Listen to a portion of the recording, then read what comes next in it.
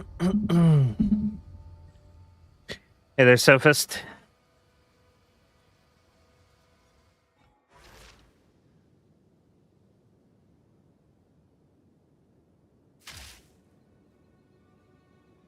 Welcome to the stream, Sazzle.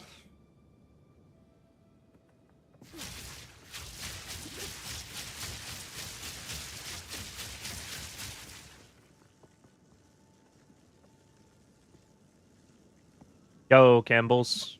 What up, man? Good day. Hope you're having fun. I am busy. Very, very busy. No Helldivers tonight. I figured we'd wait until after the patch. Friday will be a Helldiver stream. Friday will be Helldiver stream. Saturday will be Helldiver stream. We'll see what Monday brings. Monday might also be Helldivers, but we're going to do one last PoE stream before the Helldivers 2 content starts rolling in. Yeah, I'm full lightning without cold. I don't play Herald of Ice.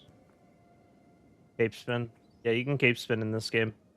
How crazy is it that you can cape spin in PoE, you can't cape spin in Helldivers 2? Like, not well, anyway. Wild, right? Hey, Shy Guy. Hey, Trash.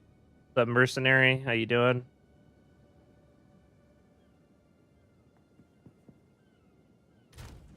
Yeah, I mean, the patch, like, the actual patch didn't add anything nearly as interesting as the stuff that's going to be coming up over the weekend. It works fine? Of course it works fine. Why wouldn't it work fine? Yeah, the wheel's ready. All right, so I cleaned up the tabs from the last test. We did 15. Just did your first King of the Mist and got a 72% ingenuity for your Merc. Nice, dude. Congrats. I cleaned up the tabs, decided to clean out my Delirium tab. I just moved all this stuff into a different tab so that we could more easily track what we're getting from these. And this is what we're looking like after 15 sims. Got 568 Iris, 269 Guilt, 146 Greed, 74 Paranoia, 32 Envy, 19 Disgust, 8 Despair, 5 Fear, 1 Suffering, 1 Isolation. And we got, you know, a lot more of these to go.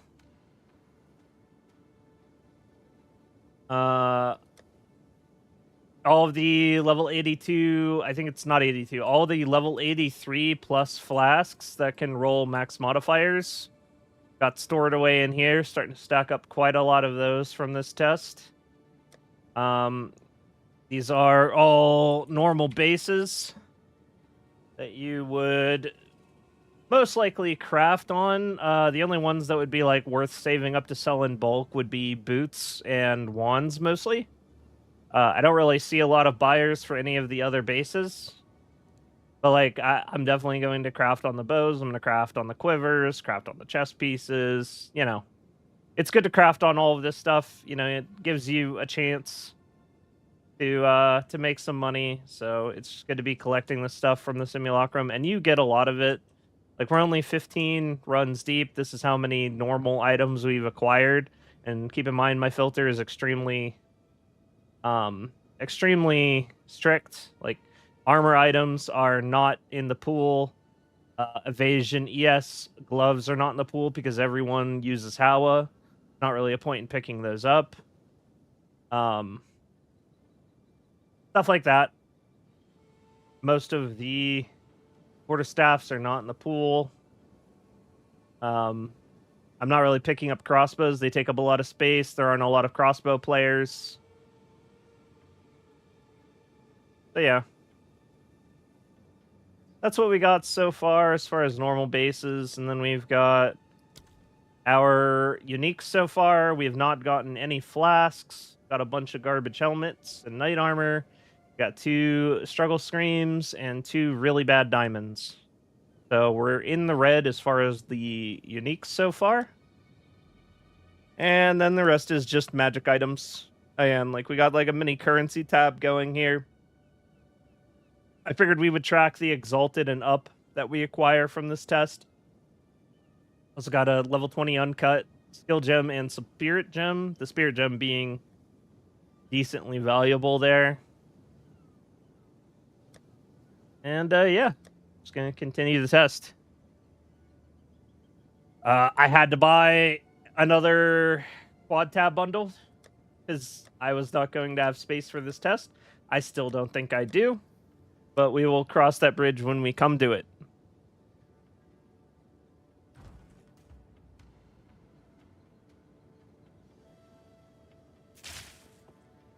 I also bought a new bow, which is only ever so slightly better than my previous bow. It honest to God didn't change much of anything. My old bow was 411 DPS, this one was like 450. And my damage went up like 3,000 maybe. So, yeah, I think I'm done even bothering to look at my bow until I get enough cash to just get something stupid. How much do you think is going to be thrown down tomorrow? Thrown down tomorrow, I mean, it's just going to probably be the Warbond. The Warbond's going to come out. The Combat Axe is going to be in the Superstore. The Ultralight Armor is going to be in the Superstore, and I think that's going to be it. I don't think anything crazy is going to happen until after this MO ends. Stay sane, Exile. I don't know if I'm going to be staying sane. I think this is how I lose my mind. This is going to take a very long time. Okay, let's just get on with it. What else did I do? Did I do anything else? I think I changed out some jewels. Yeah, I bought this jewel. Because Flask Charges isn't really a throwaway stat whenever I'm running Oroth's Resolve, so I quite like this jewel. And I didn't change that one out. That one's the same. And I got this new one here. It's a movement speed jewel. Quite like that. And I think that's it. I'm like 2% faster. That jewel cost me like 13 divs, by the way. The quiver, not the quiver effect, oh yeah, no, the quiver effect jewel cost me like 13 divs, and then the movement speed jewel cost me 7. Like every upgrade at this point is just measured in 5+ divs.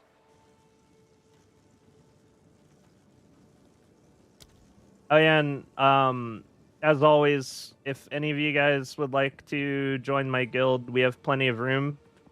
I put it together to see you guys would have like an in-game chat if you want to, socialize with each other outside of when I'm streaming, outside of the Discord, like when you're actually playing. And we're also like putting together a bunch of hand-me-downs in the guild stash. I mean, pretty much the vast majority of everyone in the guild right now is just playing Deadeye. So as you can see, there's quite a lot of Deadeye hand-me-downs. But basically, the way this works right now is just like, if you're in the guild and you see something that's an upgrade for you in this tab, just shoot me a message. I'll get it out for you, and it's all yours. All of this stuff is just free to a good home. Anybody that needs it or can benefit from it, and that's just kind of how we're doing things for now. And then the lock chest is... why'd you put a simulacrum in here? Oh my god. The lock chest is for, like, if you have something that you would like to make sure goes to, like, a good home, curated by me, basically, or picked by you. You don't want it to just, like, be randomly taken by someone that you're not sure if it's an upgrade for them. So if you have something particularly valuable that you still want to give to a guildie, but you want to make sure it goes somewhere that it should be going, then you put it in the lock chest. And then the guild bank is just like, if there's currency in here, it's probably going to be because someone shipped off to Hardcore League. They're done with Trade League. And I'll use that currency to, like, buy new guildies gear and stuff. We'll, like, do events with it. We'll do some buff my build content with it if there's any currency in here, basically, just to help people out. And also, the first time I opened this tab, someone put armor scraps in here, and it was just hilarious. I just started laughing. I opened it, and someone had just put a bunch of armor scraps in here, dude. Sometime earlier today, looking at bows and quivers, I've given up on bows, saw a quiver that may have been a bit of a boost. It was hard to determine if it was worth it. Yeah, it is getting really hard to determine what is actually a valuable upgrade this deep into the league. I'm definitely thinking about just like buying items to corrupt them at this point. You know you're done whenever you feel like the most reasonably affordable upgrade for you is to buy new pieces of gear and YOLO corrupt them. And hope they turn into an upgrade. Hey there, fellow Simulacrum farmer. Ah, so you're losing your mind as well. What's up, Kenzo? Remember this ramshackle place? A second home, and yet something you stood against so many horrors and survived. I think Storm it's time point. to at last test your limits.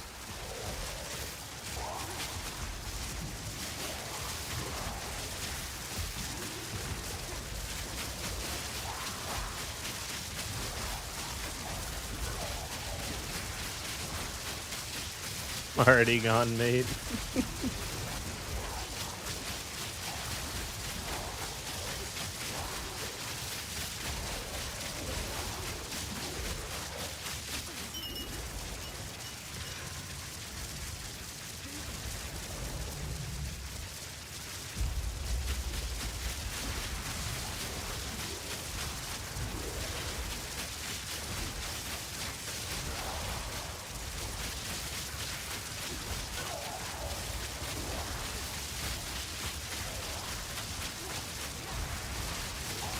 Quick and lethal.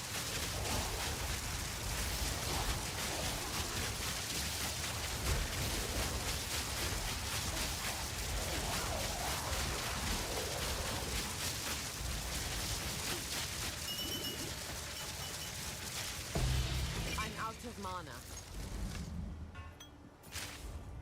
This is only the beginning. Out of mana. How many FPS do you get down to? Probably the worst it gets is like a little bit below 30, I think. But that's like only if I'm doing something dumb. Like if I shotgun a boss point blank and I've got like voltaic mark on them, I can get down below 30 for an instant. But for the most part, it's pretty chill.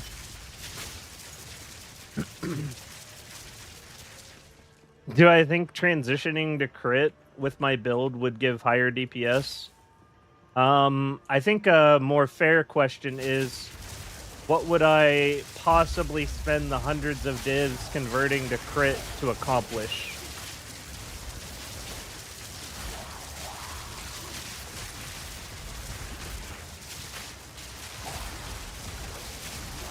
I think getting a bit of crit would be good, but I think it is really expensive and you just don't need that kind of hate. You just do not need that kind of damage. Quick and lethal. Spending far less than a crit build would cost, you can do all content in the game, including 100% Delirium. Let yourself be drawn into the mire.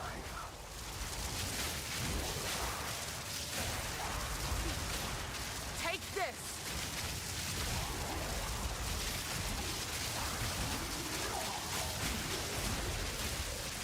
If I ever did like convert to a crit build just to see if it would be any good, then I would probably just be doing it to like talk about it, basically, like make a video.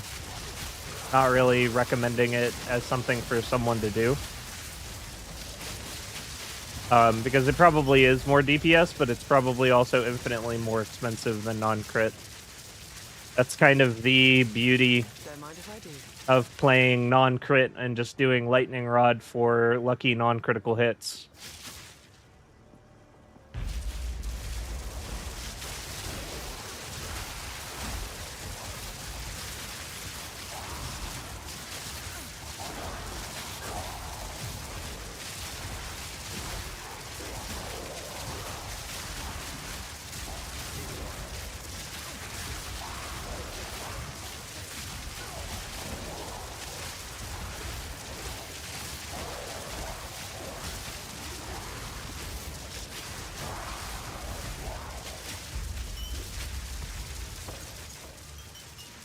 rather not break my back.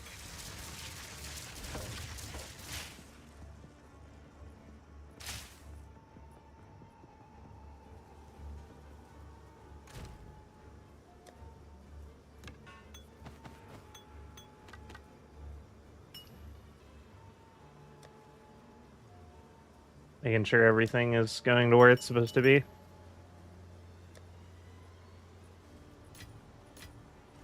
Cool. Can definitely get an upgrade out of the quiver. Sitting on 23 right now, trying to determine what is reasonable amount to pay for X damage increase. Hard to know how much of a boost in damage I'll get without buying it and using it. Swap Pierce for attack speed and get more projectile speed, or swap projectile speed for both skill damage. It's higher on my current projectile.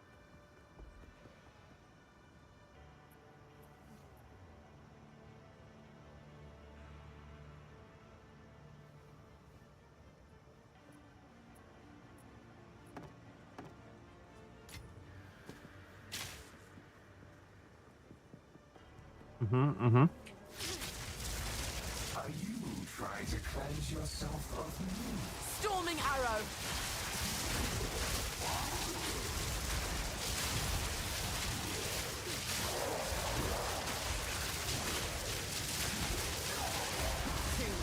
My Xbox sounds like a civilian airliner trying to render that shit.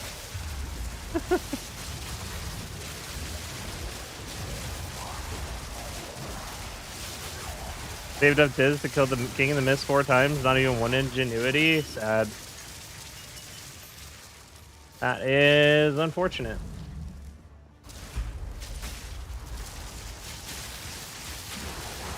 Well, I imagine he ran the boss 4 times to get the points. And just if an ingenuity dropped, it would have been nice.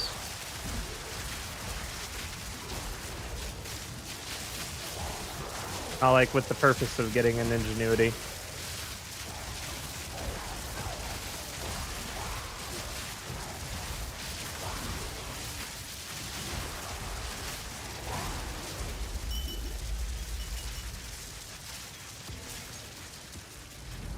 POB work for the sake of projecting damage of gear swaps, or still not yet?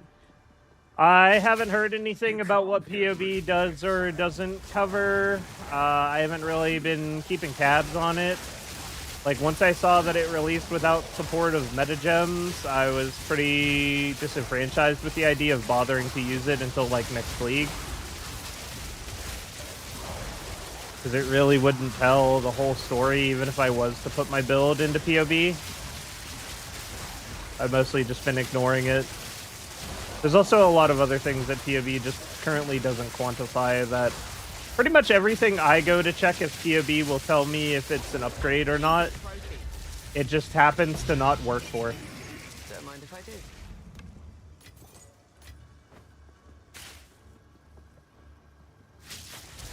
Nothing you do matters. The dream will end So I've just kind of given up on it for now. us into the next world.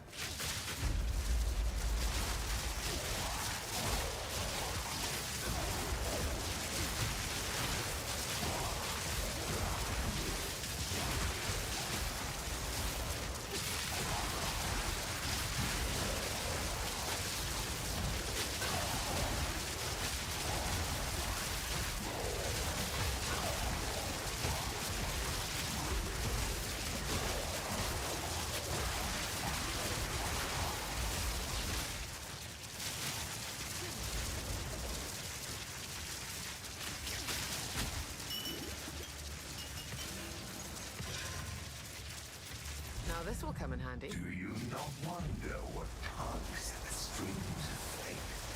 What stands astride the abyss and beckons you to fall? Barely broke a sweat.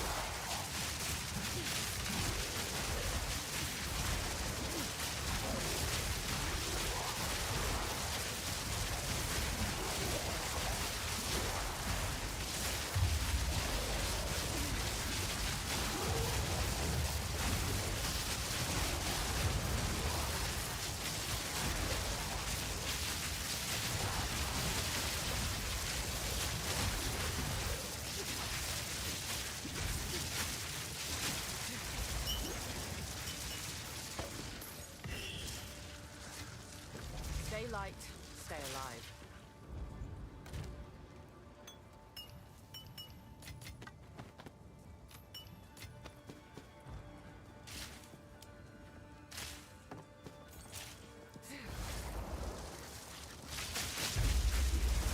Take this!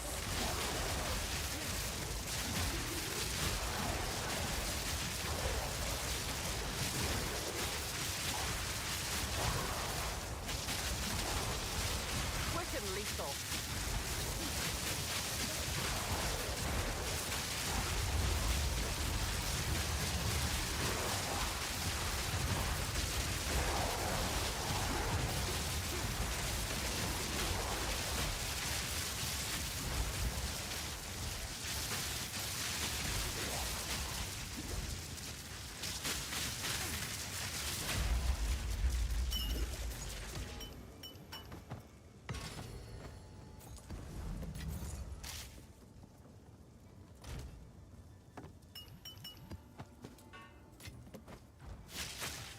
Believe me, you will fall, Exile. I'll catch up with chat after we're done. I like to pay attention the last couple waves.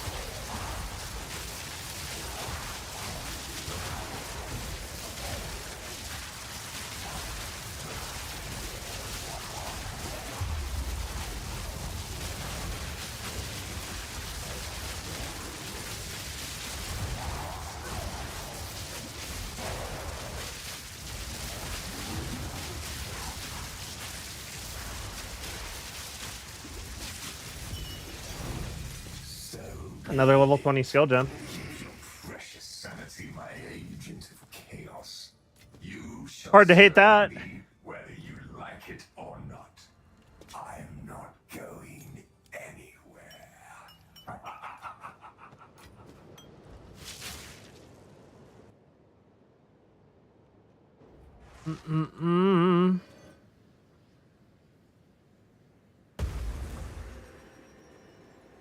Why isn't there an armory?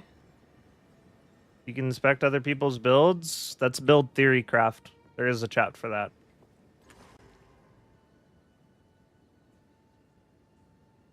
Build theory craft is where I tell people to put their builds. Read that out loud. Hi, Nico. What's the base bow eye level I need for max stats? I believe it's 82. I think most everything is 82.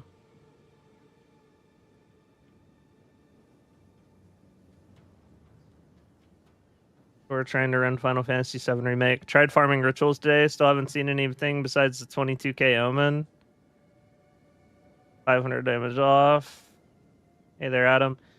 Have a nice stream. I'm gonna go play either Helldivers or Marvel Rivals. Later, Fatal Clover. Yeah, that was a pretty quick catch up.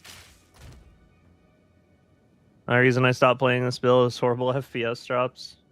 I can respect that. Happens.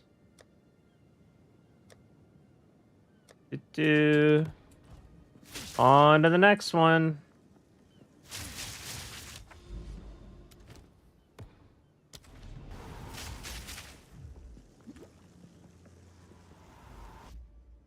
I feel like heavy. What is going on?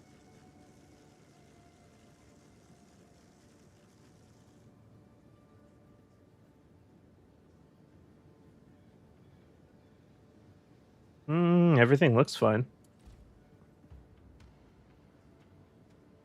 Frost Arrow can DPS like this. I think there was a creator that was doing I shot. I think it was Moxie. Remember this ramshackle Did both. you stood against. I think he even has a video where he compares the two. I think it's time to have Storm point. Compares LA and I shot.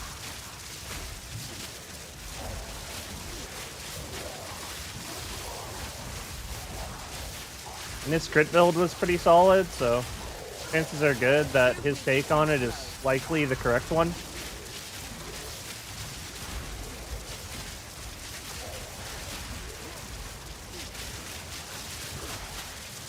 Out of mana.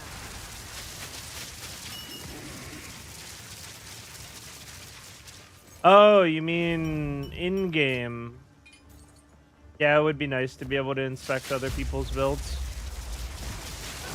This game is very single player, despite its multiplayer capability. Very, very single player.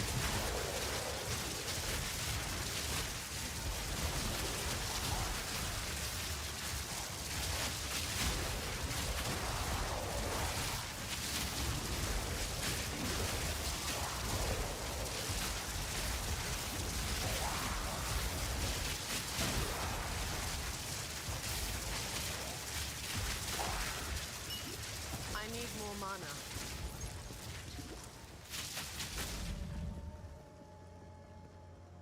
This is only the beginning.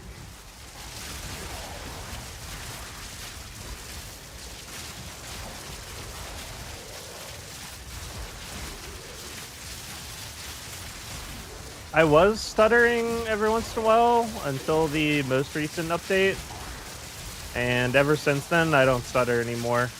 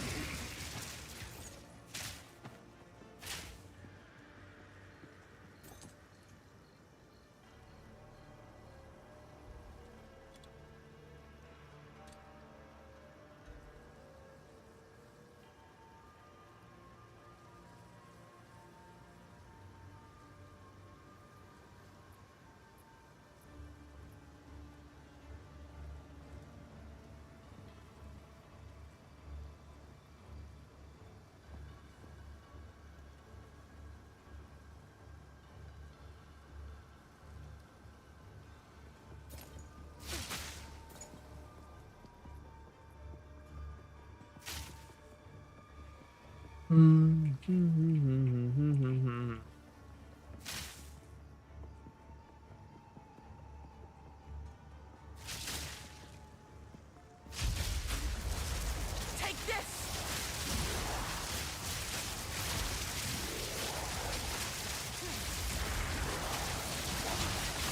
An easy trophy.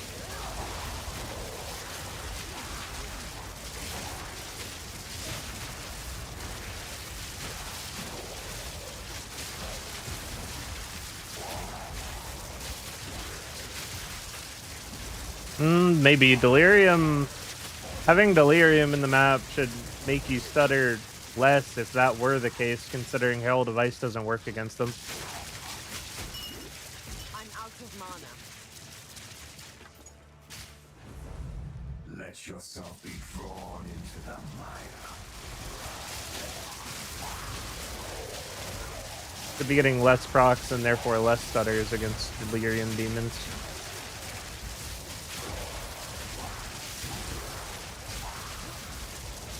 But it could just be the fog itself, yeah. Could just be the fog itself, the extra strain of it.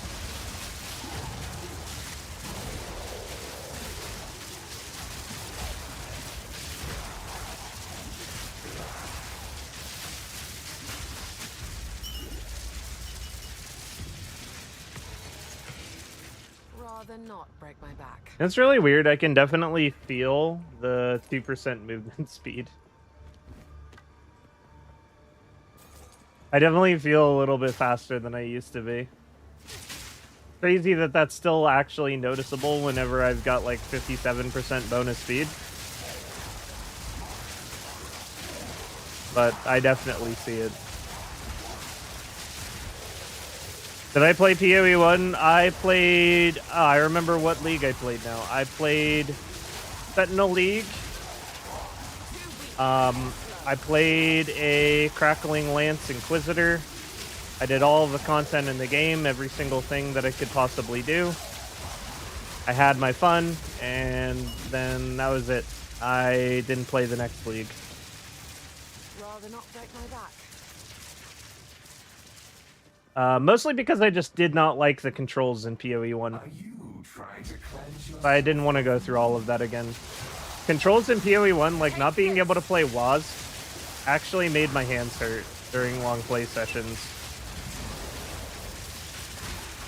And that was like my biggest turn off from playing it.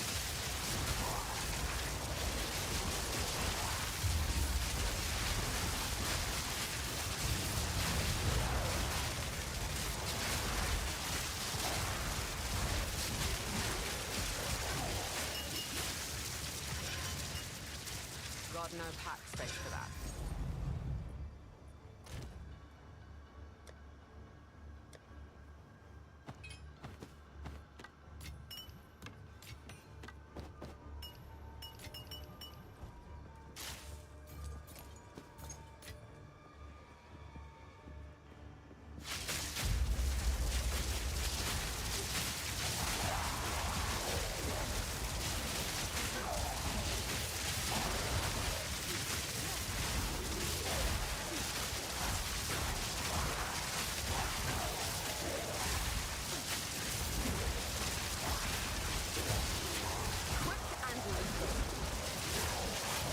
Yeah, in all honesty, Akami, so the thing about PoE 2 though is the fact that like the classes are still coming out. There's going to be a bunch of new jewels and stuff every league. The game's going to feel very different every league throughout EA. So I think from that perspective, it's more understandable that people would want to play again, because it's going to feel like a very new experience or a very different experience depending on how much gets added between leagues. But under normal circumstances, like if there wasn't a whole lot changing in between leagues or a lot of new things being added in between leagues, it was just like, here's a new league mechanic, I probably would be turned off playing it as well if I wasn't planning to do like content creation, you know, like builds and stuff. I think that's part of the fun of it for me and what makes me want to do it. Storming arrow. will pass into the next world.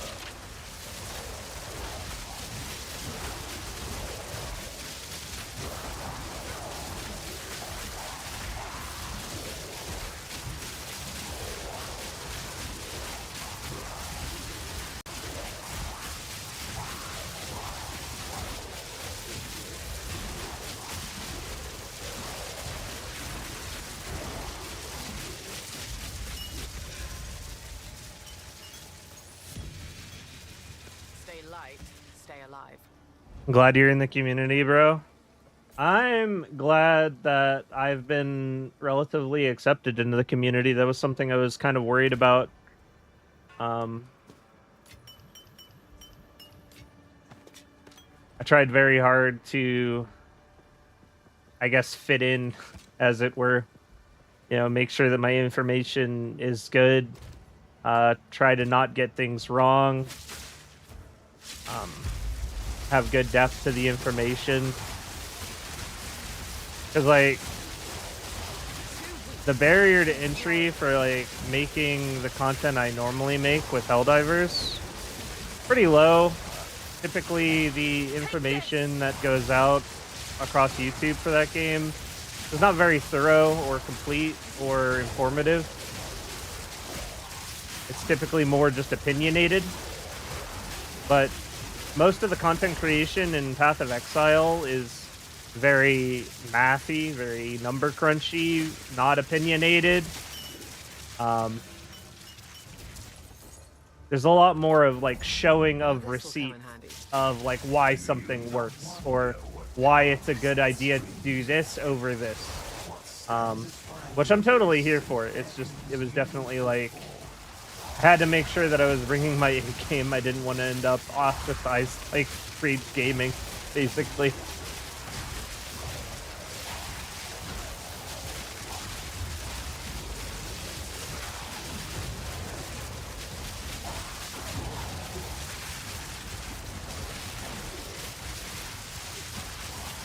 But it kind of just proves that the whole idea of gatekeeping is just a falsehood. Like, if your information is good and your guides are good, it doesn't matter if you have 10 years of PoE1 experience. All anyone cares about is that you just know what you're talking about. There's no gatekeeping.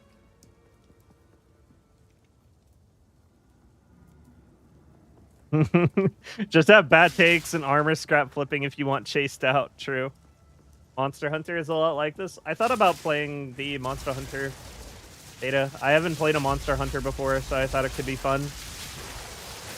Also, one of my editors for my Helldivers content is like a long time Monster Hunter player, like played them all and stuff, so he would very much enjoy editing Monster Hunter content. So we might get Monster Hunter into the mix as well on the channel here. We'll see.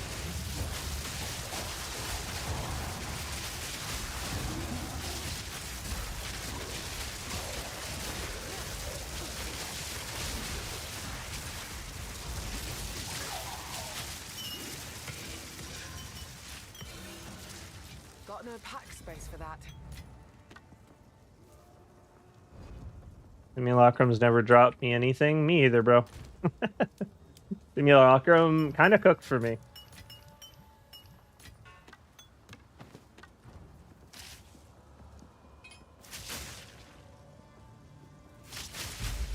Alright, last 3 waves. Gonna lock in. I'll catch up on chat after.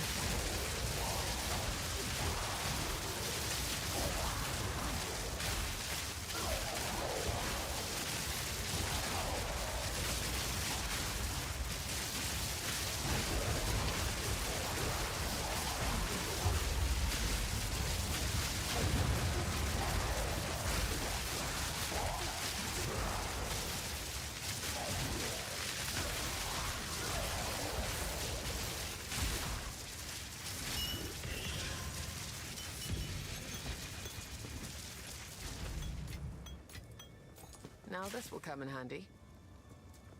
Believe me, you will fall, Exile.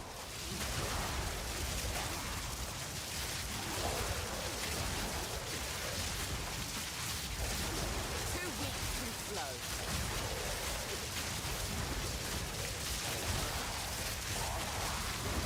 Thunderous shot.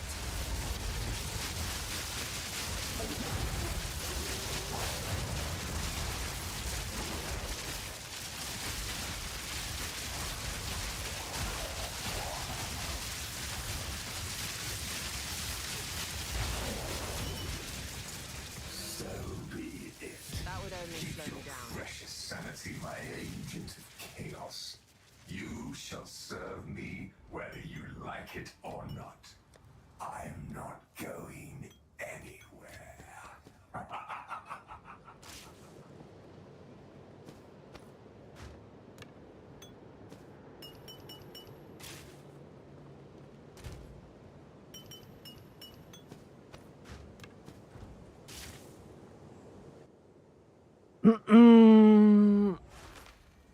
Is it a mod to have a stash open at the same time as your item? So I just thought you had to go back to your hideout.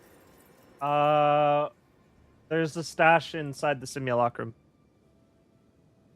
Got my Maelstrom on my last set of points of Simulacrum. Was so sweet. Nice, dude. Lippy is already off onto the next game. Well, Loopy's wanted to. So the thing about Loopy is he wants to. His current mindset and goal for content creation is he's maining PoE. He's gonna main PoE when it's hot, and he's gonna avoid burnout by playing other games in between League hype, like League wipe hype. So he's gonna be hyper focused on PoE content in the first like month of each league, and then play whatever he wants for the rest of the league, which I think is a completely fair strategy. Completely fair take. Especially since it's early access, you don't want to be burned out whenever the game actually launches.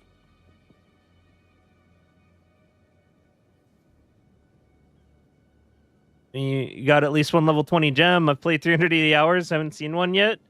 If your goal is getting level 20 gems, make sure that you're playing on level 80 or higher maps, because they can't drop below that. They can't drop in 79s at all, and then it's 1 in every 80 skill gems that drop in level 80 plus maps drop you a skill gem. If you're playing a level 82 map, 1 in every like 30 something gems will be a level 20 skill gem. That's also why I'm seeing more level 20 skill gems in Simulacrum, since I'm playing a level 82 map. You have an artist badge here? You do have an artist badge on the channel, because you are my channel artist.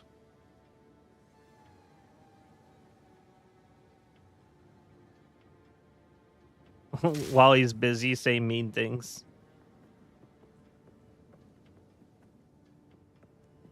What level is this character? 97.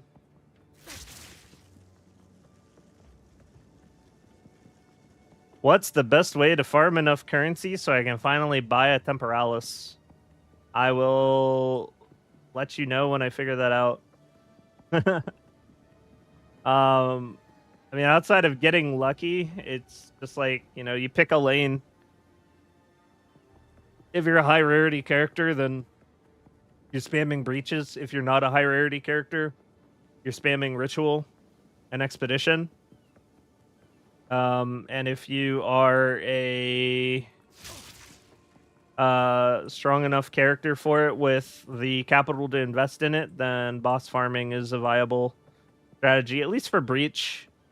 You're favored to come out ahead if you do T4 Zesh in a pretty decent way. The last time I ran that test, I was making about 10 divs an hour or so doing that.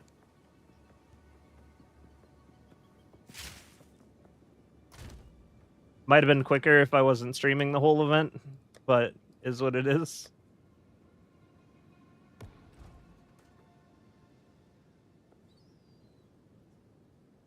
Seen my defensive stacks on my tune? You like, this is what we're looking like defensively.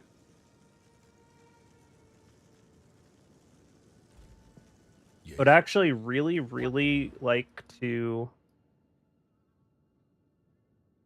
have this node become Dex, but I don't think I can. I'm pretty sure it's going to break everything if I lose that strength. I need 2 more strength to live. I'm not actually using this at the moment. Shocking. I mean, I am, but I'm kind of not.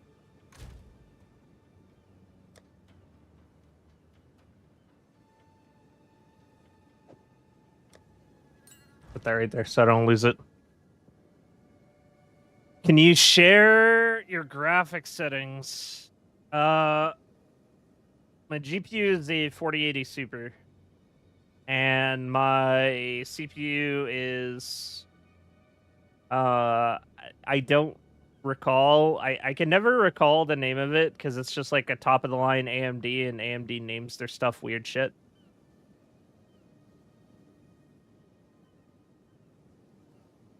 Yeah, pretty up there.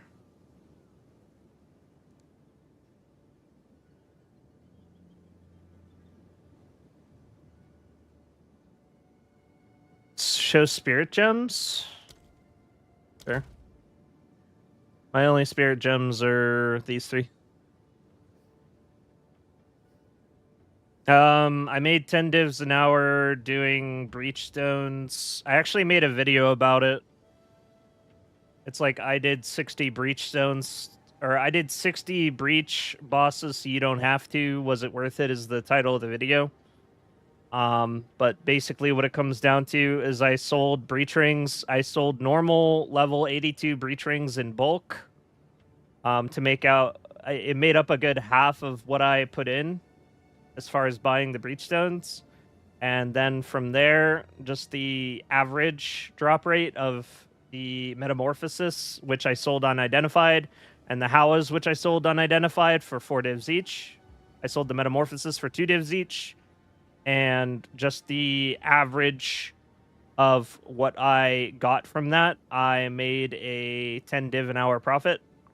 The test was slightly above average. I proceeded to then give also the average numbers for what you would expect to make. On top of that, there is no patriotism without capitalism.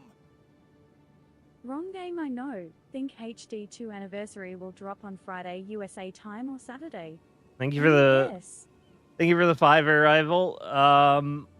I'm pretty sure that the anniversary will drop in the middle of the night on Friday US time. Because that's just how they do things. They never like drop things relative to our time zone. It's always relative to their time zone. It's like noon their time. You have 150 spirit. I have 145 spirit that I'm utilizing. But this build can go as low as just 120. The extra spirit I'm using is just on clarity, which you don't need, and cannibalism, which you don't need. But they're just kind of here, because I have the spirit for them. Also, single-handedly drop up the price of the breach stones? Probably not. Not a whole lot of people watch that video. I mean, well, I say that. Like, a relatively small portion of people watch that video compared to, like, my guides. Like, 22,000 views on that one. So I don't know how much of an impact it really had on the market there. They were already kind of on their way up to some degree when I was making the video.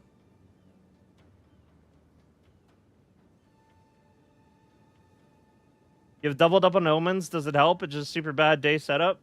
I have the 2 omens because... So the thing about running omens like this is it's possible to have a singular instance of damage... pop the Omen of Resurgence, and then I die, which is very unfortunate because I would lose my experience, and that would make me very sad. But because I don't really care about the experience that much, and I mostly just care about not losing my simulacrums. But now you are super equal. Be favors, thank you for the Prime. Appreciate the support, man. Welcome in. Because I just really don't want to lose the simulacrum, I just have 2 of them on in case one of them pops and I don't notice.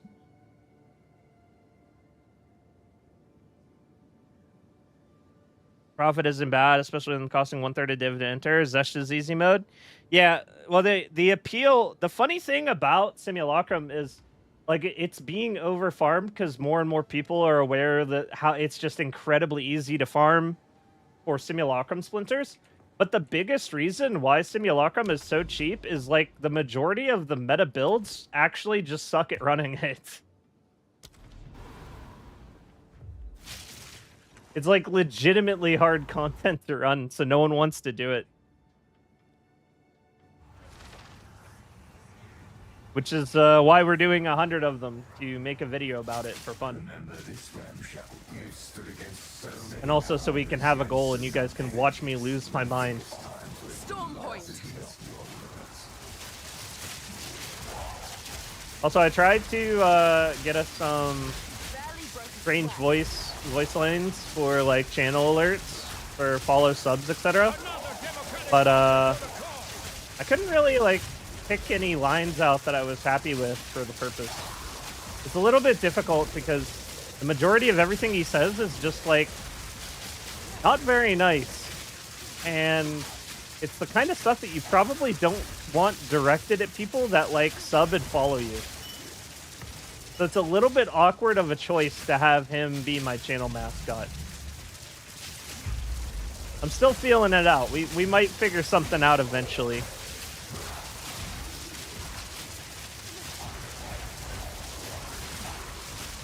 You realize your sub didn't follow? Hey, thanks for the follow and the sub. Also, if anyone didn't know, I do stream on those platforms at the same time. So we're live on Twitch and YouTube. Damn it, that's the other thing I meant to do. I meant to put the chat on the screen for you guys so you could like, see each other's chats. I keep forgetting to do that. What luck? I woke up and I was like motivated to try and get the strange voice mascot going, but I ended up just being too tired because I had been up all night. Took a nap, and then it was like 5 minutes before the start of stream. Here we are. Fury. Another democratic soldier for the cause.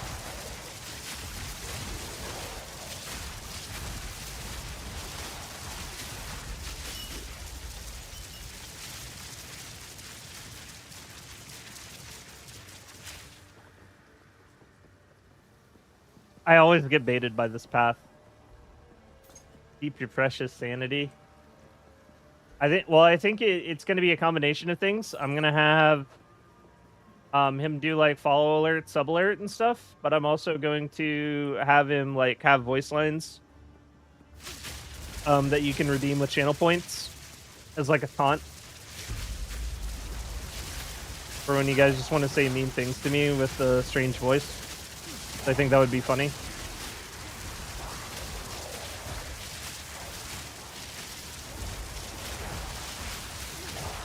easy trophy.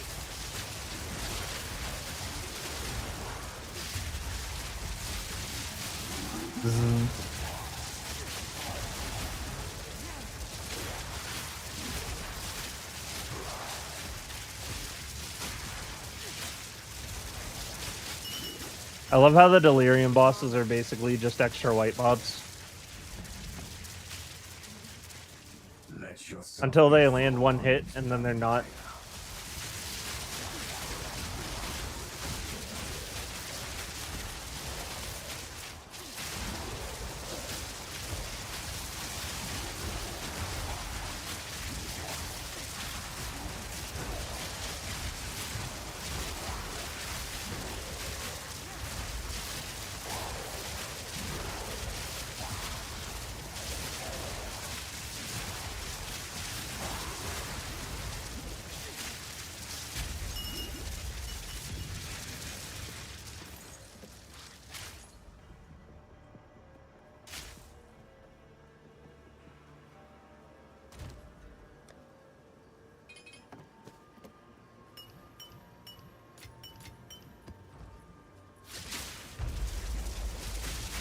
Runs smoothly if I go low for all settings. Wonder if I upgraded to 4080, can I run everything on Ultra with 60 FPS and breeze maps? I'm not sure. I think I'm pretty sure I've been told that the game's pretty CPU heavy. Barely broke a sweat. Oh yeah, we can look at my graphics settings. My bad, I forgot you asked me about that. What was the other thing that was there like something else that I was supposed to show? No. I don't think anyone asked me to show anything else. Graphics settings. Max image quality, performance, dynamic resolution on. And for the most part, everything's on high. I have number of lights on medium just because it hurts my eyes. Not so much because I have to have it on medium. And dynamic culling off, because dynamic culling is like kind of a death sentence when a lot of projectiles get stacked on top of each other and then it doesn't show you important information.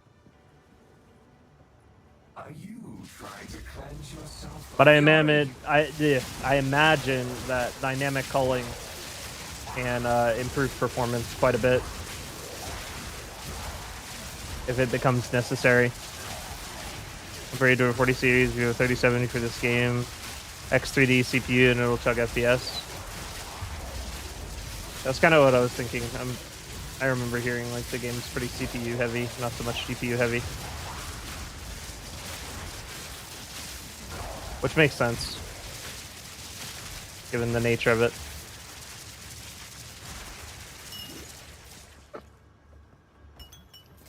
For followers, use... Oh, you're smart. Yeah. Don't just use... Yeah. Don't just use strange voice. Use other voices, other voice lines from the game. That's a good idea. That's a good idea. I will do that.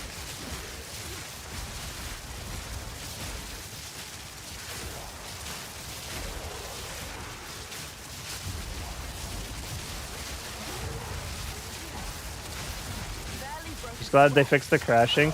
Dude, it was so funny whenever the game started, like the game came out. None of my friends are crashing the entire campaign, but I'm crashing like every 2 maps or whatever.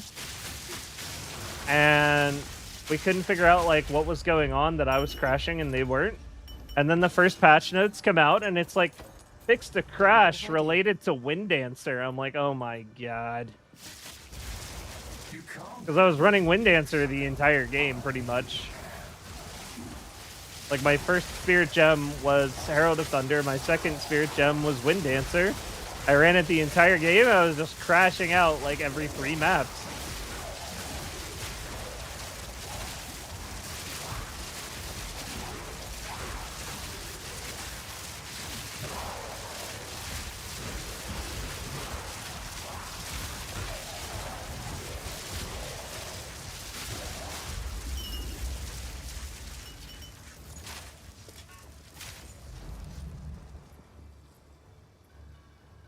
You have the waifu icons going on. You can lean into the girls in PoE too. Oh, that's fair.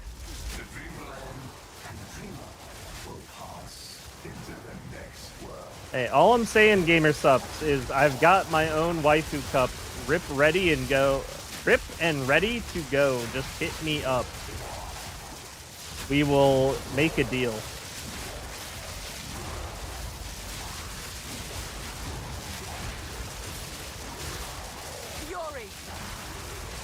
I just did a great job drawing my ranger.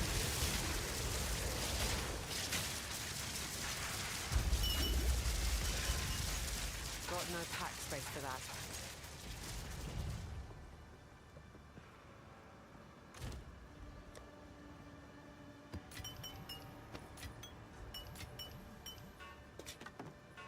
It's kind of diabolical that I got an entire another quad tab bundle and we are going to fill it up by the end of the stream.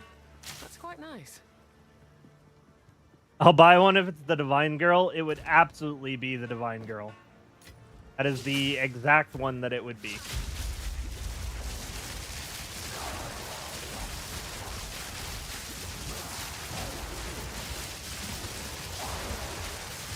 Quick and lethal. That'll just be funny because this will be the second time in my channel's history where I've had the perfect setup for a gamer sub sponsor and they have not hit me up.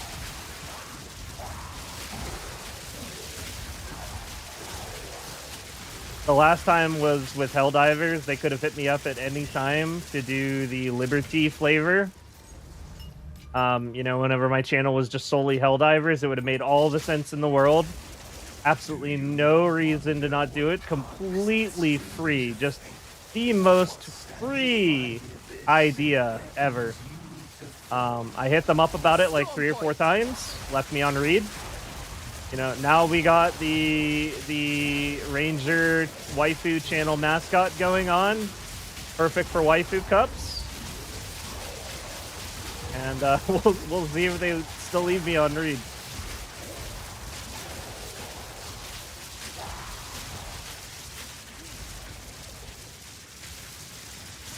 Divine Girl is a masterful piece of art. I agree.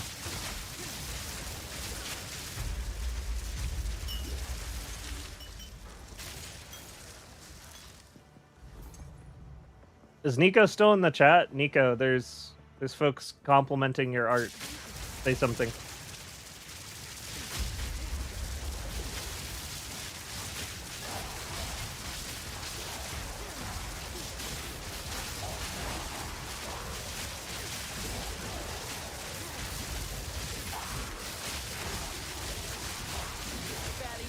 Also, Breach tab when... Dude, where is my map tab? GGG. Where my map tab, bro?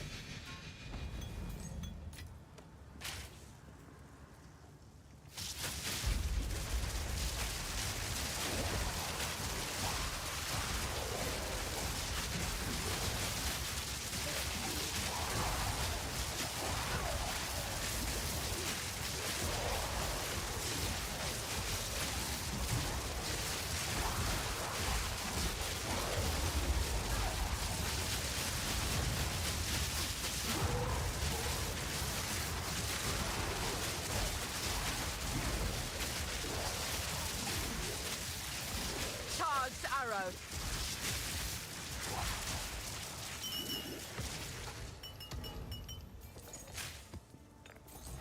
That would only slow me down. Believe me, you will fall, Exile.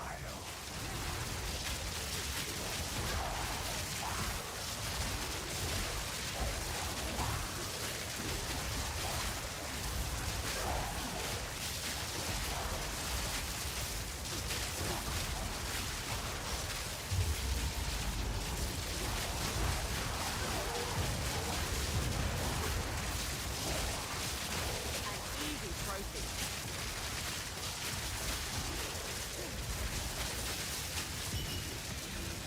Give it up for the closed helmet. Not break my back. Woo! Sanity, my agent of chaos. You shall serve me whether you like it or not. We're getting pretty clean at this. Not going anywhere. You know, like 17 simulacrums, it was a little bit Don't uncomfy. mind if I do. I was a little bit less sure of myself. Feeling pretty confident this deep into it, though.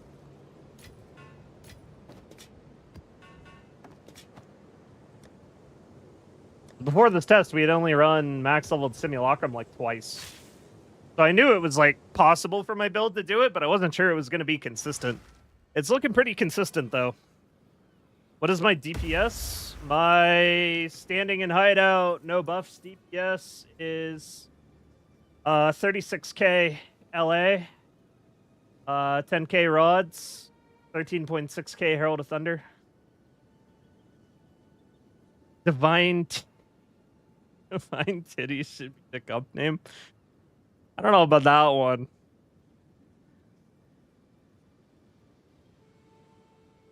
I think I could get away with calling it Divine Orbs.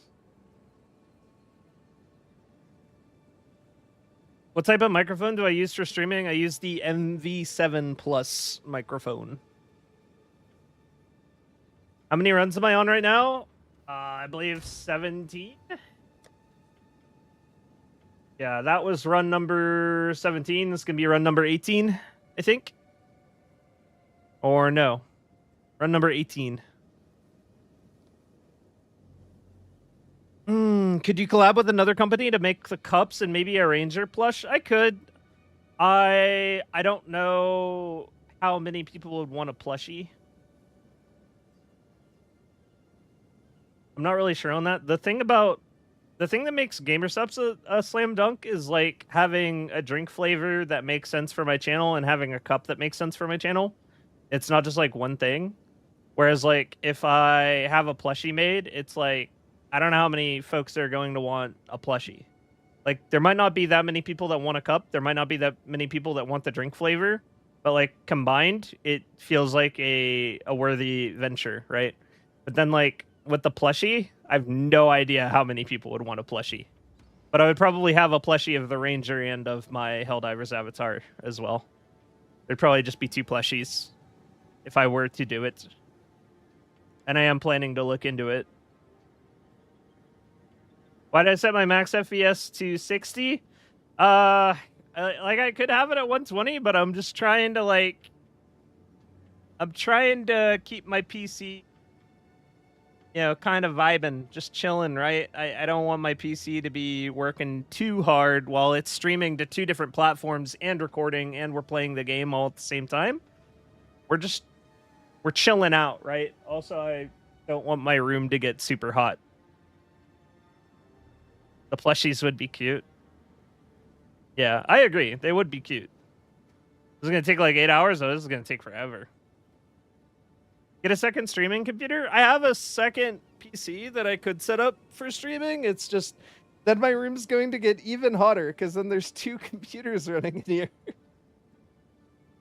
I also don't really have anywhere to put it, is the other problem. I need more space. We need to get like some office space.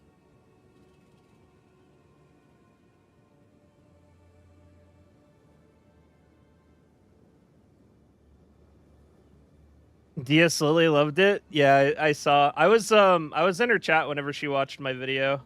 Pretty funny. When she was like, "I'm stealing that concept. That's kind of genius."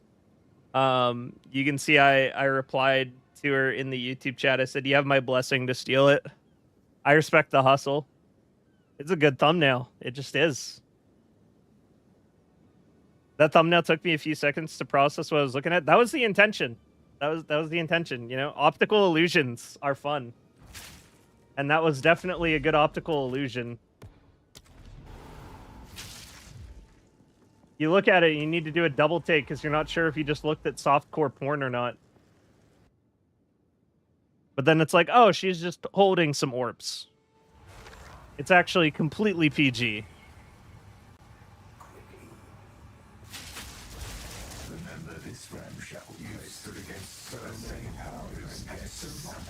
It's tube invented outside. Arrow. An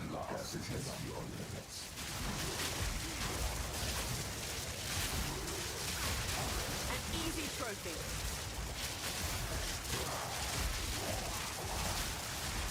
Out of mana.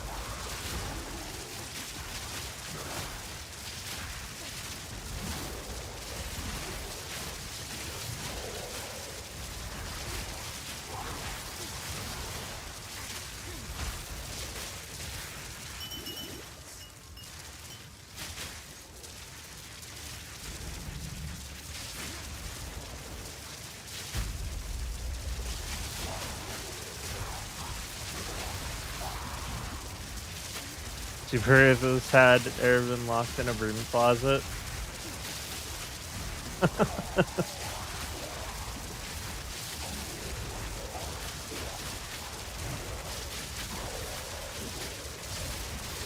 Take this.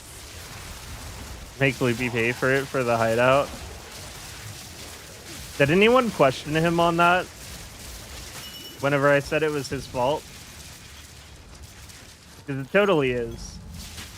I'm pretty sure he'll say it is as well.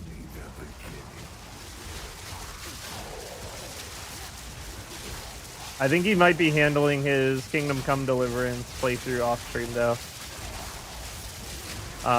so that he can record it.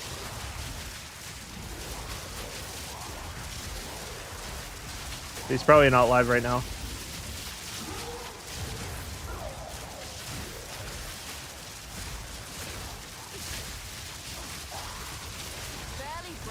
What are those falling swords? That is my skill animation for rares. Now this will come in handy. My VFX for rare executes. Every time I kill a rare, a bunch of swords fall from the sky.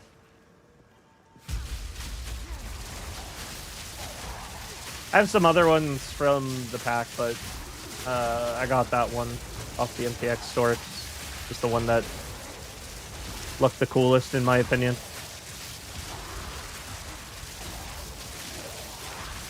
It's also not like too incredibly flashy, but it makes it very visually apparent to me that a rare has died there. Very immediately. So I like that about it. Let yourself be drawn into the light. Lightning bolts coming from the sky as well. No, the lightning bolt coming from the sky is just Herald of Thunder. My Herald of Thunder basically procs on every attack in situations like this. If something gets hit and it is not immediately dead, it's getting struck with lightning. And then it will be dead.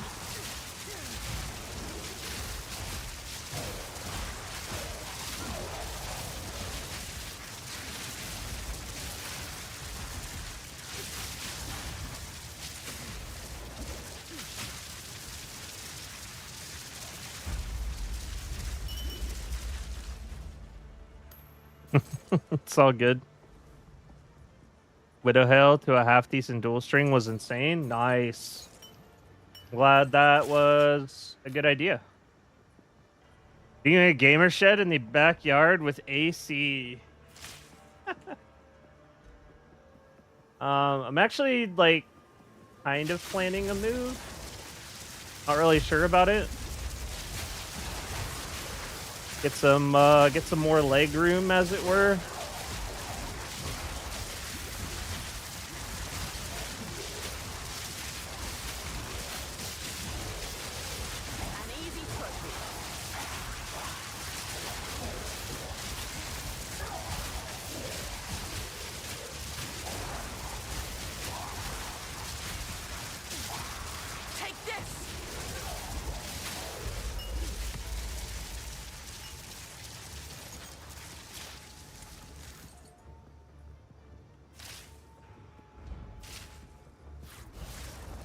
Are you trying to cleanse yourself of me?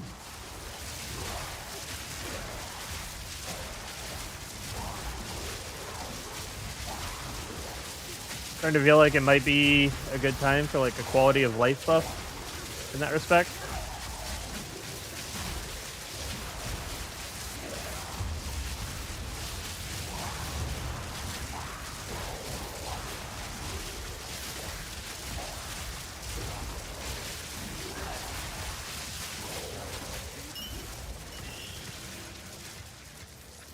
Now this will come in handy.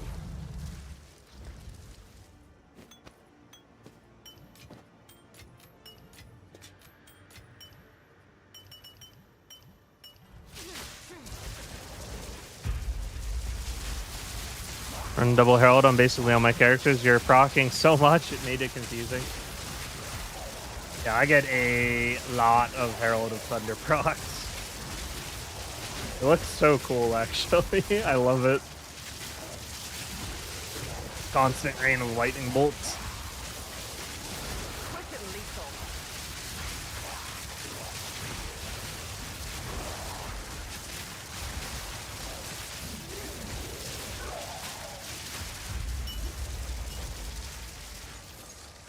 This is a really fun power fantasy. Everything that gets anywhere remotely near me just gets struck down with bolts of lightning. Exile, I am.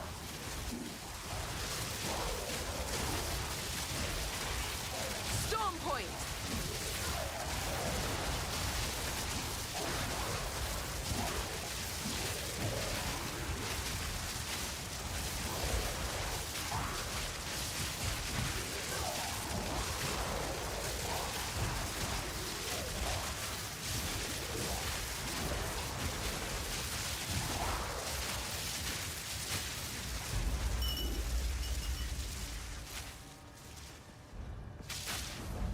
Nothing you do matters. The dreamland and the dreamer will pass into the next world.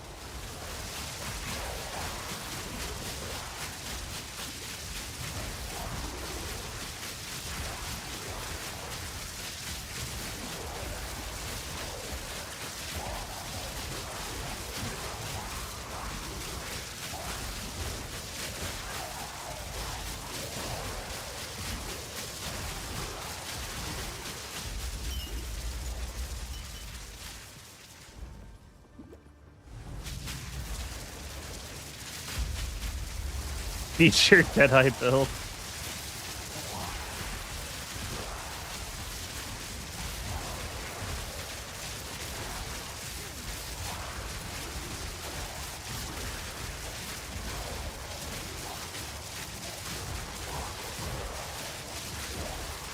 I think the most OP part about this build is when I use it in a video and the intro of the video looks like this. You know, whenever you're like scrolling for something to watch on YouTube and like you see something that you think might be interesting, so you stop and you watch like the first few seconds. I feel like everyone who watches the first few seconds of my video sees this nonsense and is like, what the fuck is going on there? And then they click in to see what's going on. Because it's just such a beautiful mess of chaos.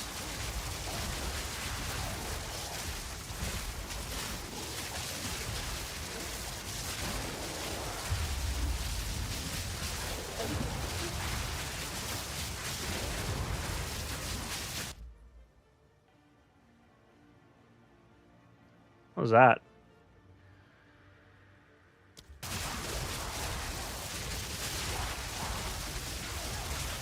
Thought I heard something. I did not hear anything. Oh, hold on. Put that back down. Okay.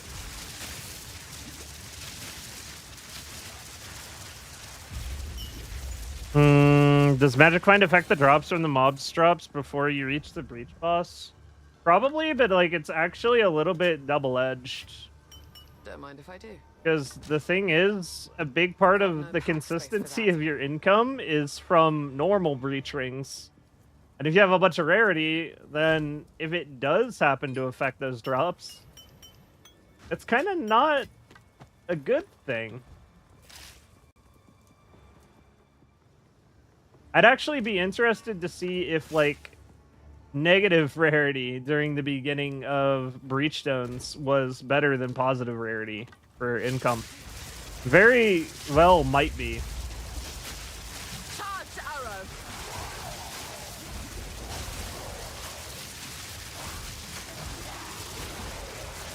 Assuming it does affect the beginning, which I'm not entirely sure of.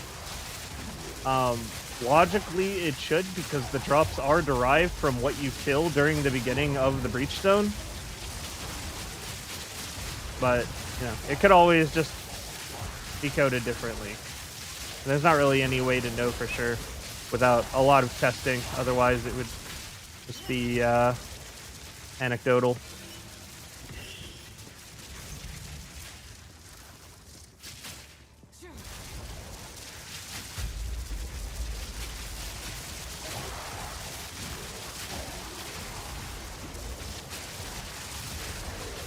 Have a chance on Illuminate Day. Yeah, I'm not really sure how stacked the wheel is this time around. I don't think it's going to be nearly as stacked as whenever we didn't wipe it all the way from like Christmas to mid-January.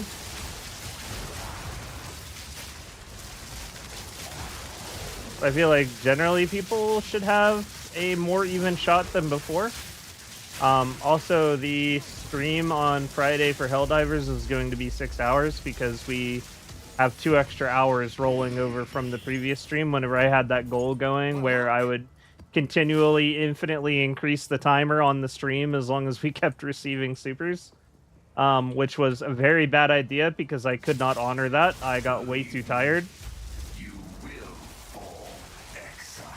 You know, at the same time, I didn't expect us to fulfill that so many times. So that's on me. An easy trophy.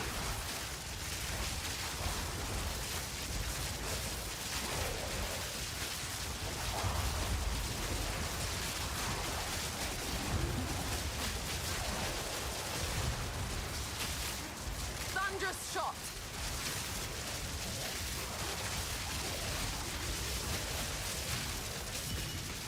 Give it up for Knight Armor.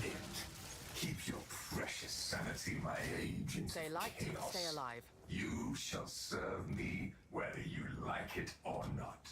Brother, there is no sanity left to have. I can assure you of that. I am fried on this mechanic, but we're going to keep going. Give it up for number 20. It's just like me for real. It's like you have Thor as a support gem. It's crazy to watch. Yeah, dude. It's Thor, the support gem. Hear that, boys? He's not letting us get up to 1,024 tickets this time. Still the same, Exile? Probably a little bit crazier.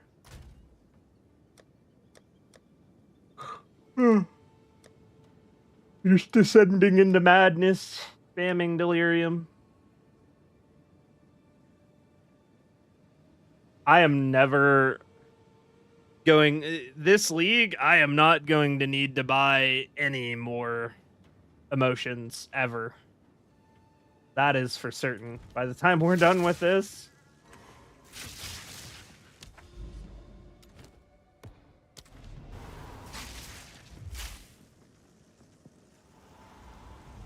Nuh-uh.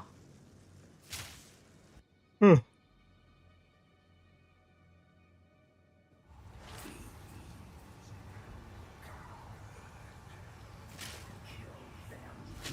this ramshackle you stood against so many powers. Projectile level at AoE? Nope. I think it's time to exhaust your limits. Projectile level doesn't affect AoE, but it does affect some very key points about some of our skills that I would say contribute to area of effect in a way.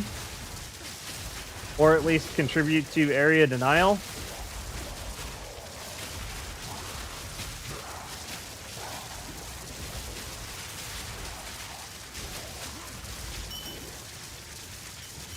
Let me start the next wave.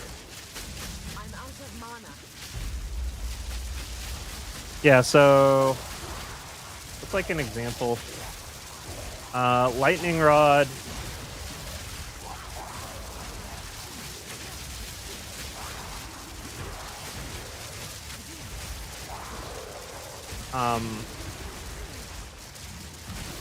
Oh wait, it would be on the hover as the duel. I don't think I can do this while I'm fighting.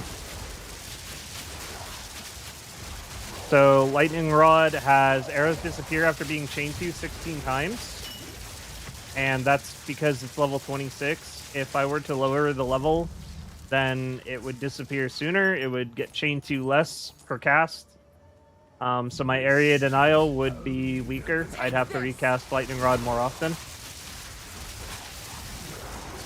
Not projectile skill related, but like my Orb of Storms being level 15 instead of level 11 hits a breakpoint where it gets an increase to its chain count and the speed at which it chains, which means it procs my lightning rods quicker than it would if it was level 11, further contributing to area denial.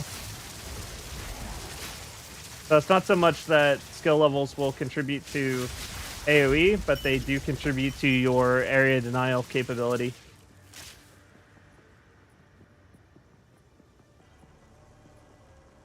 Area denial only really coming up with simulacrums and ritual for the most part. And kind of on expedition as well, because you tend to get the chance to precast some stuff on top of the sites where the runic monsters are spawning, so they just instantly die. But runic monsters don't live long enough for stuff like this to matter, ever. Contributes to breach as well, a little bit. Like, if you push to the edge of a breach and you drop, like, an Orb of Storms and a whole bunch of lightning rods and then walk away to go to the other side, you'll be spawn killing everything coming up in that area while you're moving to the other side. Let yourself be drawn into the might. Charged arrow.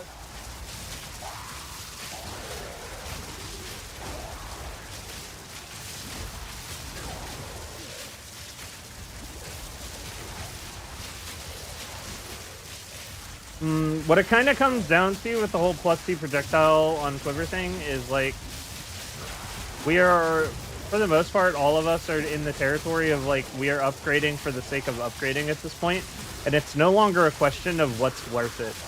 It's just a question of what's optimal. And +2 projectile skills is what I would call optimal. Now this will come in handy. Like, we're not really hunting for more damage for the sake of doing something. We're hunting for more damage for the sake of dopamine.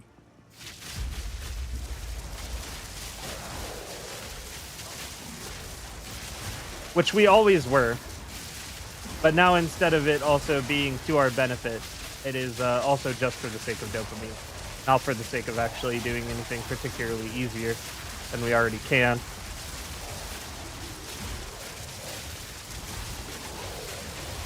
Or at least I'm fairly certain that's where a good bit of our Discord community is at this point, of the folks that have been following my guide. Just like, given the nature of your guys' questions and stuff lately in the Discord, it's not so much people asking me about, like, how can I get my resistances stacked? How can I get my my maximum life high enough? How can I get my acrobatics stacked? It's more so people asking me questions about, like, is this bow 5% better than this bow? Is this quiver, like, slightly better than this quiver? Hey, what 20 divine jewel did you buy? I feel like a lot of us are at the damage for damage's sake portion of the game at this point.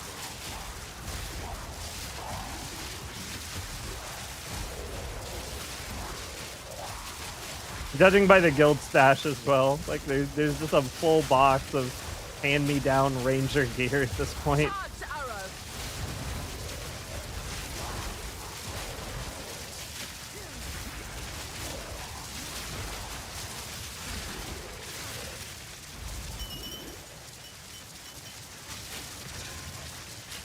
That's quite nice.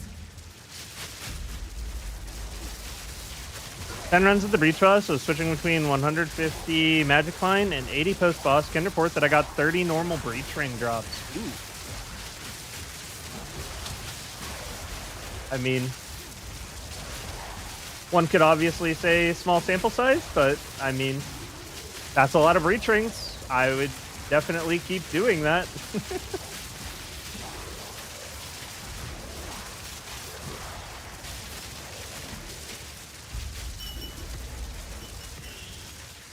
Considering I did 60 and I had 117 white breach rings by the end, and you're saying you got 30 in 10? I mean, it's looking good that going negative magic find, or at least like low magic find, would be good.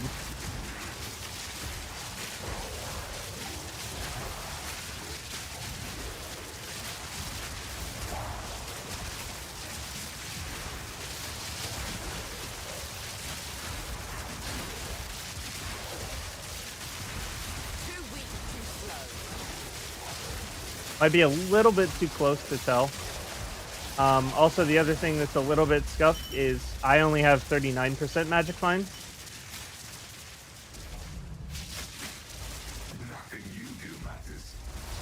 And I got 117 rings.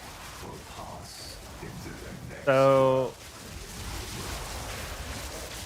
maybe based on what we've got as far as data right this second, it more so looks like we do not have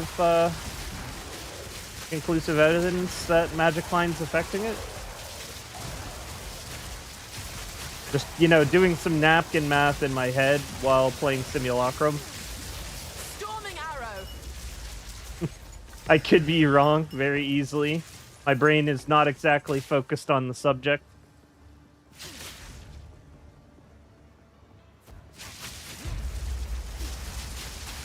Out of Exile 2 because I cherish my X series.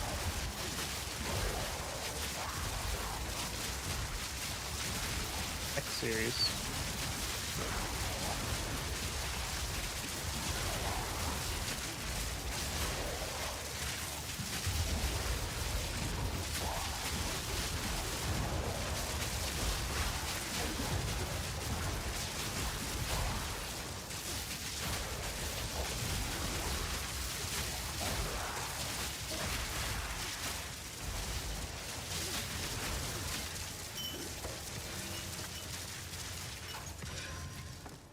What luck?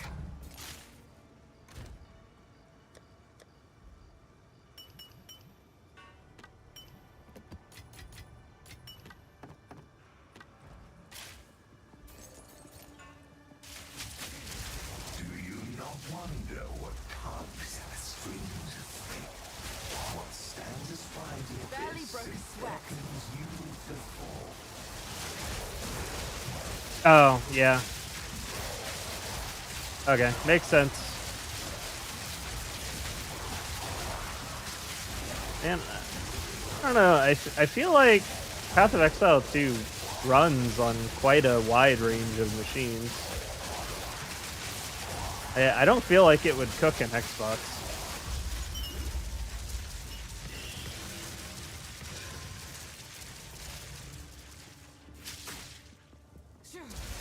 It's got some decent systems in place to handle things when it gets too crazy. Assuming you can turn them on, or that they're on by default. Take this.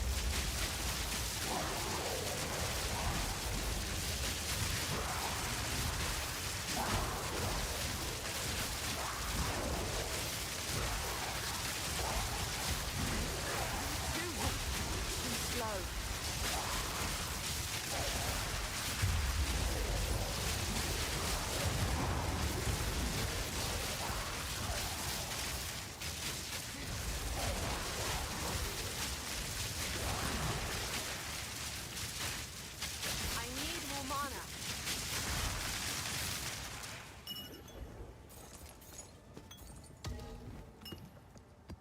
Rather not break my back.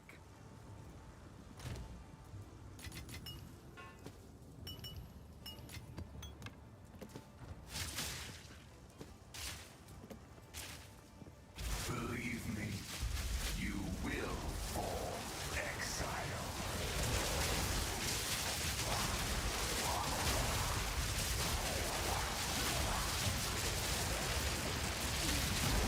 Woo! Fury. They got extra max health, don't they?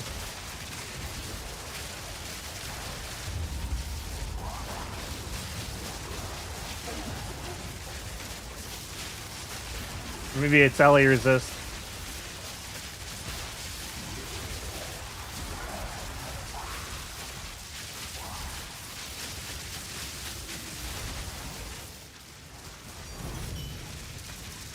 Ooh!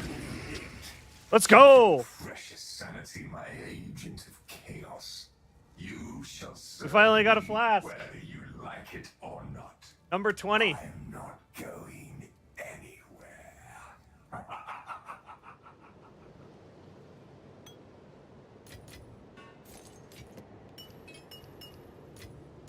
Now this will come in handy. With my build, Johans, it'd be the 1600 evasion.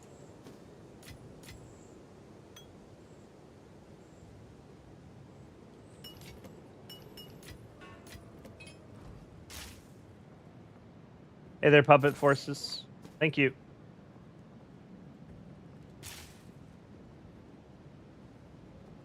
The Mana Flask is so on difficulty 4 Simulacrum, Mana Flask, as far as the data I could see for it, it's a 6.5% drop rate. And it is true that on difficulty 0, it's an 8% drop rate, which is slightly higher, but then you don't have like the 6 or 8% chance to get a Megalomaniac, and Megalomaniacs are potentially big money, and you also don't get all of the item bases that I'm getting that are like level 82 plus. So I feel like you're at a steep net loss farming on difficulty 0 compared to difficulty 4 for those combined reasons. The majority of the drop rate that comes together to make up the Megalomaniac is pulled from undesirable uniques. Oh yeah, drop rate's very low. But the thing is, the key has gotten so cheap that the flask isn't all that expensive. Basically what's happened. Even though they're pretty damn rare. And I think there's also just like not a huge amount of people that want to use them.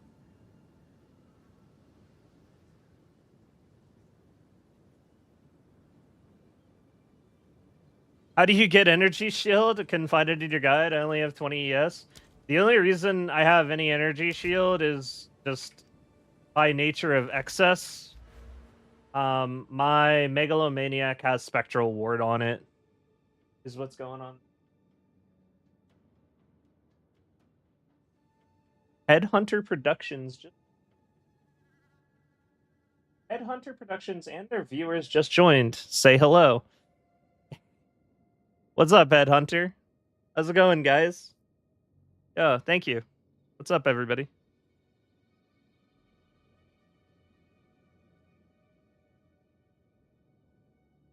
But yeah, my Megalomaniac just has Spectral Ward on it for like a little bit of ES. I could probably get something better that would be more synergistic, but it was just like extra one-shot protection, which seemed decent for, you know, reliability's sake since we're doing 100 sims in a row. Which side raid? No, that was YouTube. That was YouTube side.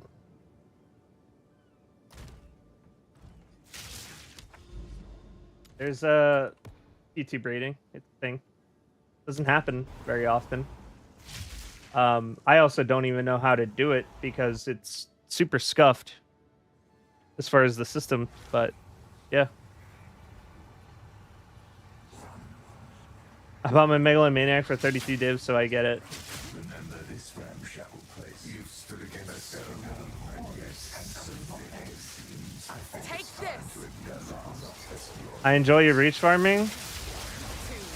Yeah, reach farming's comfy. I'm gonna be honest, if I wasn't like doing more tests for like content and I just wanted to like make currency, I think my preferred way to be making currency right now would just be running breach stones. Just because it's like very comfortable stream content. I can run through pretty much the entire thing while looking at chat, which is very nice. Now this will come in handy.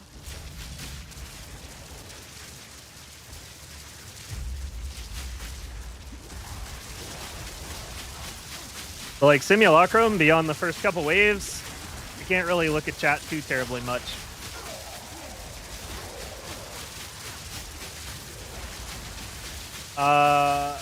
Logbook. So if you play logbooks, I did the math on this the other day. If you don't buy logbooks in bulk and you get them for the average market price of 200 Exalted Orbs each, you have a 20% chance to spawn the boss, and then that boss only has a 10% chance to give you the jewel that's worth 40 Divine Orbs. Just doing the math on that, basically, the jewel's worth 40 divs. You are, on average, going to spend 37.5 Divine Orbs per heroic jewel you get. And that's just on average.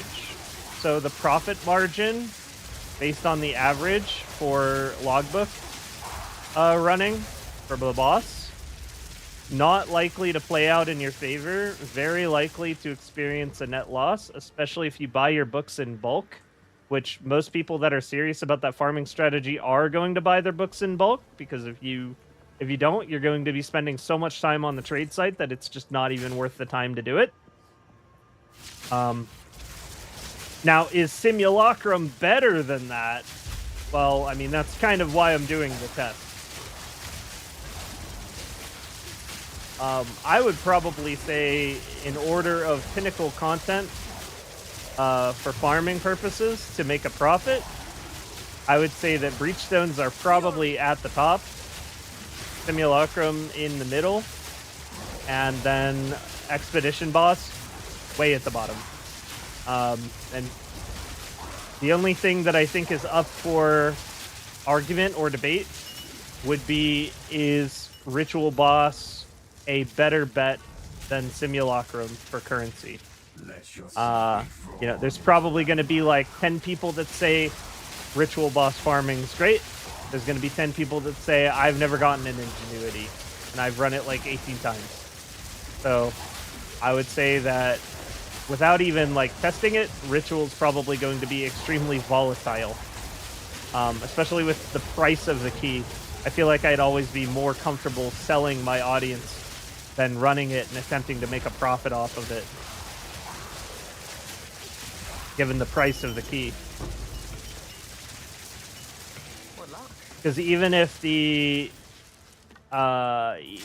do the math and it turns out Ingenuity is likely to turn a profit on average, you're going to need a pretty significant sample size to see that happen. And that is going to be well out of the majority of players' price range, because now we're talking about like, we're not talking about 10 audiences with the king, we're talking about 100 audiences with the king. I don't got that kind of cash. I feel like most people probably don't. So even if we determined that you would on average profit from audience with the king running, it's likely just something not many people can engage in.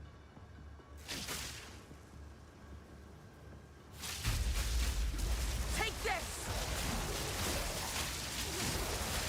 No, it's not. I actually just talked about this. It's not better to run on Simulacrum 0 than it is to run on Simulacrum 4. You can't drop a Megalomaniac on difficulty 0. And the Flask only drops 1.5% of its drop rate from 8% to 6.5. But you also give up a whole bunch of like 82 plus bases on gear bases that drop during the run. And you give up on all of your Megalomaniac drops. So it's not worth it to run it on 0 if you can do it on 4. Especially with how the Flask is not that expensive anymore. Like, the fact that the Mana Flask has come down in price so much, it is absolutely not worth it to run Simulacrum 0.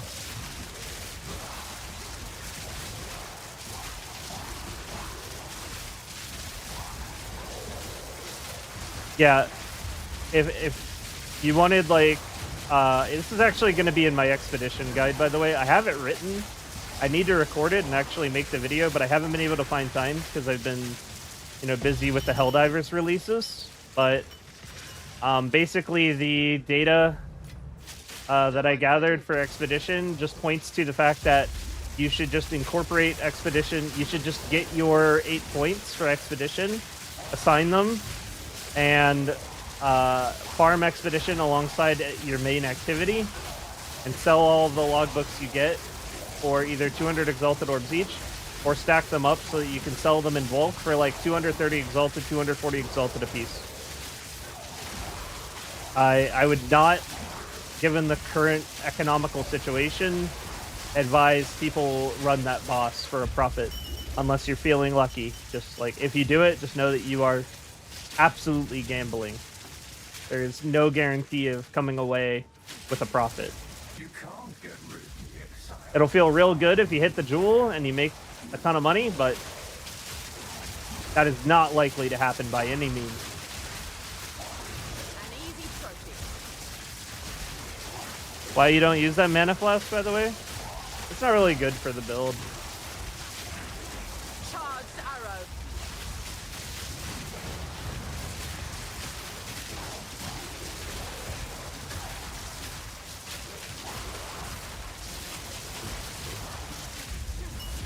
Because it's instant mana recovery, but you can only really use it when you're low mana. And I don't want to use a Mana Flask when I'm low mana. I want to use a Mana Flask to sustain my mana. And we don't do any damage with it, because we're not a caster. We don't have a mana pool. Yeah, I don't like the unique Mana Flask for this build.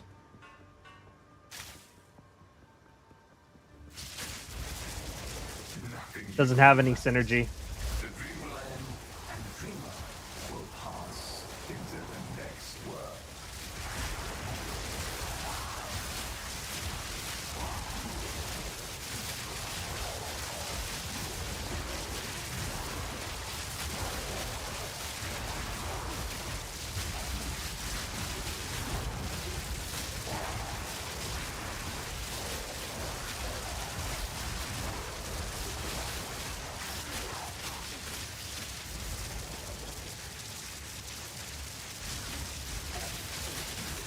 Selling all the distilled ire and mana, megalomaniac tools.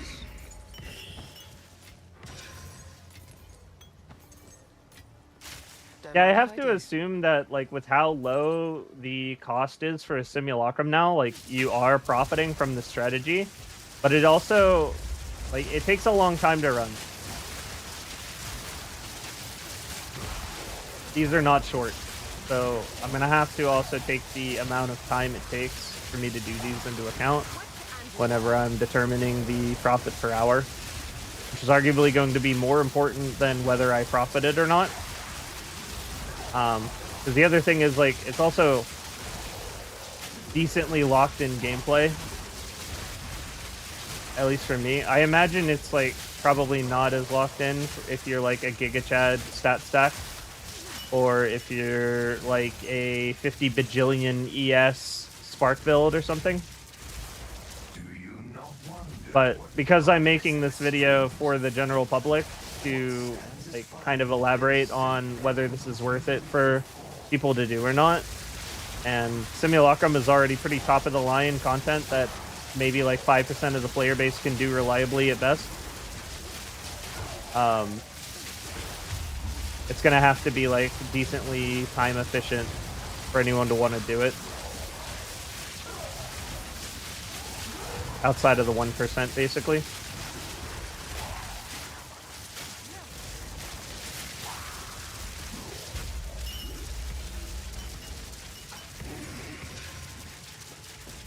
Got no pack space for that.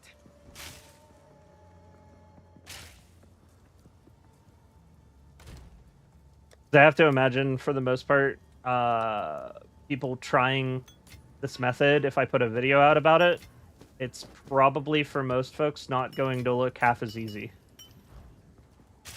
Which is kind of something I have to take into account when I'm grading whether it's worth it or not.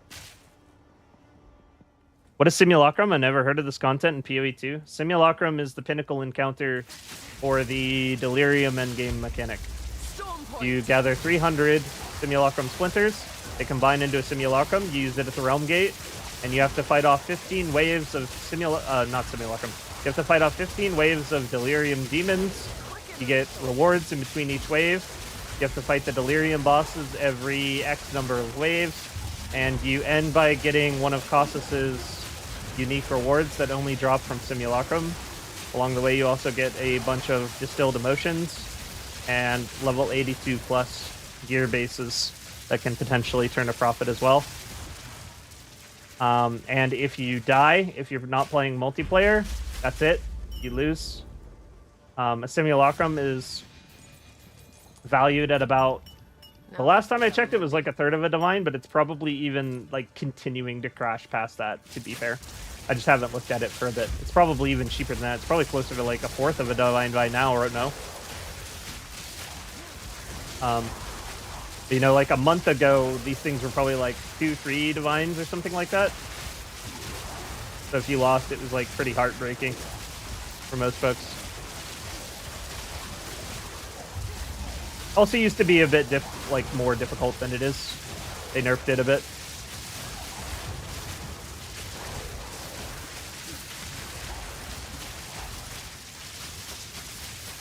Which was warranted because it was head over heels way harder than any of the other Pinnacle content. I would still say it's harder than all the other Pinnacle content, but at least it's not as egregious as it was. That was bad. Ingenuity 33% drop rate. I believe it's 33% drop rate. Anything I could look at or look into seemed to convey that Ingenuity was a 33% rate. But I could easily see it being as low as 20. Isn't weird? They spawned like kind of early this fight.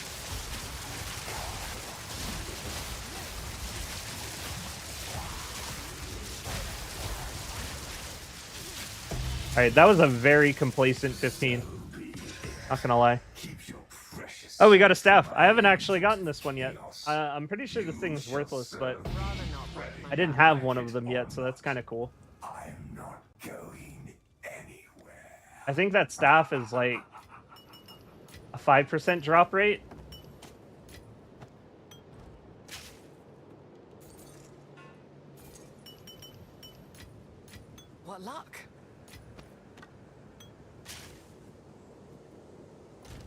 Like, unfortunately, it's worthless, but... Elemental damage with attacks, critical hit chance. That's a lot of critical hit chance. Level to all elemental skills. Trigger skills, refund half of energy spent. That's actually such a cool staff. It's a shame that no one will ever use anything that has less than 5 levels to their elemental skill of choice. And by that I mean lightning spells. So, like, it will never ever get used, but conceptually, that is such a cool staff.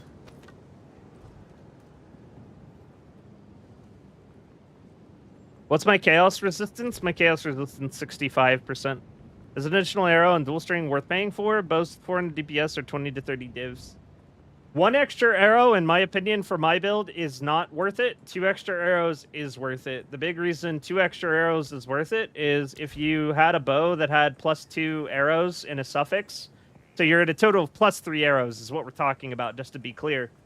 If you're at +3 arrows, then that means your lightning rod is dropping 7 arrows per shot. If you have a choice, you can either keep it as is, so you're firing 7 lightning rods at a time, and that means you're capping out the amount of lightning rods you need in 3 shots instead of 4, which is definitely a DPS increase on bosses, specifically. It's also better AoE for farming. But there is also an argument to be made that is likely true, that it would be better DPS on bosses to instead, once you have all of those extra arrows already, to take the scatter shot off, put another damage jewel on, and just do a shitload more DPS with your lightning rods. And you're not going to pay for it because you've still got a bunch of lightning rods. You're still able to cap out at 20 rods relatively quickly, and you gain a ton of DPS that way. So that's why whenever it comes to, like, mediocre bows with +2 arrows, so, like, say a 300 DPS, 350 DPS, 3 arrow bow, there's actually a reasonable chance that you would see a DPS increase on bosses by utilizing it against bosses. So you could even go as far as to have your normal bow that you normally use on, like, weapon set 1 for farming, and then you could have the other bow on weapon set 2 for bossing, with the extra arrows, and then make the gem swap, as I said, taking scattershot out on bosses, and you would see, like, a pretty incredible DPS increase. Mind you, a completely unnecessary DPS increase, but you would see a DPS increase. Stop using your ranger for a merc. Would you recommend this game for console players? I think the console support's completely fine. I know quite a few people that play on console. They haven't, like, reported any significant issues. Plays pretty good on controller. I want to use Nominal Whittling my ring, but I think it might be better to sell it and wait for Estramentis. I got it both times on my first 2 encounters. The rolls were low. I'm farming the rituals right now, just trying to get my points. That's actually really nice. I mean, you made a lot of profit off your first 2. That's pretty lucky. Thunderous shot. It's hard for any build that is relying on Herald of Ice. Oh, yeah. Simulacrum's pretty tough for Herald of Ice. An easy trophy. The fact that Herald of Ice doesn't work against Simulacrum is why, like, quite a few folks that play what would be considered meta builds say that Simulacrum is overtuned, when it's more so just an over-reliance on Herald of Ice interactions. Which is honestly kind of good for the game. Like, we all know that Herald of Ice interactions, and likely even Heralds in general, are probably going to be nerfed in the following league during the economy reset, but it is kind of nice that it isn't a one-size-fits-all. Like, builds that do not use Herald of Ice have an advantage in Simulacrum, which I think is, like, overall healthy for the game.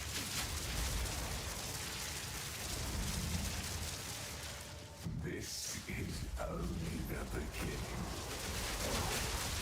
Granted, I do kind of feel, as far as Deadeye is concerned, and LA Lightning Rod, Herald of Ice is pretty overrated. But like, Ice Strike Invoker, I mean, Herald of Ice is completely insane for them. Flicker Strike, etc.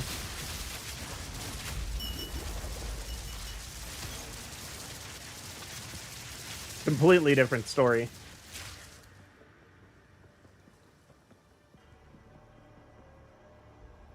Mana Leech on physical damage work on this build? Not in a very strong way. Leech is generally not that great because it doesn't happen instantly unless you have the keystone that makes it so Leech happens instantly.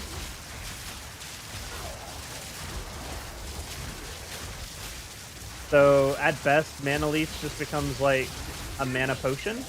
Also, most forms of Mana Leech are based on physical damage done, and we don't really deal any physical damage. We pretty much solely do lightning damage. Only the initial hit of our lightning arrows do any physical damage at all.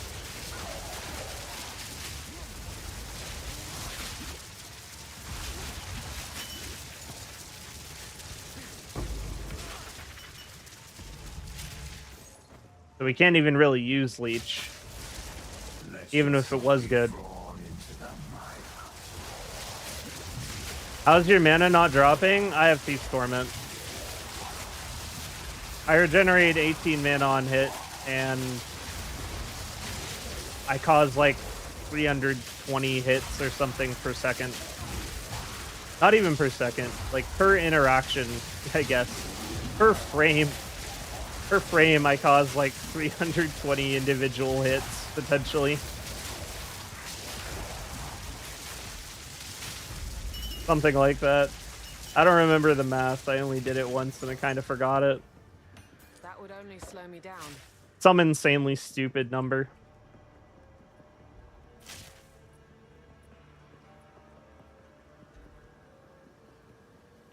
But in target-rich environments, it basically equates to me having infinite mana.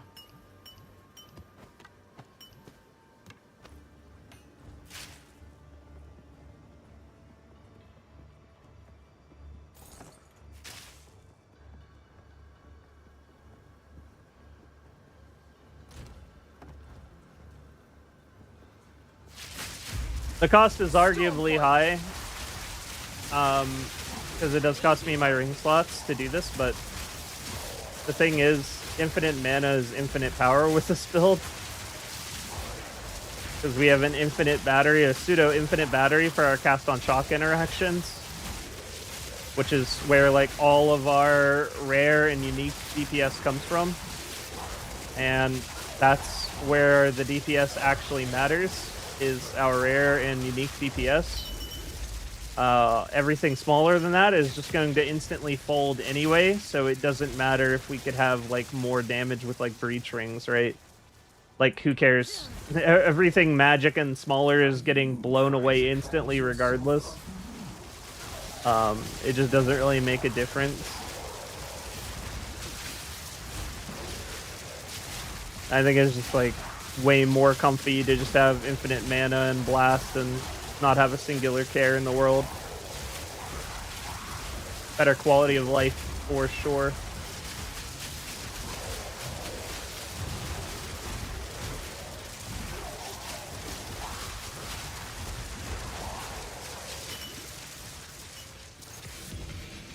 Then I wouldn't want to carry around Thief's Torment everywhere anyway, and then have to switch it on for bosses anyway.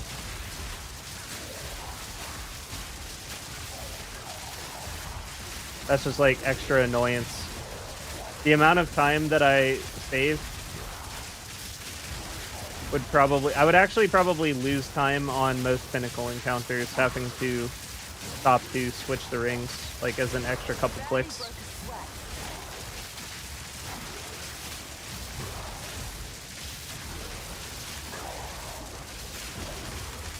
Compared to any minor benefit that could potentially be gained during a mapping section. Speaking probably mostly here about Breach Boss. You can't get rid of the Exile. Emperor Palpatine. It kind of is an Emperor Palpatine build. We're playing Arc Thrower right now. We're playing Arc Thrower if it was good. What's your base lightning arrow damage? Level 75. I'm only at 20k. My base lightning arrow damage is at 54. No, not 54. What am I saying? My brain is fried. My base lightning arrow damage is at... Let me let my buffs fall off. Okay, my base damage is at 86,000. Resting on lightning arrow. Nothing you do matters. The dreamland and the dreamer will pass into the next world. But genuinely, the amount of damage on the tooltip hasn't felt like it mattered for the last like 30,000 damage. I have spilled well over into the point of excessive, unnecessary amounts of damage as far as doing any content in the game. That would only slow me down. Damn it. I hate it when this happens. I want to come back for those bases.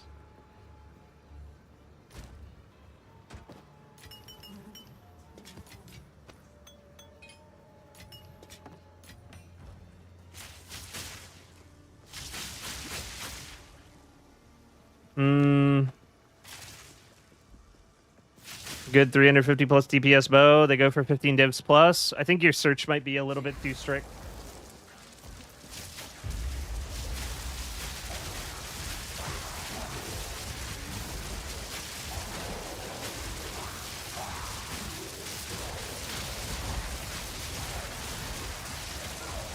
Or just the market's not good at the moment. Maybe that.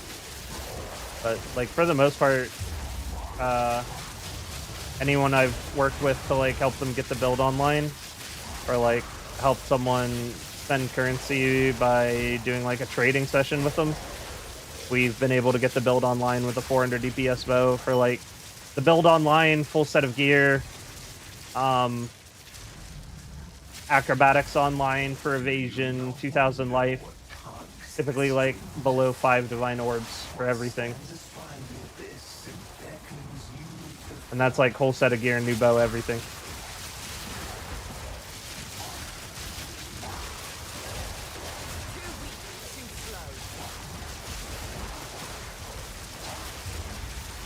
Ow. He slapped me the very moment he spawned in. I had no chance to react to that. Fury!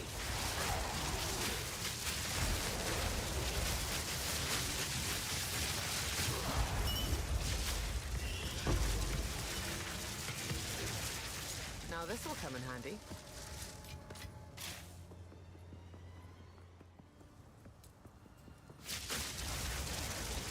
As the game so smooth, a pretty strong PC. I have issues with PoE. I have all my settings on low. You have dynamic resolution on, and do you have? If you already have that on and you're still having issues, do you also have dynamic culling on? Because those are like the ultimate end-all, be-all FPS solutions for PoE.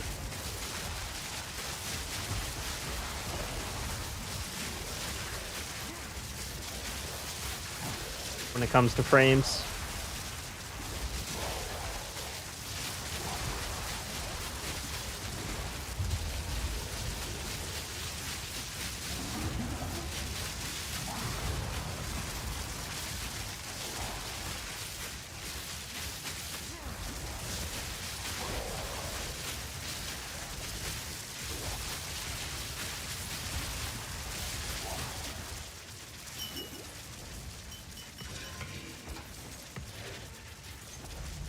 Rather not break my back.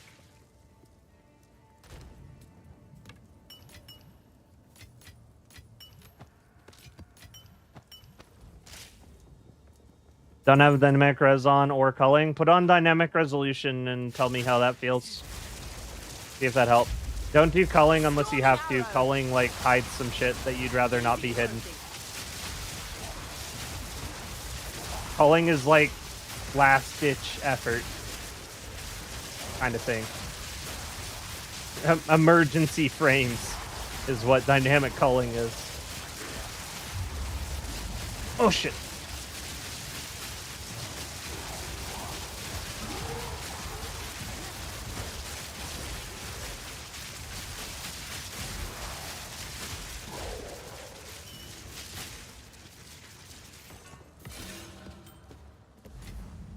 Now this will come in handy. Got no pack space for that.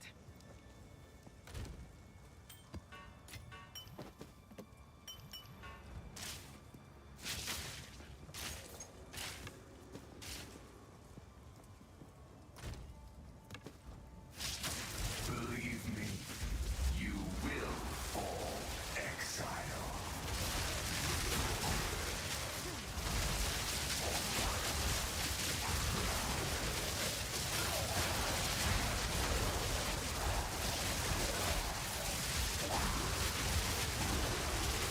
Out of mana.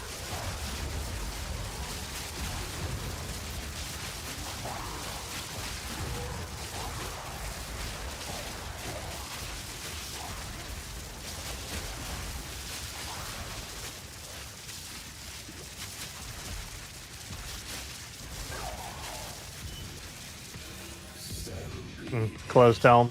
Keep your precious Bad. souls in my agent of chaos.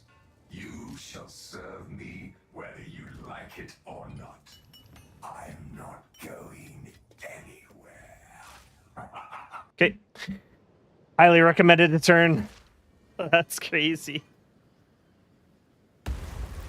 Played Infernalist minion build to 65-ish. Got kind of bored of it though. How's your build compared to the other endgame ones? Top 5. Definitely top 5. Are you able to look at my gear and build whenever you're free? Yeah, I can do that. If anyone wants me to take a look at their gear, I'm more than happy to do it. You can type on Twitch, type !Discord. It should come up with a link to my community Discord.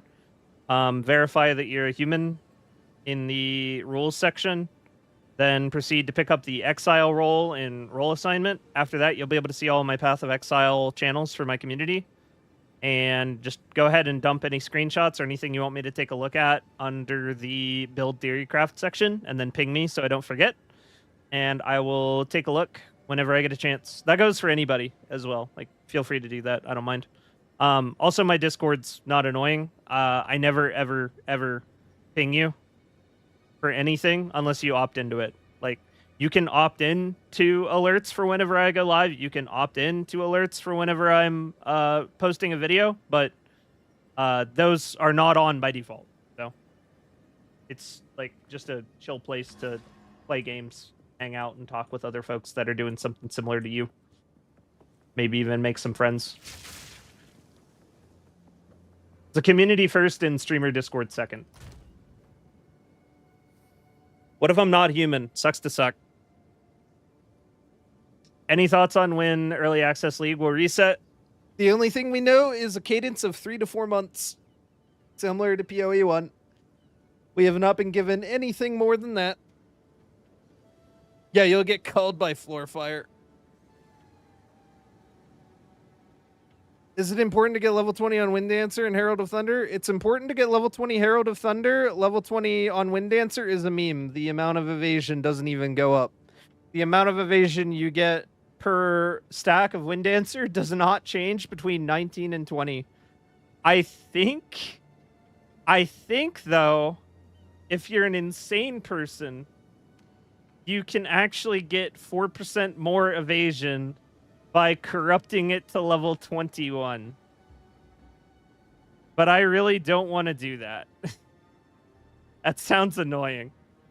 Because it's just a 50-50 whenever you're using a Omen of Corruption for that to actually happen. Actually, I don't even think it's a 50-50. I think it's a 50-50. Yeah, it's a 50-50. But yeah, I think level 21 Wind Dancer is probably the breakpoint for it to go up to 20% per stack from 19. But it will not change from 19 to 20. And if someone actually decides to do that, for the love of God, make sure you quality it first.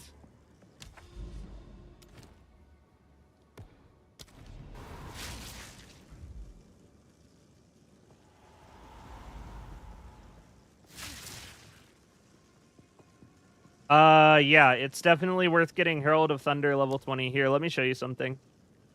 So the reason you want Herald of Thunder level 20 is if we look at my Herald of Thunder and we check the, I believe it's shown in the buff section. Yeah, buff section.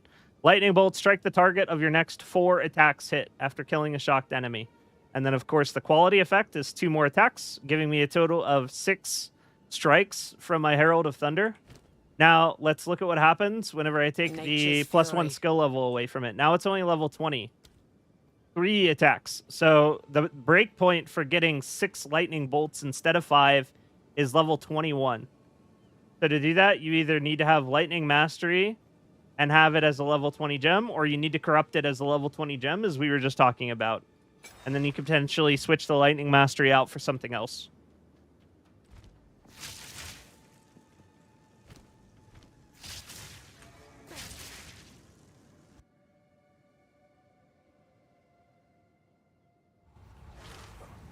Yeah, don't do Wind Dancer 20, but absolutely do level 20 Herald of Thunder. It is worth it. This room shot against so many horrors and how so yet some I think it's time to unlock as well as the lost.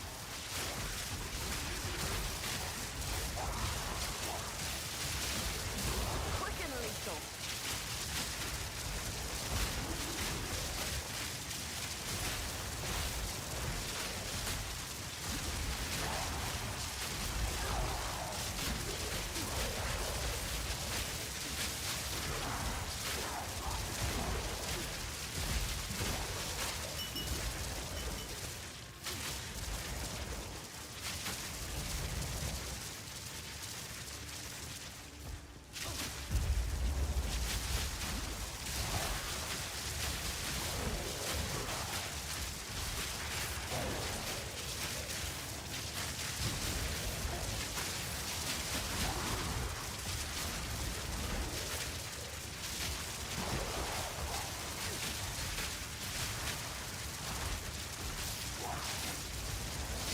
Charged arrow.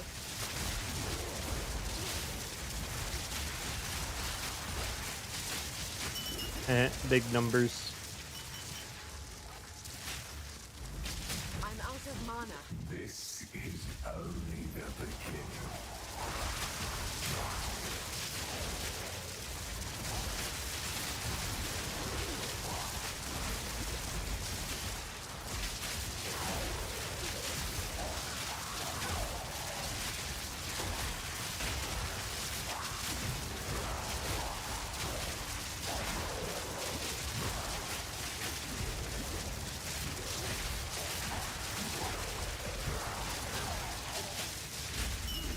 I need more mana.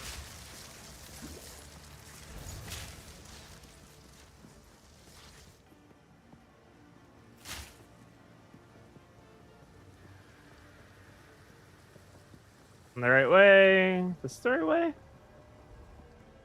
No? What the hell? Okay, it's gotta be this way.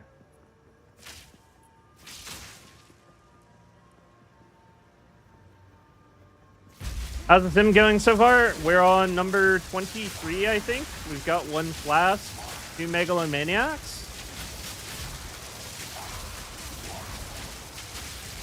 Someone wants to join the guild. Welcome in.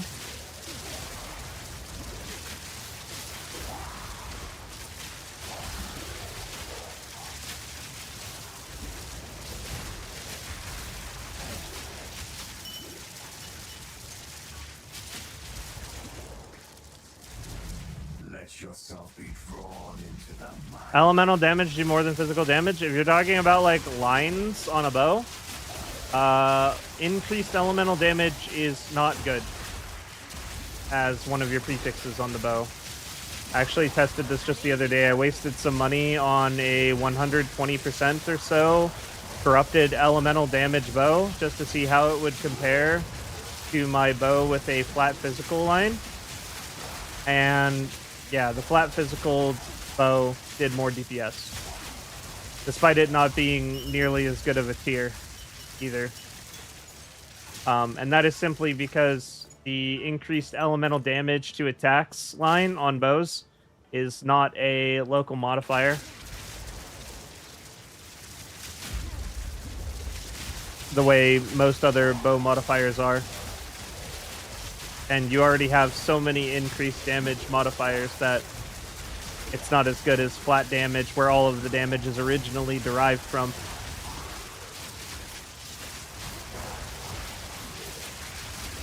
Depends on gear, essentially. If I get a node that puts 75% of damage as fire versus 100% of the normal physical, how is that better?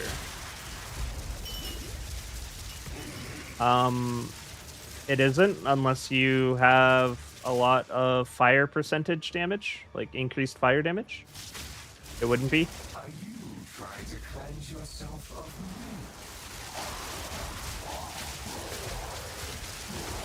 Thanks, bro. Having 5 seconds on it also important, or not really? I think Herald of Thunder 5 socket is a decent investment. Things more often than not, especially rares, definitely get hit whenever they're below 40% life by Herald of Thunder, which procs the execute damage. And you really, really, really, really, really want your Herald of Thunder to finish your kills. Because if it doesn't, it kind of sucks. Because you don't chain react, continue to get Herald procs cascading across the screen if at any point things stop dying. And because Herald of Thunder is like the last word on that stack of calculations, That's quite nice. it's good to have execute on it for that reason. Especially because Herald of Thunder is carrying your Innervate, and you want Innervate to be active pretty much at all times whenever you're mapping.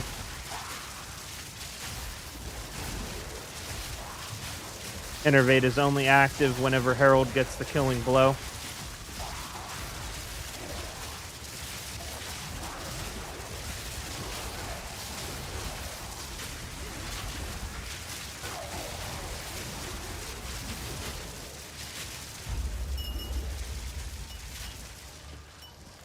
Rather not break my back.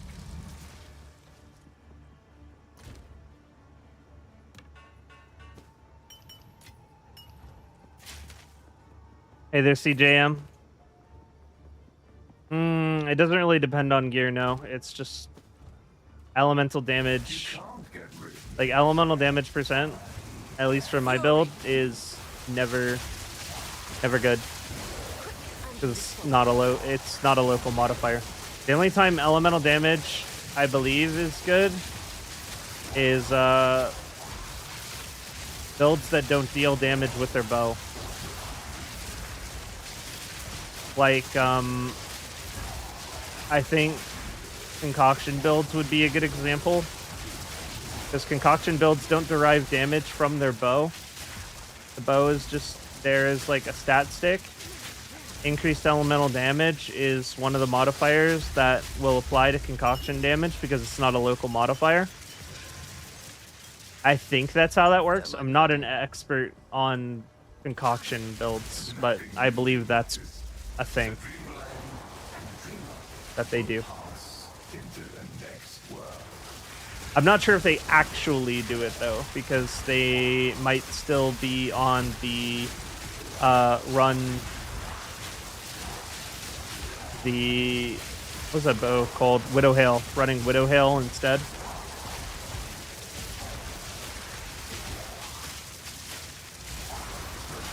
I know they kind of nerfed that interaction by making it so damage with bow skills does not apply to concoction skills, but I haven't kept up to date with if that actually changed what concoction players do. I feel like chances are good it didn't.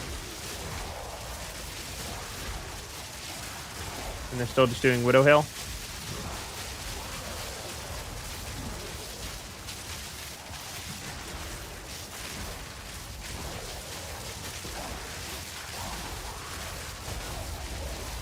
Ow.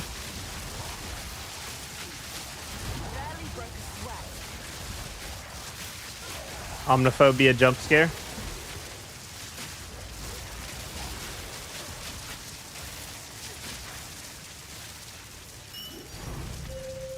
Ooh, piece of candy. We love those. Go right up there.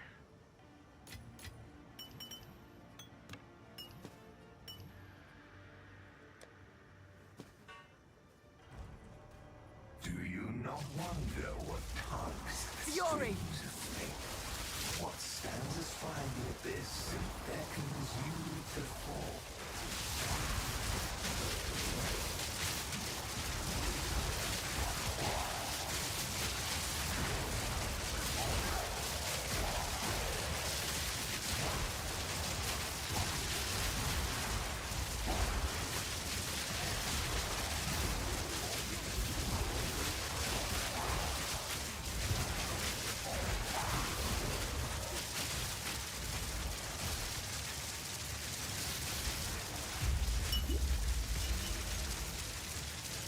Now this will come in handy.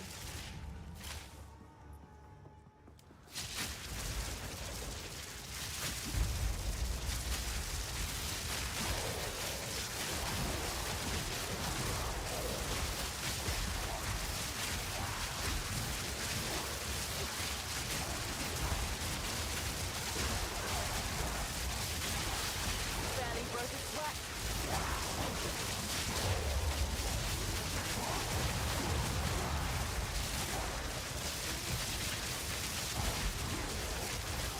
Thunderous shot.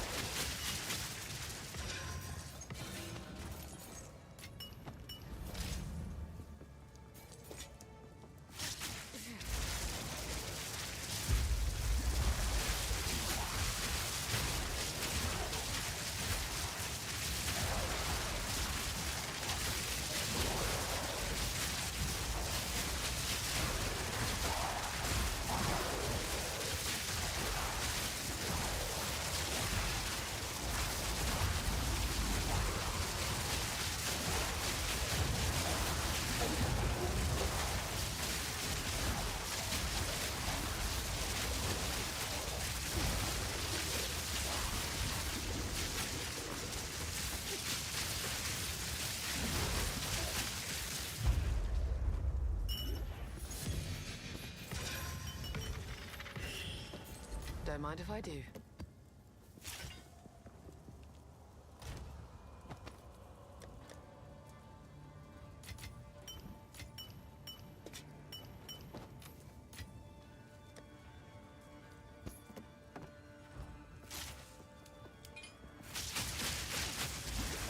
Believe me, you will fall, Exile. Thunderous shot.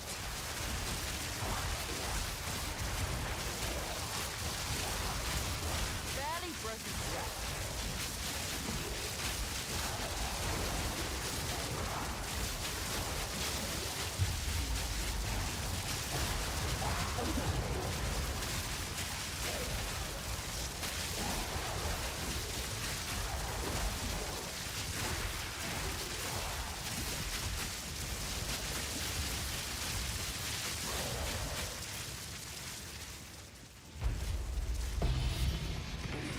So be it. Defensive reflexes and fervor. Chaos. You shall serve me whether you like it Ooh. or not. I'm not going. Nah, I mean, this one's probably a dud.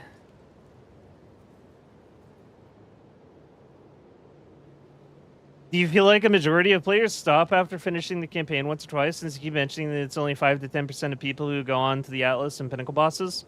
It's not so much that 5 to 10% go on to do the Atlas and Pinnacle bosses. I would say only about 5% of the community can... 5% or less of the community right now can probably do a level 4 Simulacrum reliably. Like, comfortably, knowing that they're not going to wipe. I would say that that's like an accurate assessment. There's probably actually quite a lot of players that are capable of doing endgame content or have done some amount of endgame Pinnacle content. It's definitely a lot more accessible, whether intentional or not, for more players to actually get into and play Pinnacle content than it was in PoE 1. Don't mind if I do. I feel like the Pinnacle content is currently a bit undertuned compared to what they have in mind, or more so that the player is a little bit overtuned compared to what they have in mind, which is probably more likely to be the case.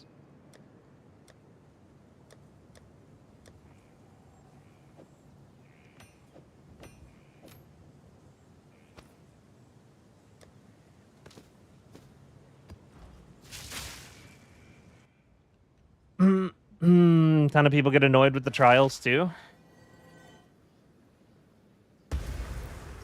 I don't know. I would say for every person that gets annoyed with the trials, there's another person that farms them and it's their favorite activity. You show your bow? Sure. Actually, just between last stream and this stream, I changed from a 410 DPS bow to a 450 DPS bow. And honestly, the difference was pretty negligible. I think my tooltip on Lightning Arrow unbuffed went up like 4k. And that was it. What soul cores are you rocking? Attack speed.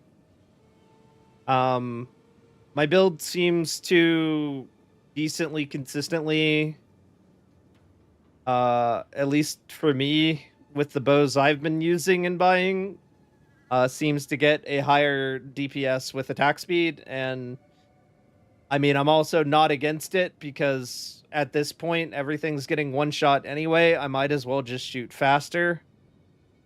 Attack speed, soul cores definitely feel better for me than running physical cores. And that's even if the physical runes were telling me that my tooltip was higher. I would still probably prefer the attack speed ones at this point because the gameplay is smoother and I can fire off more attacks per second. It feels better in most situations, given that everything is already insta-dying anyway. Loving the build. Need to get up some DPS. I haven't had any issues mapping. Haven't braved a map boss yet. That's awesome. I'm glad it's working out for you, dude.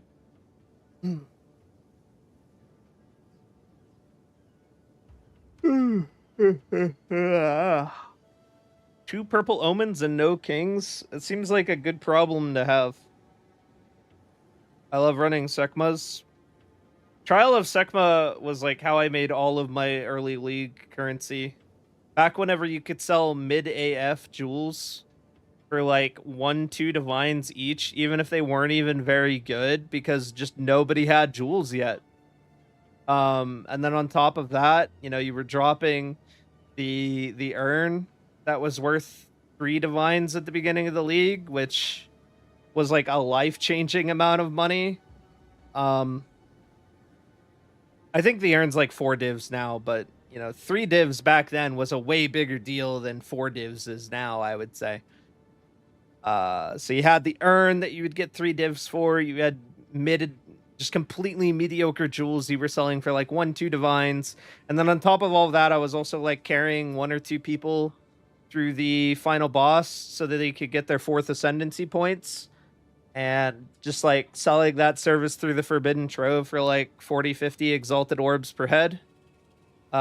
So like even whenever I wouldn't get any decent jewels out of it, or I wouldn't get an urn out of a Trial of Sekhmet, I was still typically making like, at the time, given exalteds were about like 100 to 1 around the time I was doing this, or less, I was getting like a divine over a divine per run guaranteed.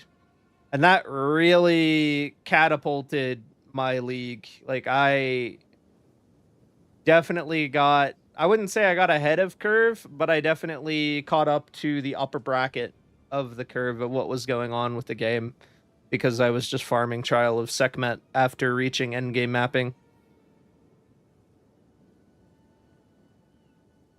Darren's all the way up to 10 divs. Alright, yeah, that makes sense.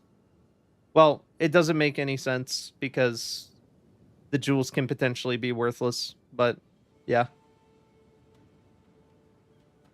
How can you improve the DPS for cast on shock ball lightning? If you're talking about the DPS specifically of the cast on shock, it doesn't do any DPS. It's just interacting with lightning rod and causing damage with lightning rod. Like, this does no damage, this does no damage, this does no damage.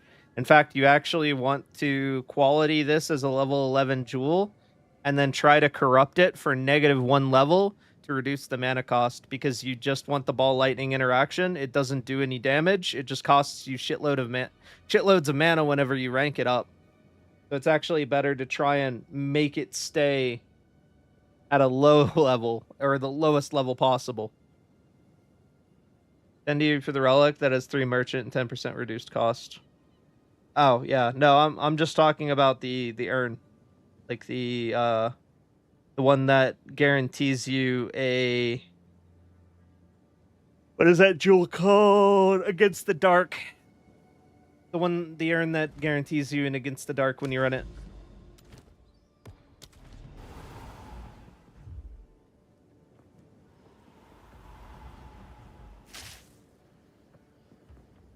How are you at 86k DPS? Built different, I suppose. I don't know.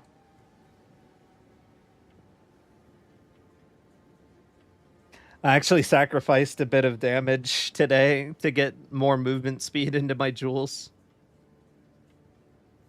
Do you want highest level for skill for Pinnacle boss fights, Orb of Storms, or Lightning Rods? You want Orb of Storms to stay at 11 unless you have... Unless you are absolutely sure that your intelligence is never going to fall below this line. Pretty much straight up this amount. Unless you're absolutely sure it's never going to fall below that amount, you should never level up Orb of Storms past 11. You just leave it at 11. Because the next major breakpoint for this ability is level 15, which requires 146 intelligence. At level 15, the amount of chains increases, and the speed at which the bolts fire is increased. Like, the interval is reduced to 2.8 seconds. And that happens at 15, so 12, 13, 14 do absolutely nothing.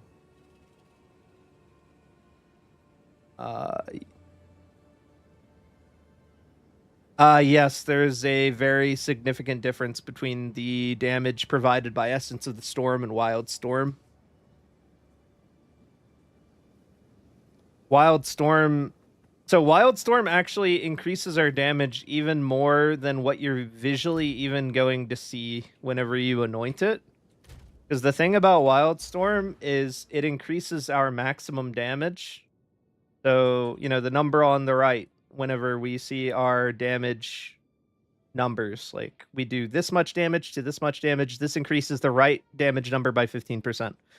So under ordinary circumstances, that would increase our average damage overall, like our entire, after all modifiers, increase our total DPS by 7.5%. But it actually does more than that, and it doesn't show on the tooltip because Lucky is not calculated into tooltip DPS, because we also have Lightning Rod. So all of our non-critical hits are lucky, which means we're getting rerolls and taking the higher number whenever we're rolling for our damage. So increasing our maximum actually has a greater effect on our damage than it would ordinarily, because we are more likely to roll in the upper echelon of what our damage can potentially roll.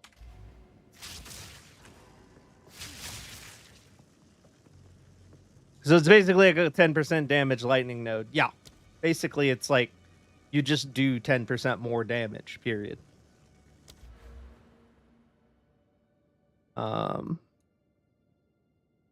I think the other reason, let me check.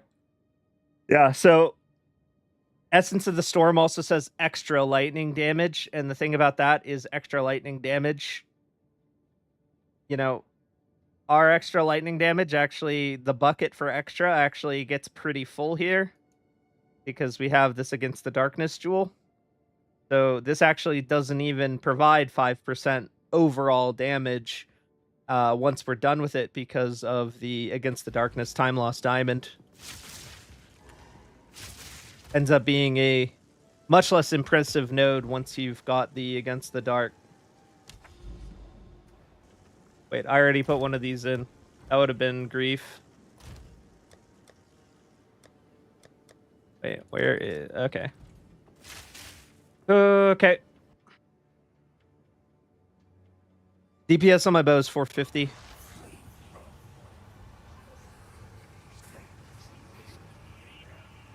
Still confused on what weapon, when to weapon swap. I haven't had any issues mapping.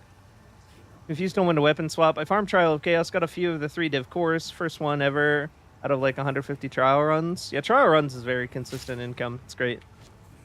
Very, very relaxed. Don't really need to worry about what you're going to do with what you're farming because you can just currency exchange almost everything. What was I going to talk about? Oh yeah, when you should weapon swap. Basically just when you're at a Pinnacle boss. When you make it to a Pinnacle boss, you just, you know, click weapon swap, drag your bow and your quiver over, go to your skills. I like to keep Voltaic Mark right next to Lightning Rod, and I just store my concentrated effect on it. So I just switch these really quick. And if you want to be more sure of yourself that you're going to, you know, be able to blow the boss away and not have any issues, then do some more gem swaps, like bring Primal Armament down to Lightning Rod, bring Lightning Infusion down to Lightning Rod, and just like do a couple more gem swaps to do a bit more DPS. And that's like assuming you are doing Pinnacle content. There isn't really any reason to do my weapon swap tech on this build outside of whenever you are fighting a single target Pinnacle boss. I guess you could make like a decent argument for switching to it if you're fighting a very high Waystone percentage Citadel. That's actually a decent argument as well. Or if you are playing like an extremely high Delirium map boss, like 100+% Delirium map boss, something like that. That would also make perfect sense to use it. But other than those situations, pretty much just don't worry about it and stay on the mapping setup.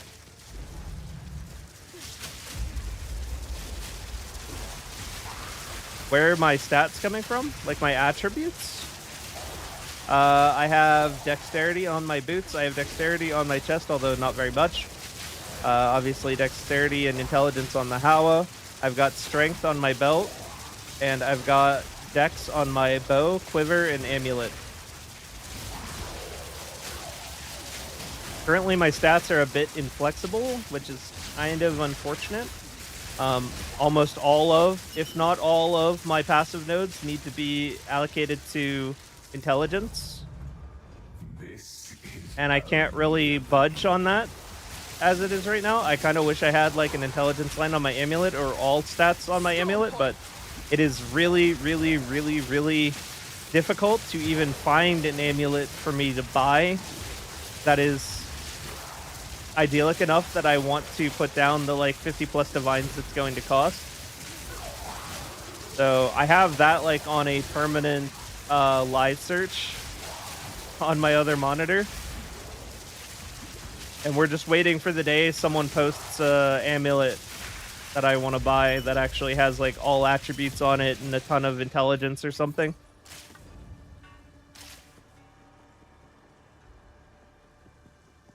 But the amulet I want is just so specific that it might never exist. Like, we might move on to the next league before I even have a chance to buy the amulet that I want. Kid Astramentus.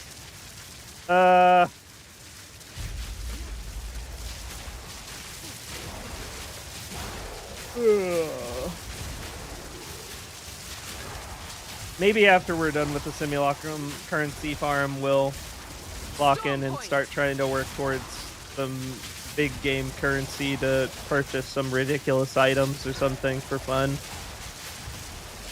I don't really have... Well, actually, I have one more test that I want to run after this. And it's going to involve basically, like, figuring out how Simulacrum Splinter drop rate works. Which I thought would be a fun test and something that's, like, relevant to all walks of life in the endgame, because everybody should be doing Delirium. Delirium map specifically, not the mirrors. The mirrors suck. So it would be fun to run some data analysis on how Simulacrum splinters are generated. What stats matter? What doesn't matter? What matters the most?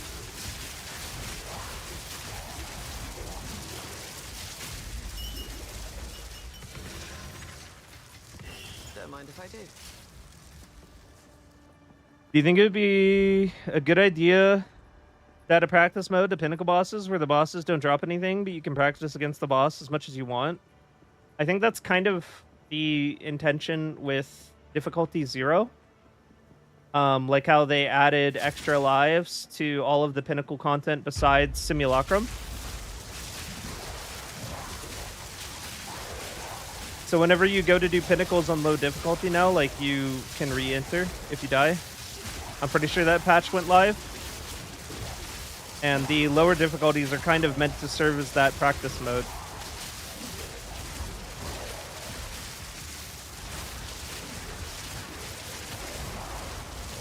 If you wanted to, like, practice the mechanics of a boss, probably the easiest way to do it would be to just, like, if you're killing the tier 1 difficulty too quickly, just, like, kind of nerf yourself a bit and then fight them on T0.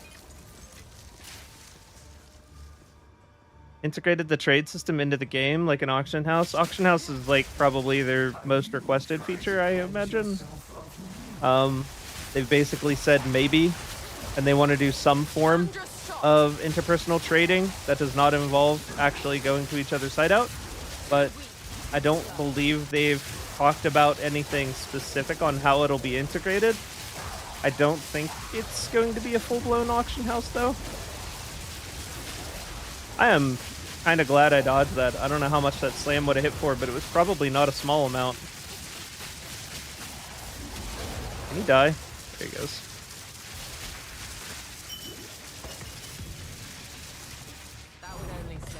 Hey, another level 20 skill gem. What luck.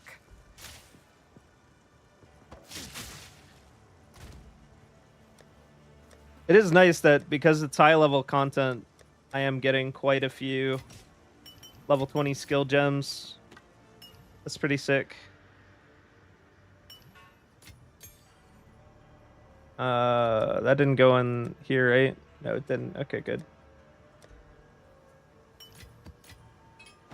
And also because it's high level content, I'm actually gaining, like, not completely god-awful XP.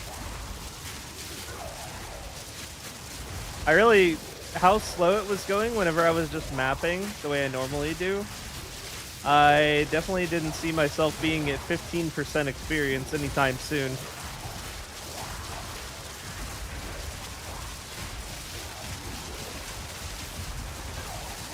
So funny. Oh! Shit, that hurt. That's a porcupine.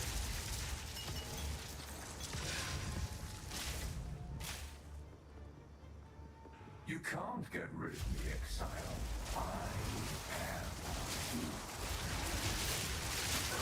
Lots of T1 res. I wouldn't say lots of T1 res.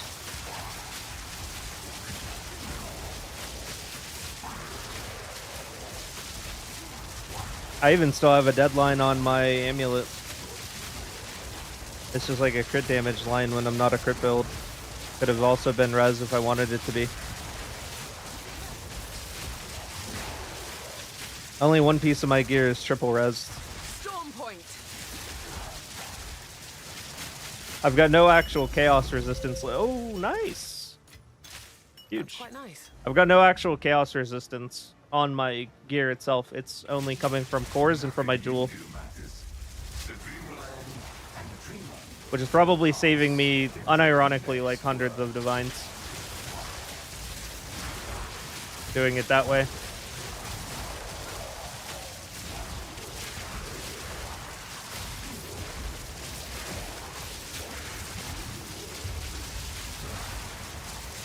Divine Throws made appearance.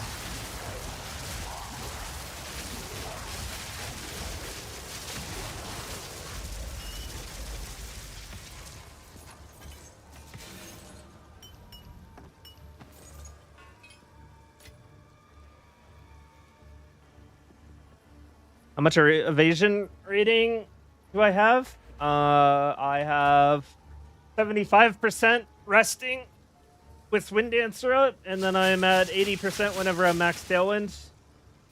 I don't have enough mana.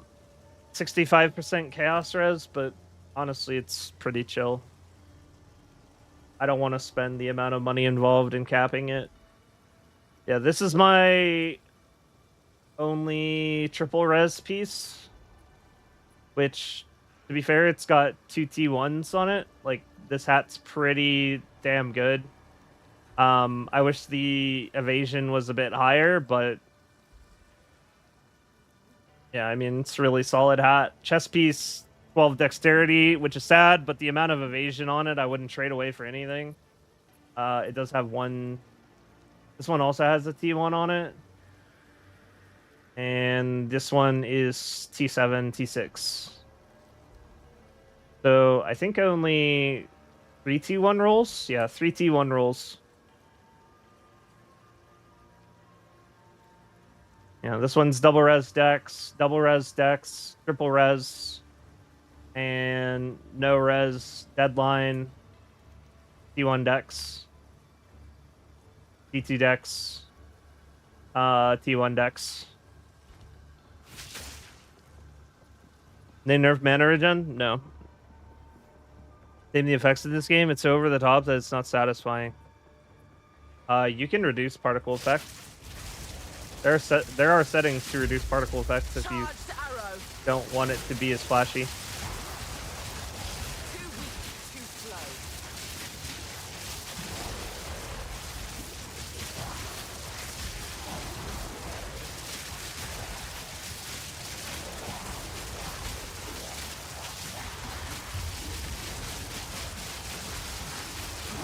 Number of rare monsters probably matters the most. Well, that is definitely going to be one of the things I test, but basically I'm getting together like a stack of 200 maps with a controlled testing environment, and we're just going to see what comes out the other end. I'm going to curate the maps to hit certain parameters so that we can get a decent sample size and test stuff like that. We'll see what comes out of it. I should probably stop recording and redo the recording. Actually, that's probably enough recording.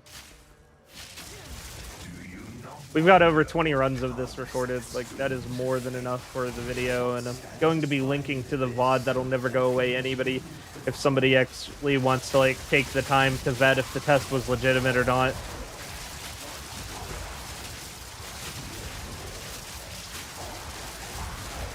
I really, really do not have to record all 100 runs on my PC.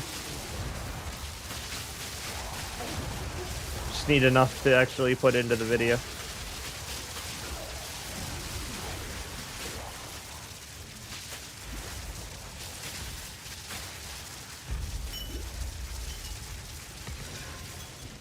That would only slow me down.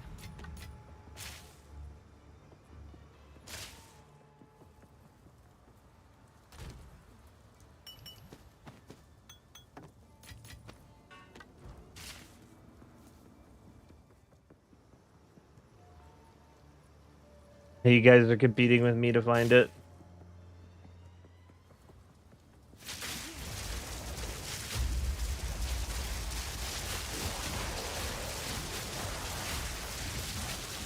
Well, I'm sure not everybody's best in slot amulet ends up exactly the same.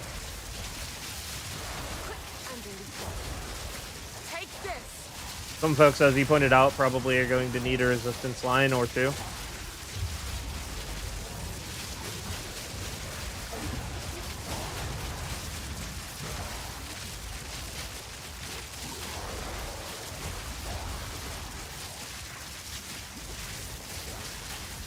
I'm definitely live searching that amulet, but at the same time, I also don't have the money to buy it, even if it did show up.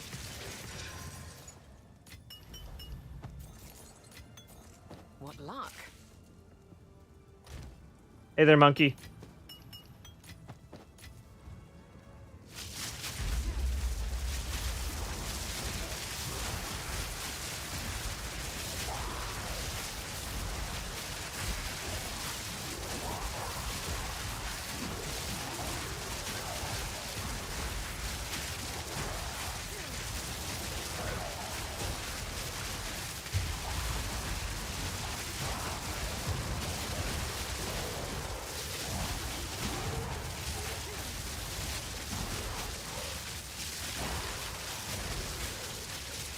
I don't have enough mana.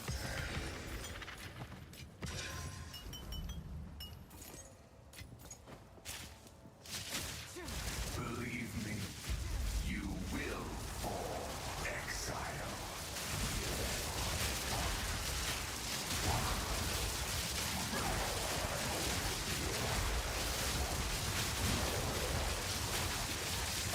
Too weak, too slow.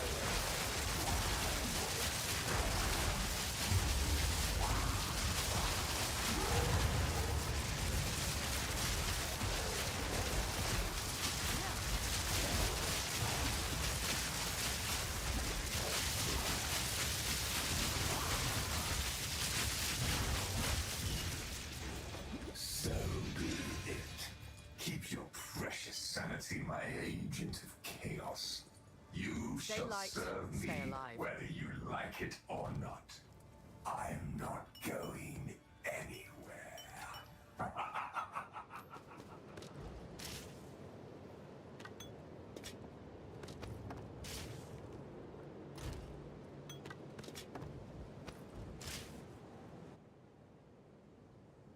What amulet am I looking for? Evasion, life. Shit.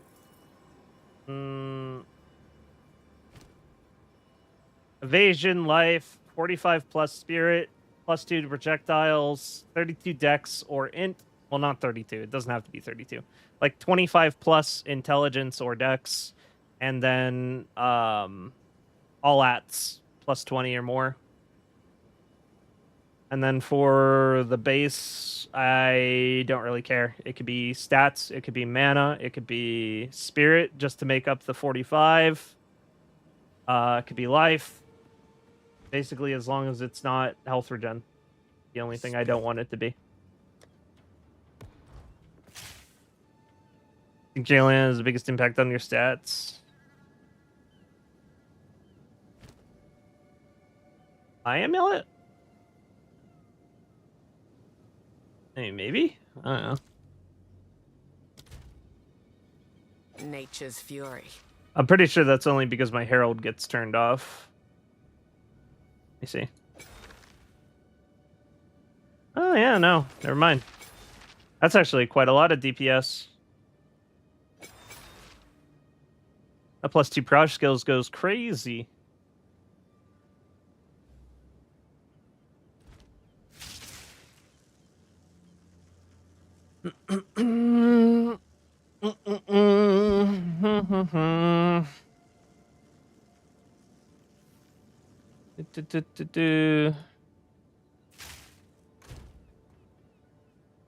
What is this?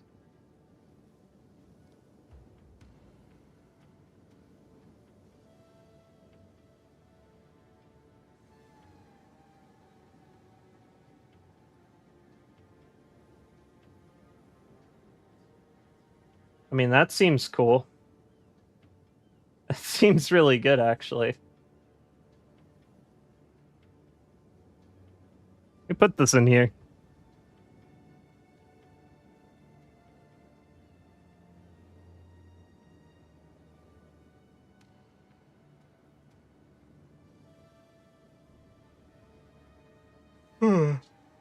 It looks like a character got retired in the guild chest. What was this again? That's pretty solid.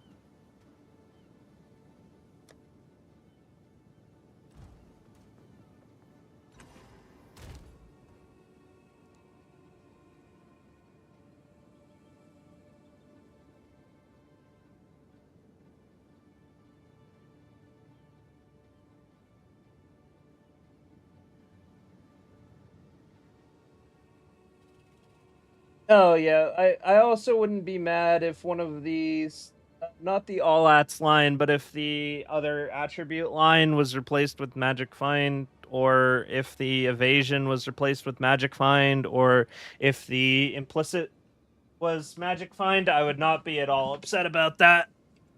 Is it worth trading during the campaign for gear? Almost certainly yes. If you drop like an exalted orb during campaign, you can probably get some crazy gear for 1x at this point in the league, assuming someone actually takes the time to trade you.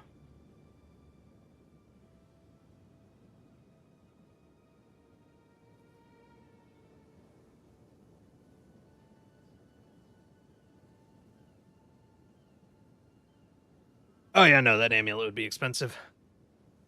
I just realized I'm running your build guide. Thanks for the build, man. Hey, no problem. Hope it's working out well for you, man. It's funny. Yeah, that's me. My favorite thing is whenever I'm like selling a piece of ranger gear or something, or I'm selling like something that's good for lightning arrow, and then the person comes to trade me and like, hey, you're that guy that wrote my guide.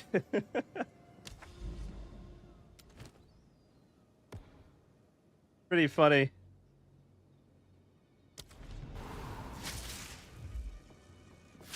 It's like one of my favorite interactions.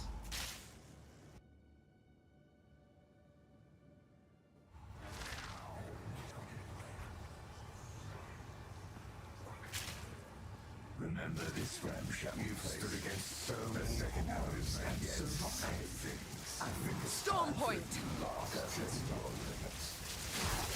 I think it's the outfit. It's iconic at this point. Quick and lethal.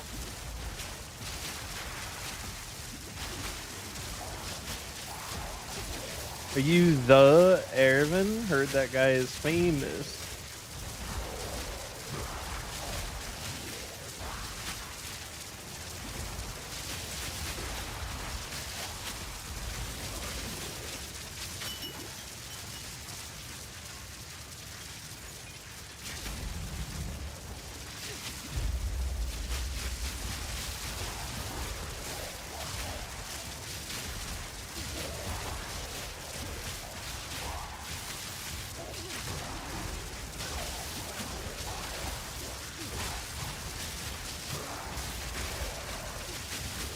I wouldn't say fame.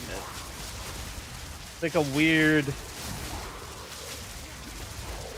pseudo fame of just being recognized in niche circles on the internet. What luck? This is only What run are we at? I believe we're at like number 26.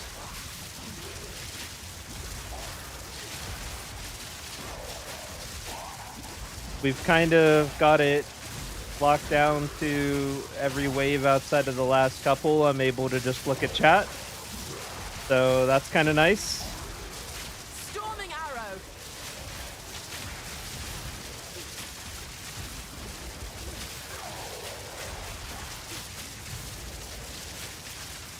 I'm out of mana. We've also been limit testing, answering questions during the wave.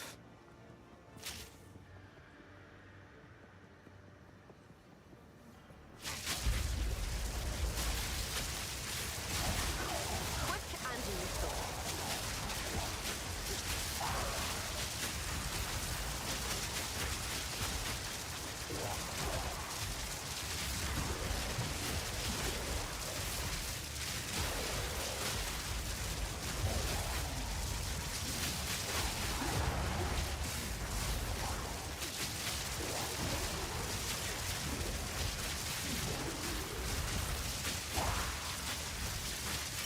Oh yeah, the hallway.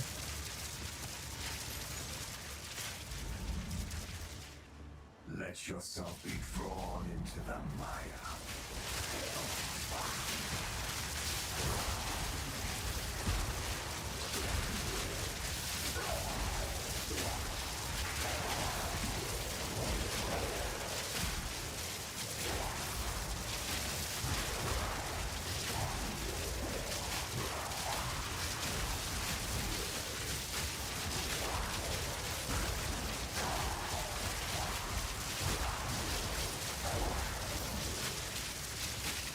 I need more mana.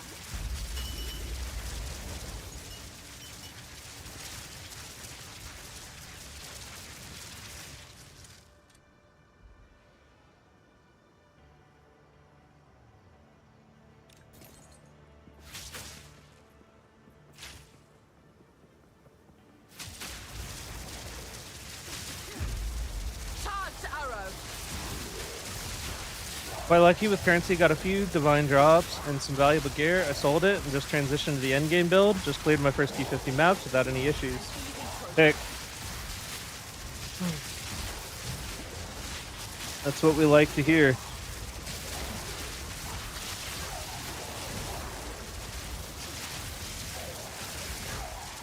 I mean, it's really a matter of like once you reach endgame, you're going to likely replace all of your gear, yes.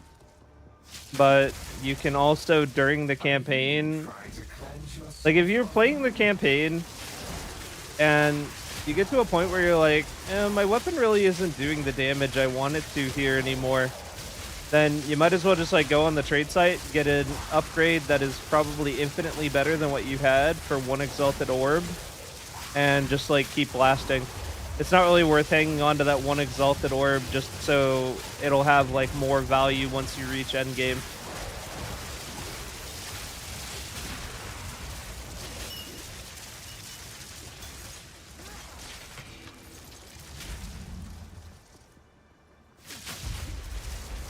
I would say like this late in the league, at any moment, if you feel like you could use an upgrade during the campaign, you feel like you're not really getting through it as fast as you would like, might as well just like go spend 1x on the trade site and get a turbo upgrade.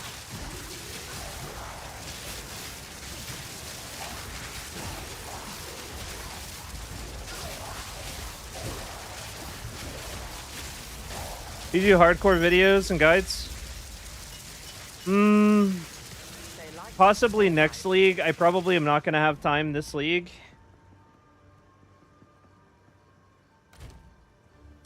The hype is a bit down at the moment for PoE 2, so just from like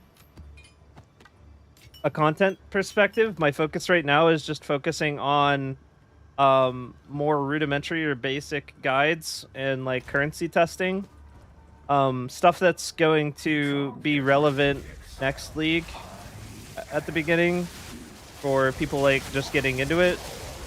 Things that are going to be relevant for people looking for ways to get a good start on next league for their currency generating purposes.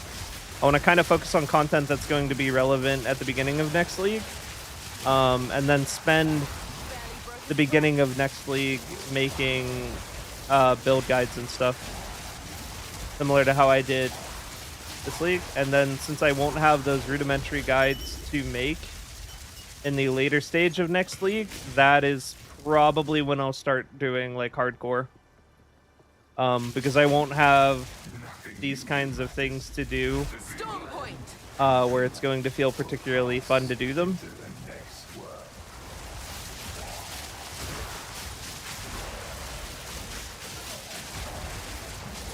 That's where my mind's at with it right now anyways. Level 1, the end of the campaign, helped me a lot. Just speed run. Yeah, exactly.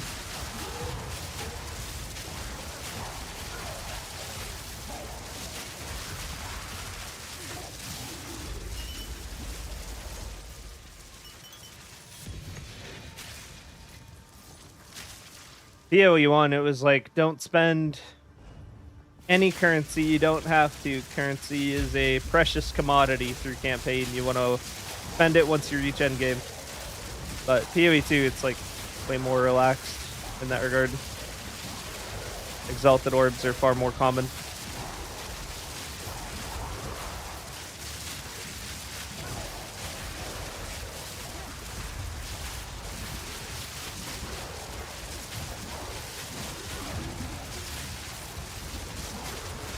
Minimum evasion to use acrobats. I typically say you want 70% without your tailwind stacked at all. An easy trophy. So just like resting in hideout with no tailwind stacks, you want to be at 70% to run acrobatics and have it feel comfortable. And more is always better. More is always better. Do you not wonder what tugs at the Every percent of evasion you stack is more powerful than the last. find the abyss and beckons you to fall? Even though the diminishing returns keep going up.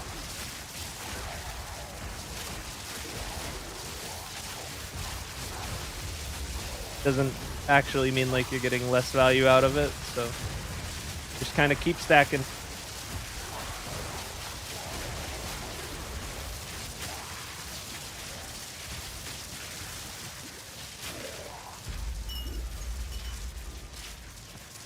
Level to 80, it's just slow for me. Wanted something faster and better. Already had the currency for it. Ah. Yeah, it's definitely a pretty solid transition from Warrior.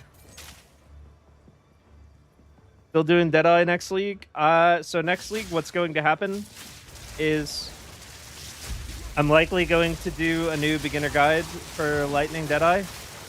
Because I have a feeling that, you know, things are going to fundamentally change Fury. as far as what we do with this build next league. So I will be playing this build again next league, assuming it isn't nerfed into the ground, which I don't think it will be.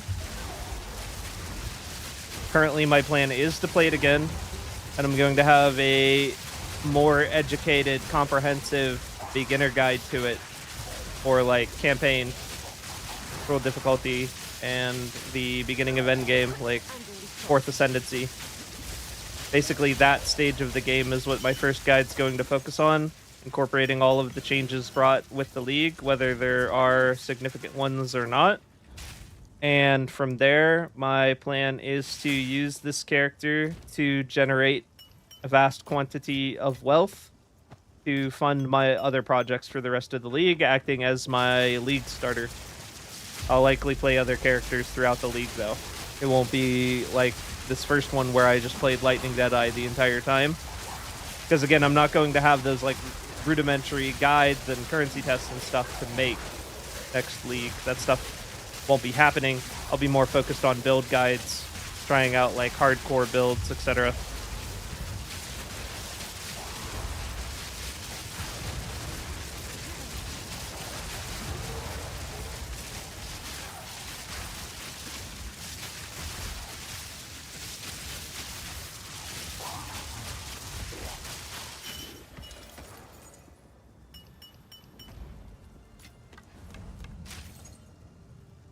See ya, monkey. Have a good night, man. Oh, wait. Okami's going, and you were saying goodbye to Okami. Bye, Okami. Believe me, Let's cap on accuracy. Take this. I don't know. Definitely a number we don't worry about. That's for sure.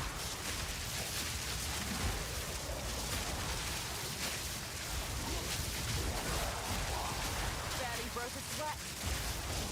We have so much dexterity, it's kind of impossible for it to matter.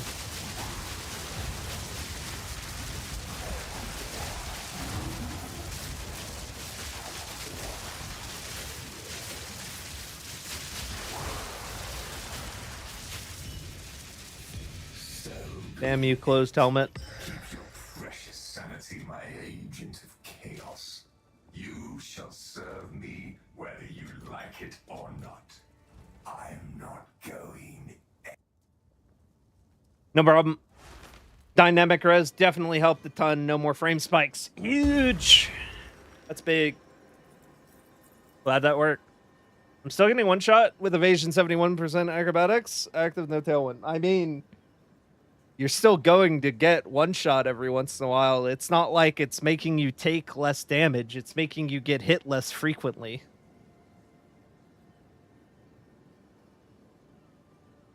The thing that correlates to being one shot less often is a bigger life pool. Like I have. And even then, I can still be one shot. It's still possible. It's about slimming the margin in which it actually happens.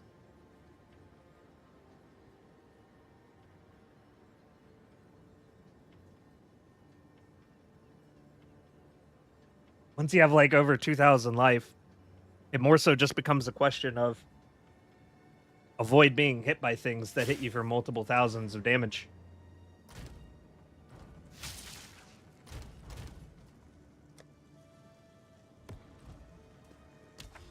Becoming truly invincible in PoE2 is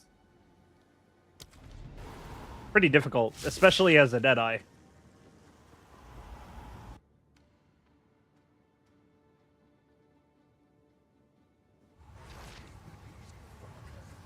Yeah, Tailwind's DR does help a lot.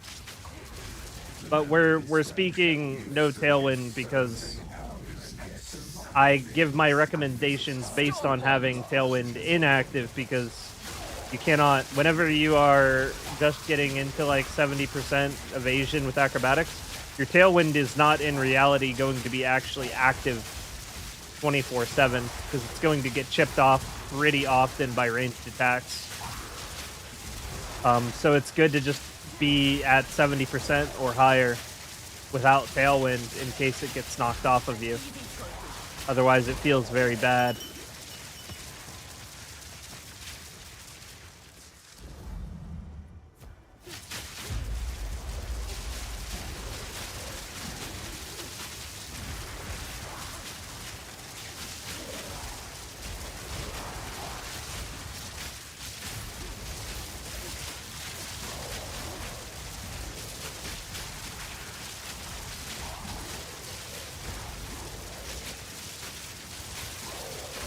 As a warrior, shit's annoying to miss. That makes sense, yeah. Yeah, it's just something I haven't really looked at.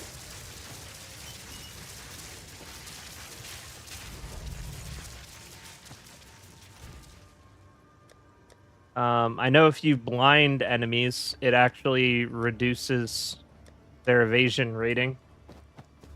So that could potentially be another factor to consider if someone were having trouble hitting enemies. Blind not only reduces enemy hit rating, it also lowers their evasion by 20%.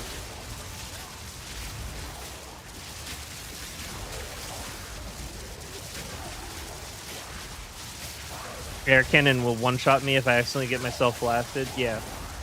No, that makes sense. I'm pretty sure Zesh air cannon will one-shot me if it actually hits. It's only got a 20% chance to hit, but if it hits me, I'm gonna die. But that's also like an attack that, you know, we will typically avoid.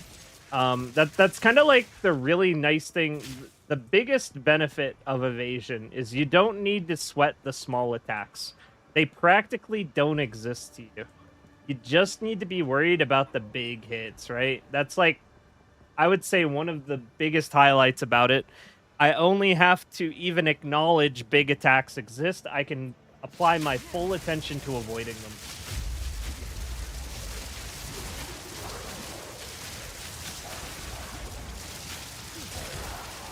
And if I don't avoid them, you know, 70, 80% of the time, I'm not going to die. If I do die, well, I should have dodged. One way or the other, I should have dodged. How I look at it.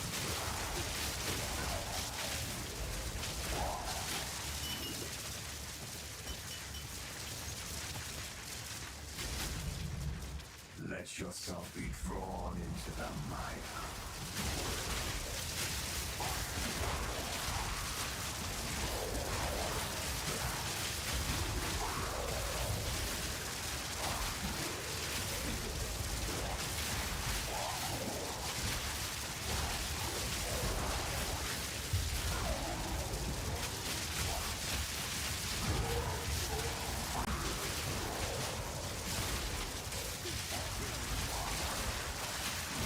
Omniphobia is a pretty good example, actually. I've got like a 4,000 effective life pool. If he were to hit me, I will probably survive if he hits me with that wind-up cleave that he does when he first spawns in. But I do not want to chance being hit by that attack. I know he's going to do it. I have absolutely nothing else to care about or focus on, so I make sure to dodge it as soon as he spawns.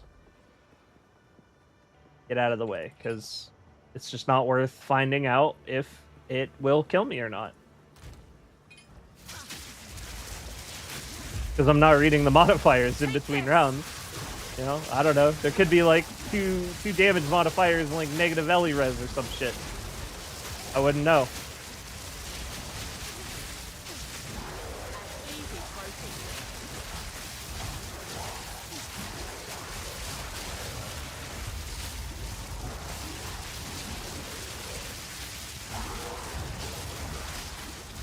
He slaps me with a basic melee attack, doesn't do anywhere near enough to even take off my guard. And we're chilling.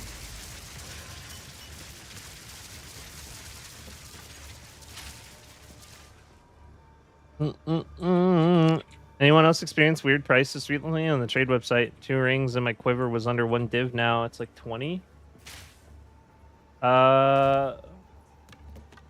It kind of makes sense that things are just kind of inflating in price, but that seems like it's a pretty high degree. Could just be the items are relatively finite, with not a lot of them being produced.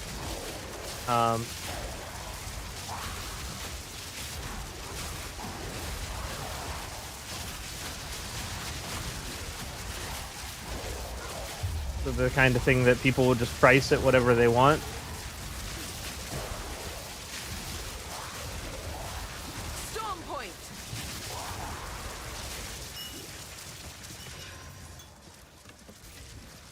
Mind if I do. I would actually say we're probably on the downswing as far as like items being produced. Like good items being produced. Or not really good items, like there's probably more best in slot items being produced than ever, but there's probably we're now on like the downslope of mediocre items being produced or imperfect items being produced. People are caring less and less about posting items that are less than perfect.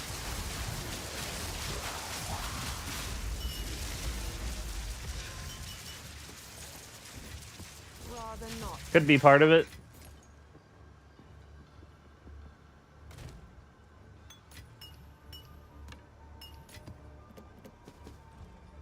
It's probably a question for Rage Gaming's. I think he has an economics degree. He could probably tell us. You can't get rid of the Exile.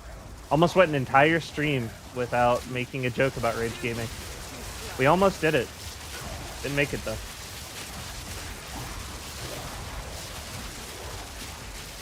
Haha, armor scraps. Am I right?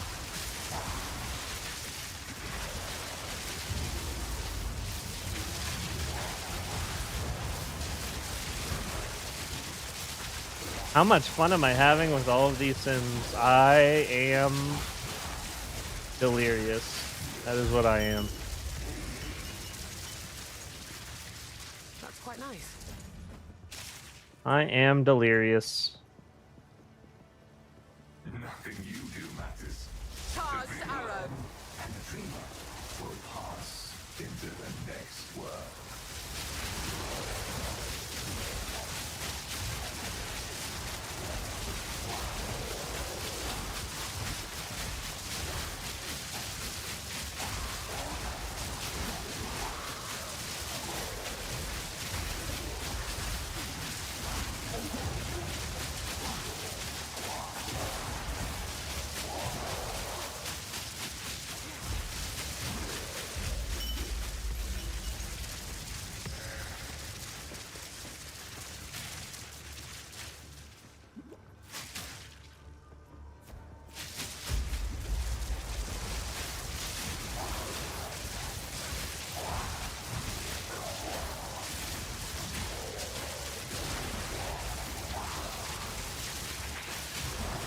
What kind of sus Deadeye are you?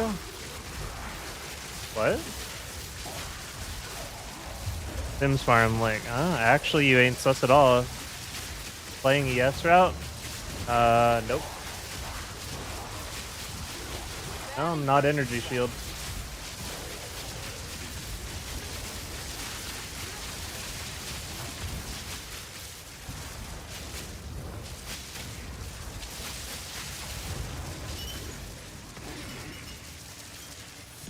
Stay light, stay alive.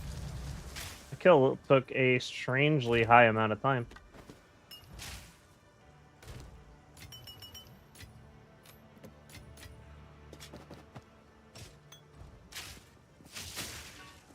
No, I'm not ES. I'm full evasion. My 200 ES is currently coming from my Megalomaniac Jewel. Wonder what tugs at the strings of fate. What stands as fine with this?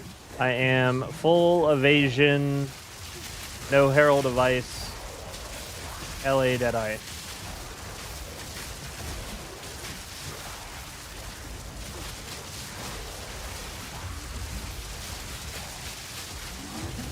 Because Herald of Ice is overrated for Lightning Arrow.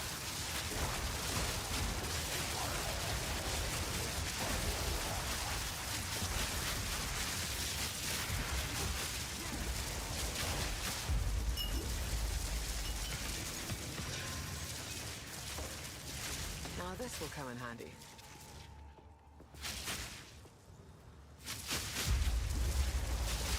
Yep, I'm just life and evasion and also guard. I have an all-rocks resolve flask. Which I didn't get until I decided to do the Simulacrum farm. But it definitely makes Simulacrum feel more comfy. Having that extra effective life pool for whenever I do get hit.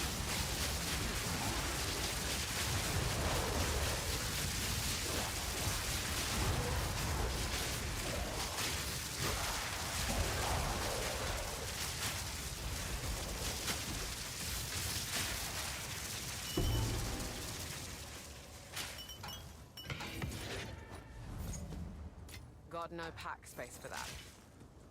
How tanky your guy is for Sims. Yeah, it's I mean it takes a pretty miraculous twist of fate for me to get one shot, I'll say that. And we're about 30 deep. I haven't died yet. So pretty consistent. We haven't even had one of our omens pop either. I've had these same omens the entire time.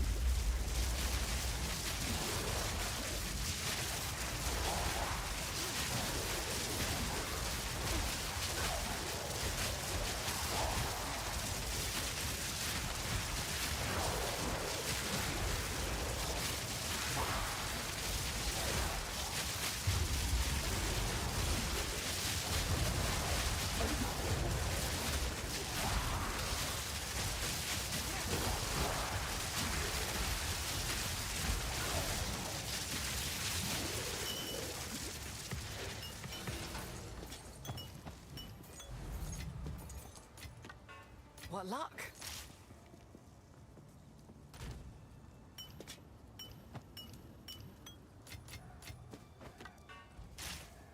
Believe me, you will. Charged arrow.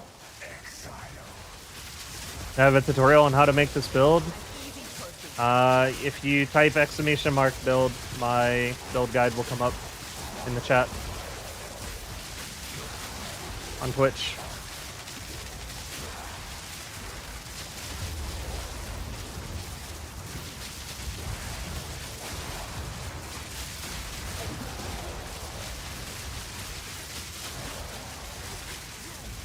I wouldn't say it'll reliably do T4 Simulacrum for a 5-div budget, but it will do all the other content in the game on a 5-div budget. Keep your precious sanity, my agent. I think Simulacrum 4s is probably like the only thing that actually requires additional investment or would get more comfortable with additional investment. Everything else is pretty much handled by 5-divs.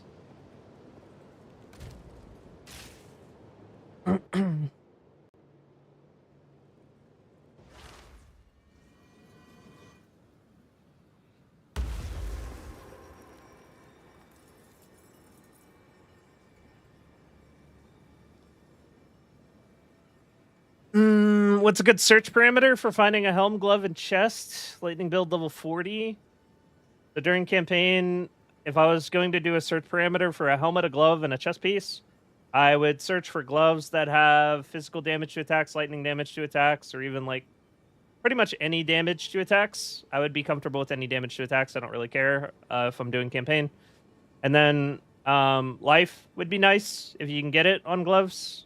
Life, res on suffixes, stats on suffixes are also okay, but arguably not important at that stage. So probably just resistances and suffixes, damage, attack damage for your prefixes, or max life, or both. Chest piece, max life primarily. Max life resistances, that's probably the focus point during campaign if you're buying stuff. Helmet, same thing. Life, resistances. I need Allroth, which is another 27 divs. Yeah, Allroth's is expensive, but like Allroth's is in the ultra endgame section of the build guide for a reason. It is definitely like a luxury item. It makes things comfortable. Well, yeah, it makes Simulacrum 4 comfortable. That's like the one thing that I think it contributes to. It definitely makes Simulacrum 4 more comfortable.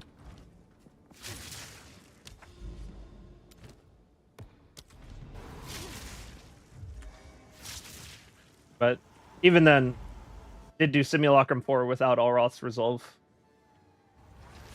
more than a few times.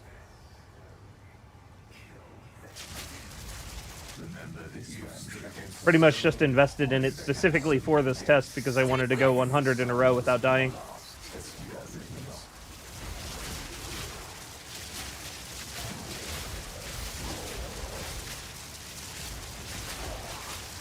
Mana management is horribly. No, I haven't done Ingenuity because I feel like it's like not necessary. I've got nowhere to put my resistances. I've got nowhere to put my strength at the moment. My amulet would need to change, and my boots would need to change for me to even try Ingenuity. And I just don't feel like it's worth it for me to even try it, basically.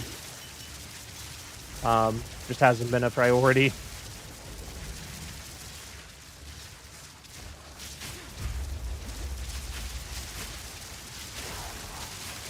If you're having troubles with mana running Thief's Torment, then you might be too strong to be using Voltaic Mark on the boss anymore. That does happen. Eventually, your shock proc rate gets too high for you to use Voltaic Mark on the boss because it does give you a multiplier on your shock rate. And when you're already shocking as much as we do in the late endgame, you just shock way too much, you fire way too many balls of lightning to keep up with it with your attack speed, and you just run dry on mana, no matter how much mana you have. Yeah, when that happens, you just have to drop Voltaic Mark. If you're still having mana issues after dropping Voltaic Mark from your bossing rotation, then at that point the only thing you can do is lower skill levels. My current skill levels are 26, and it feels fine. I could probably even go up to like 28, probably would be the max, and I would still be okay. Only other thing you can do, if you haven't already, would be quality a level 11 ball lightning, and then corrupt it for a -1 skill level, or like just keep trying to corrupt them for a -1 skill level to lower your base ball lightning level down to 10. You conserve mana. Because it doesn't actually, like, provide any damage. We just need it to cause the chain reaction in the procs. How's the grind going? It's pretty chill. Like, it's gotten pretty comfortable to the point where, like, I can pretty much just, like, vibe out and talk with chat for the most part. I mostly struggle with lightning arrow. Okay, you need to be using lightning rods more if you're having trouble with mobs and mana. Use more lightning rods whenever you're clearing packs. Alternate between lightning arrow, lightning rod. That's the only other thing I could think of that it would be, is it's not really a one-button build. You should be going back and forth for better clear, better damage, and better mana sustain. And if you are still running out of mana, the only other thing I can say is upgrade the flask that you have and make a better flask, or utilize your flask more for mana, or play juicier maps so your mob density is better. That is the only thing I can think of past that. It's got to be one of those things. I've eliminated everything else.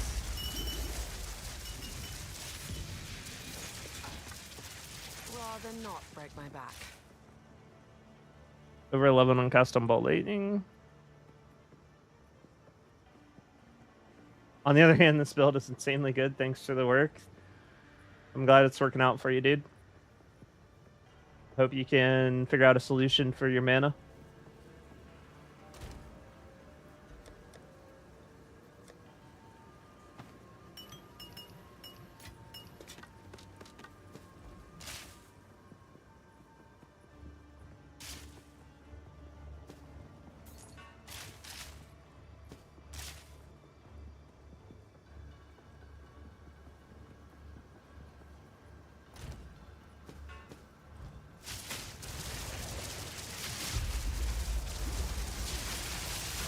Your frames drop from 15 to 15 from 130 once the ball starts firing. Do you have dynamic resolution on? Because if not, I highly recommend it.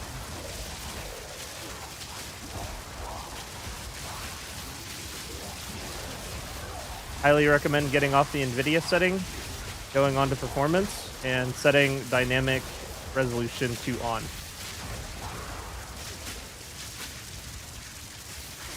Oh yeah, there is also that quality or thief's ring I'm out of or mana. attack, so that it gives you 18 mana per hit instead of 15. That is another optimization when it comes to mana. You try to cleanse yourself of me.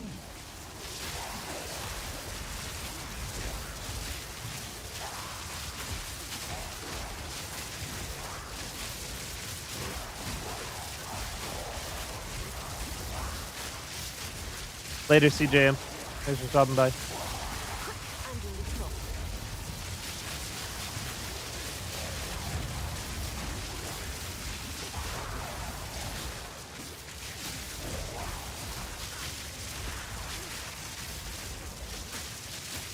Give it a shot. Thank you. Cool, cool. When the balls start to fire, your GPU does too.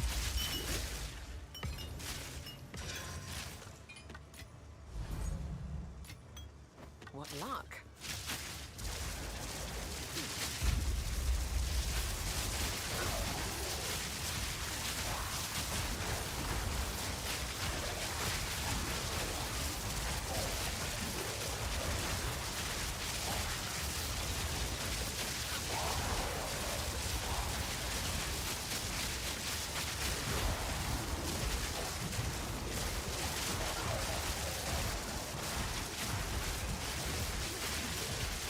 Take this. Feels like an extra max life wave.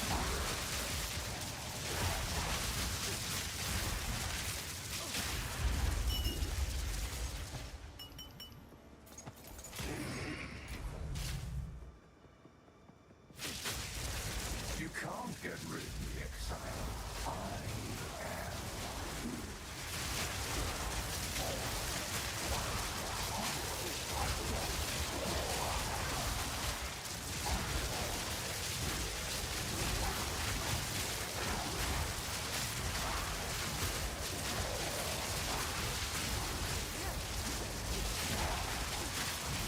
I mean, basically, like, if we're talking about my build and we're not talking about, like, Herald of Ice,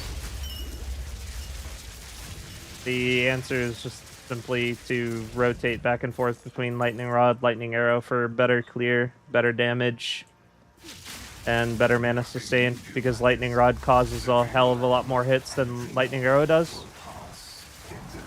which procs the ring a lot more, which sustains your mana a lot better.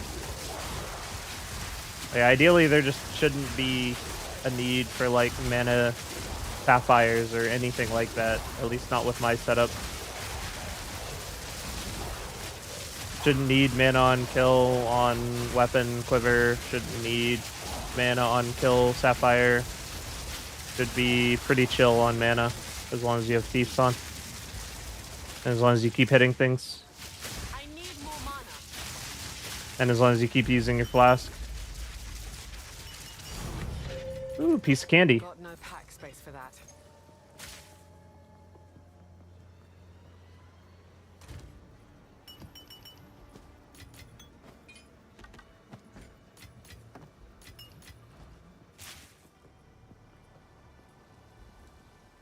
Or is this a build where I was using Herald of Another Nice? I just had the lightning arrow everything. Yeah, you gotta alternate. It's way better if you just alternate.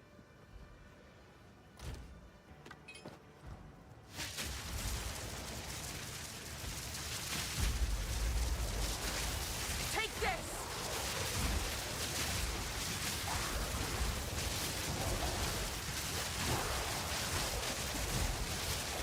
An easy trophy.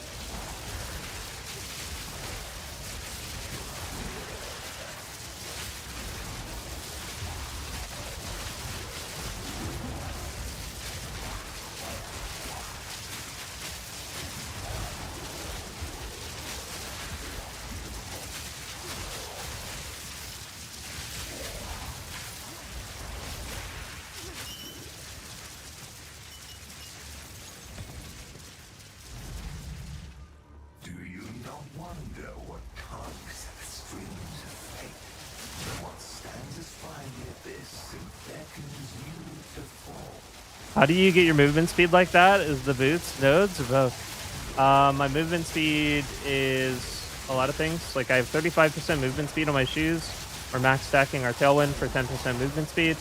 I've also got several movement speed 2% emeralds in the build at this point, because I've just been like sacrificing some damage for some extra movement speed. The biggest reason I'm able to move around like this and keep shooting and like not look like I'm losing speed though is a couple different things. Oh, nice, an ISO. The biggest thing is just my attack speed is very high and I'm just tapping. I'm just like tap firing as I'm moving around as needed, and I'm not losing as much momentum because of that. The other reason I'm not slowing down as much is although the attack speed is much lower on my lightning rod because I'm running scattershot, someone pointed out to me that it would probably be a decent idea to drop heft, which wasn't providing that much more DPS to my lightning rod anymore, and I am not really concerned with like top end DPS anymore because everything's just getting fried regardless. To just do mobility instead, so that I retain more of my movement speed while casting. And I gotta say, I very much prefer mobility at this point. I like mobility so much more than the extra like 8% total DPS of my lightning rod, because it's just like kind of doesn't matter. Barely broke a sweat.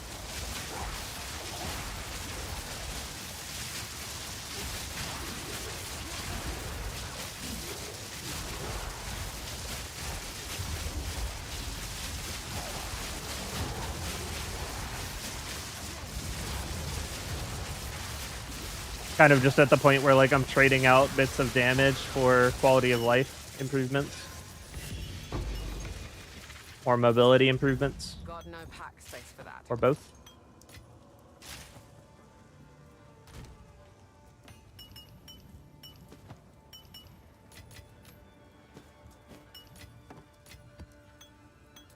You can also avoid a lot of mobility loss by like alternating your skills. Like a lot of the time, I'm just doing like rod arrow, rod arrow, rod arrow.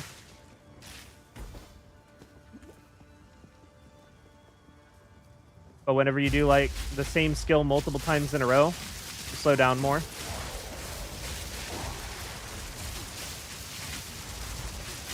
Or multiple of the same skill in a row.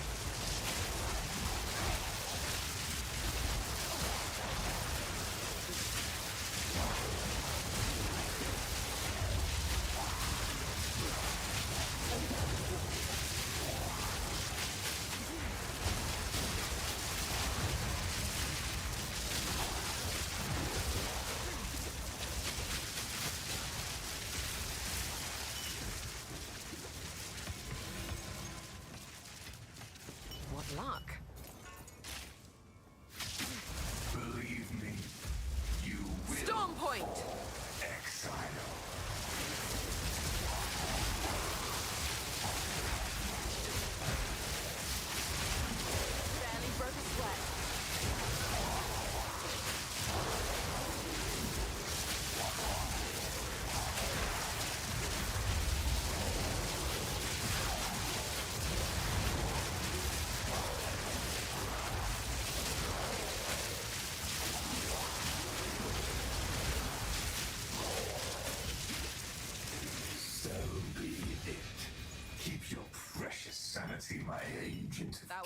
slow me down. You shall serve me whether you like it or not.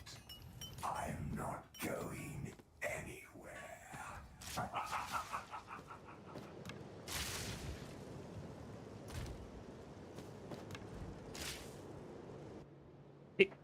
Yep, no problem. Can afford these. You pick up Wellspring and or altered brain chemistry with a flask recovery belt with mana recovery rate. You can get by for a few levels. Ultimately, you'll need thieves. Yeah, pretty much. The other workaround is to go life tap and use I believe it's called a scarl quiver.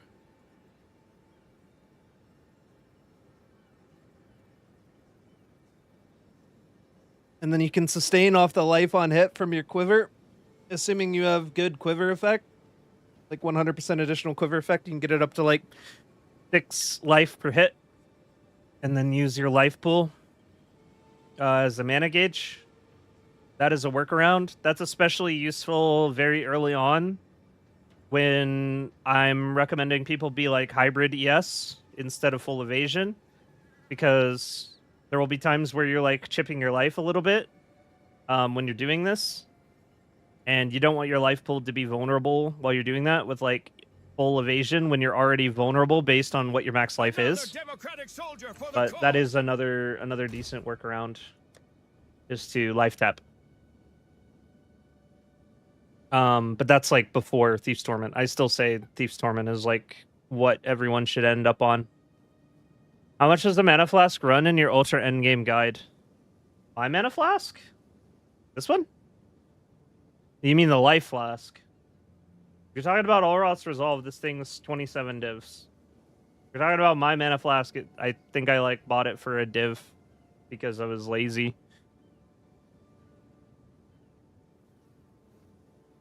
Other option with Flask is you can also do higher increased amount recovered, but negative 15% of your maximum life when you use it. It's probably also a pretty solid Flask. How much evasion do I need to safely do Acrobat? It's not really something I quantify in numerical value. Like it's in my video, it's in the Mobilytics guide. I've pretty much said for a while now, you want this to say 75% whenever you just have Wind Dancer up. And not when your Tailwind is stacked. It doesn't really matter what you have when your Tailwind is stacked, because we're not relying on our Tailwind to stay stacked.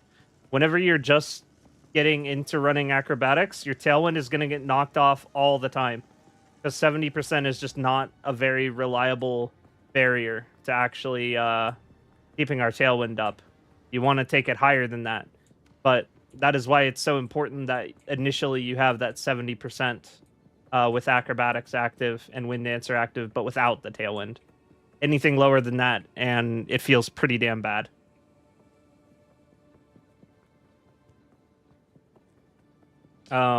Something else like really important with this build to always be conscious of: if at any moment you see an enemy actually knock off your Wind Dancer, there's like a very clear animation when Wind Dancer gets popped by a melee attack.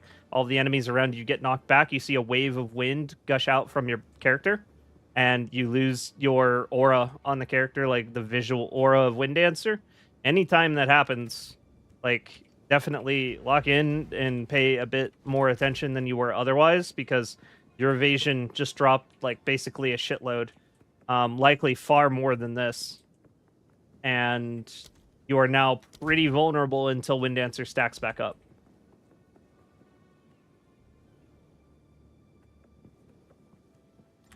That's probably something that, like, is probably catching a decent amount of people as well. That I should probably have talked about a little bit more. But, I mean, the video was already, like, 58 minutes long. What can I do? All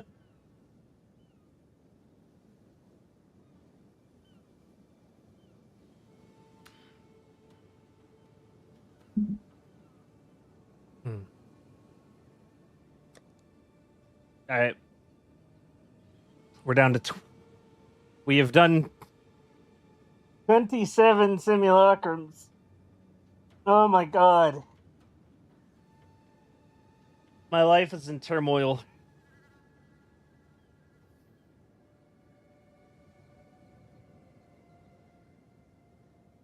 Holy shit. Only 73 left. This is going to drive me insane. Oh my god. This is what happens whenever you make decisions. This is what happens when you make decisions about the content that you want to make at 3 a.m. This is why we do not make decisions on content creation at 3 a.m. Jesus Christ, what was I thinking? Oh, man. Love the name of my map tab. Yeah. I remember pretty distinctly, I bought this quad tab for this specific purpose, and then I named it this.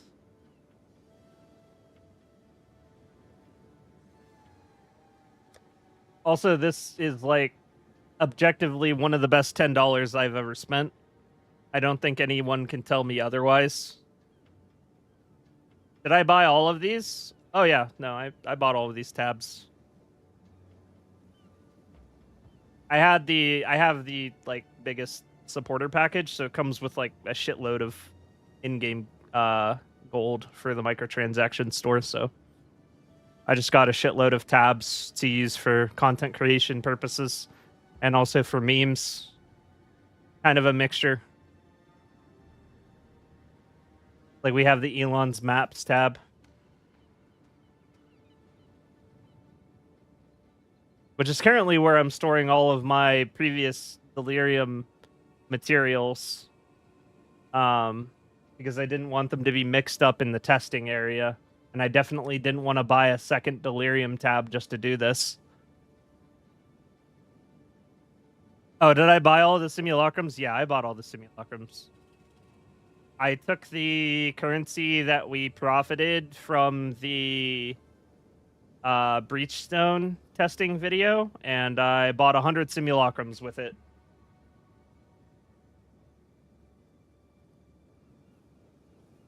So that we could just keep testing more shit.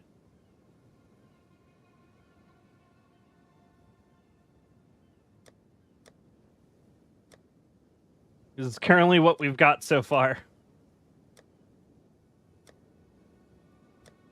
A whole lot of shit. I don't know what to do. I just bought a whole nother quad tab for this test today, and we're nowhere near done, and all of the tabs are full. I don't think I could actually run this test and, like, display all of the gear that we're going to get out of this.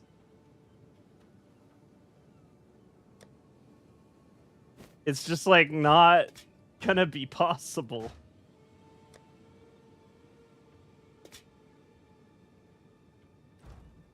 What is it?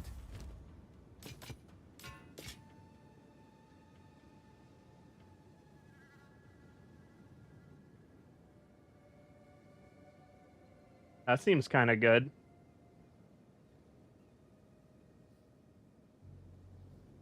Like early game. I've never seen this one either. It's pretty cool too.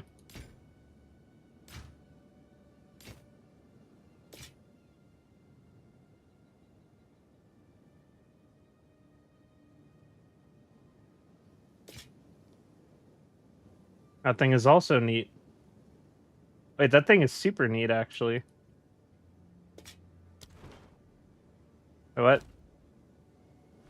Until next time.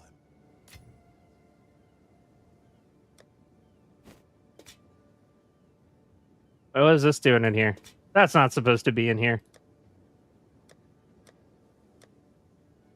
Wait.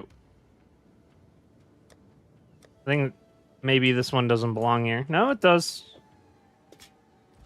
I knew I was missing one. Screenshot and liquidate to make room. I think that's what it's going to come to. I don't have space. Break it down into chunks of 25 runs. I could just organize and do screenshots every 25 runs, yeah. That might be the play. I organize all of the items up until now. And just, like, display everything in images on the screen during the video. A lot of it, like, doesn't matter that much. Like, I'm not going to be quantifying the amount of profit someone does or does not make off of caring about all of these item bases and magic and rare items, because this requires a pretty significant time investment to craft on all of this gear or to sell all of these items in bulk. Like, if you have a bunch of normal ones or if you have a bunch of normal boots, those are probably the easiest ones to move, but everything else, normal bases would probably be pretty difficult to move unless you had a lot of them.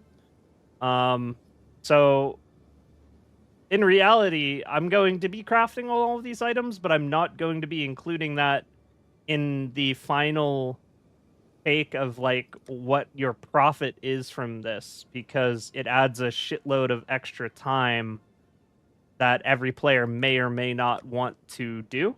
But I do want to display it for the purpose of, look, this is like how many high value bases you acquire doing this that are item level 82 or higher that you can potentially craft best in slot lines on.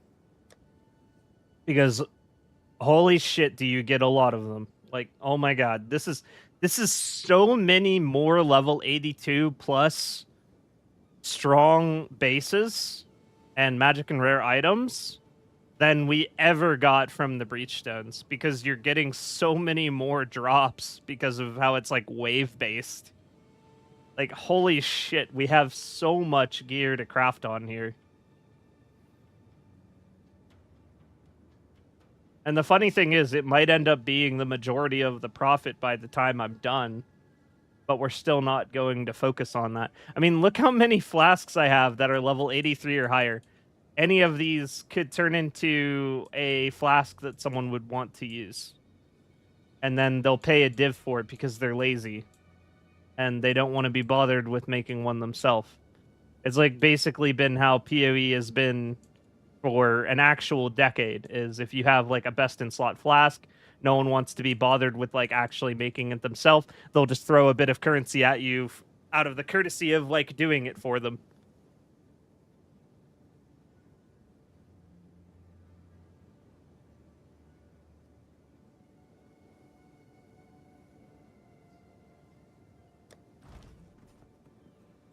Especially earlier in the league. Like, it's pretty deep in the league.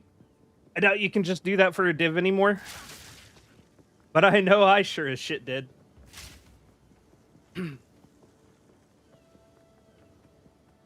No more ritual. It says, are you sure about that? And I say... And says, have a whittling. Damn. I still, to this day, have not acquired a whittling. That has not happened for me.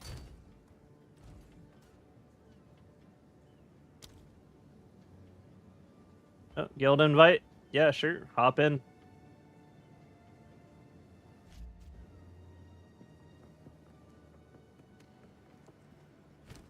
Everybody is welcome to join the guild and the Discord.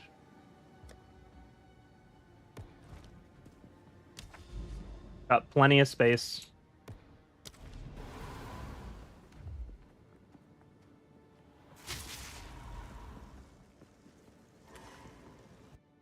Yeah, pretty much assassin.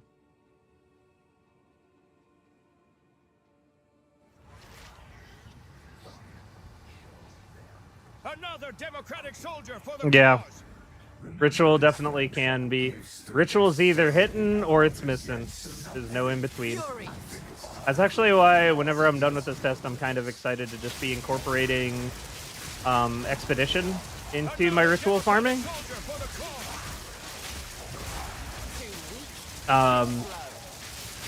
Because Expedition doesn't hit as hard as Ritual whenever it hits, but it definitely hits more frequently.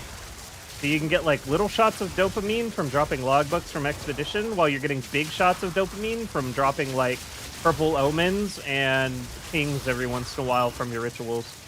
And neither of them really rely on having good rare find, which is very, very nice because I hate rare find. Like a super annoying meta.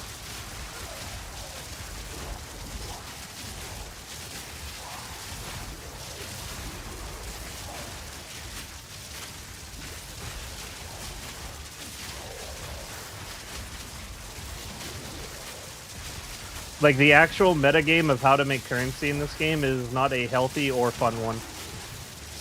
The meta is get a friend that's willing to have absolutely zero fun. Have them make a Magic Find Aurabot with the gloves that make it so all kills in their present count as theirs. Have them stack a Magic Find to the rooftops, and have them just follow you around like a loot pet. This is only the beginning.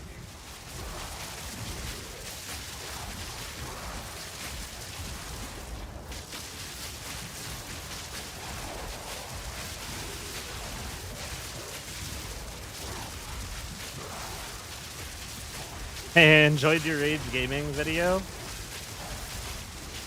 Hey, I also enjoyed my Rage Gaming video. Thanks for watching. Glad you liked it. That one was funny. Absolute cinema, some would say.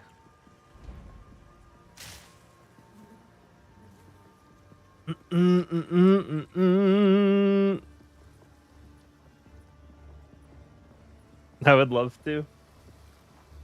I'm sure actually there's some folks that probably enjoy that. It's at least a nice way to get benefits out of co-op. Or like get to play with other folks. Fury! Just like buff up the loot. Be a actual loot goblin build. Literal just loot goblin pet. Actually, the idea is kind of growing on me. It sounds pretty funny, actually.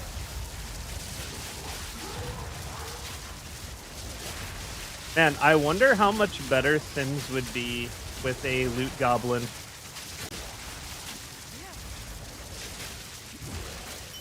Damn, I'm gonna have to do another 100 of these with a loot goblin Now this in will here come with in me. handy. Let yourself be drawn into the mire.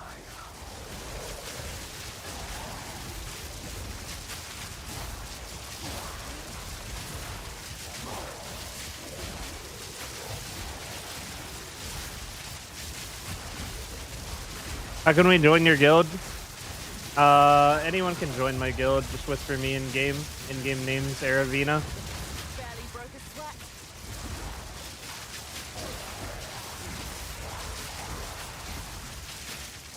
I put an A at the end since Ranger was gender locked female. I figured it'd be kind of funny to be incognito.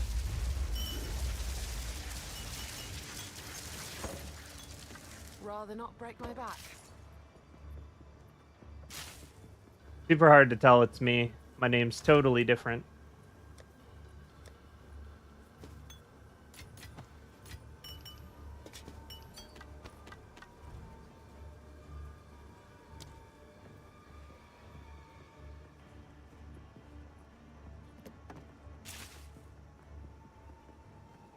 Magic Find only viable till 100.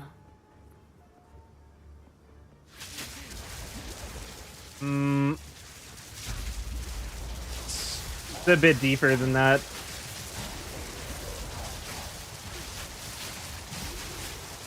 The math I've seen for Magic Find basically comes down to your character's Magic Find is multiplied by the Waystone and multiplied by the tablet.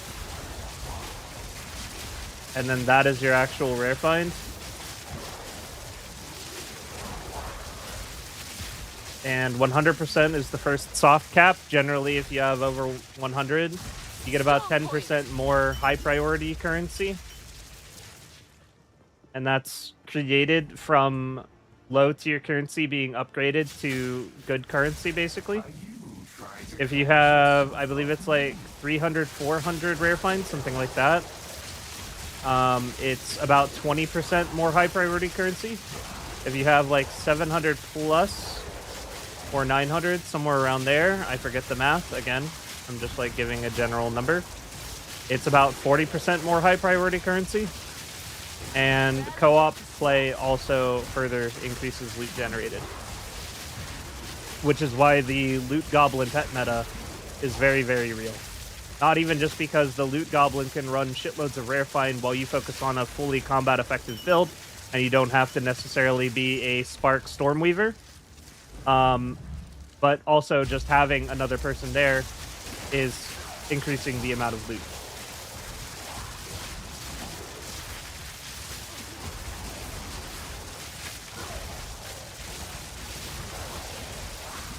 Or my PoE 1 cosmetics into PoE 2? Yeah, me too.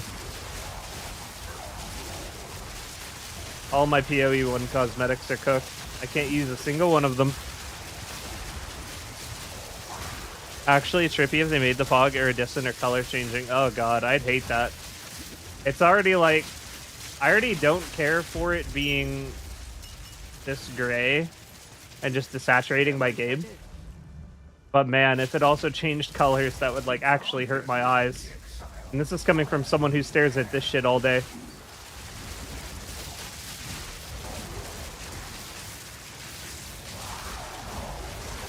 Get killed invite. Welcome, welcome.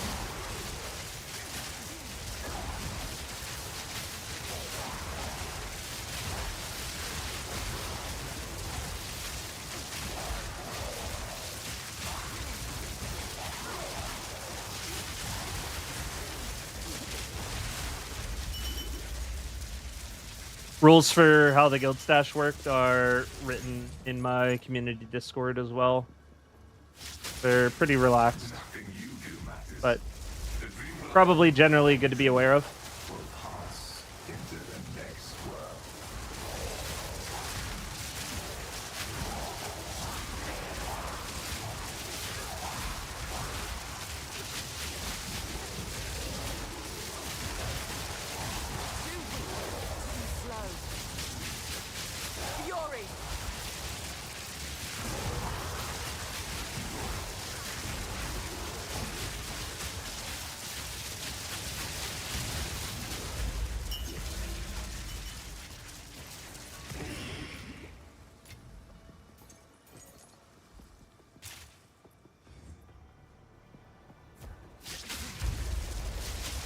No luck on rituals today?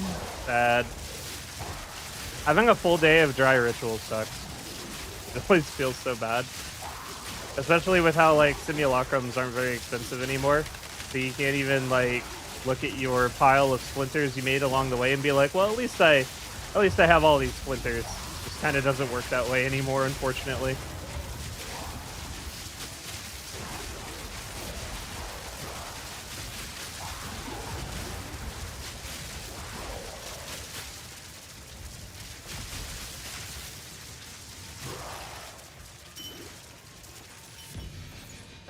Slow me down. But oh hell. Oh shit.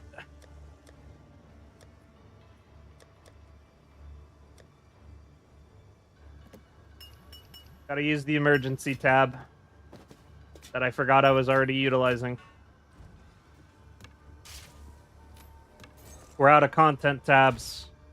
Down to emergency tab. Not good.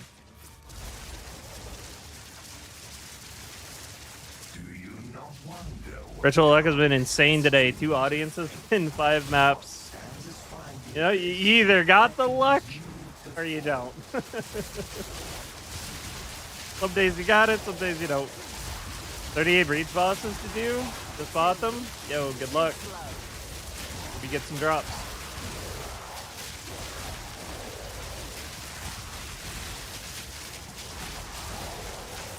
Hope you get some drops, and hope you got a good movie to watch while you do it.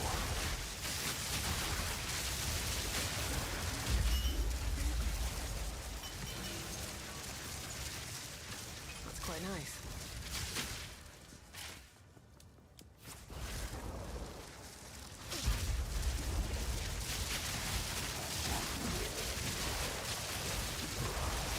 Another democratic soldier for the cause!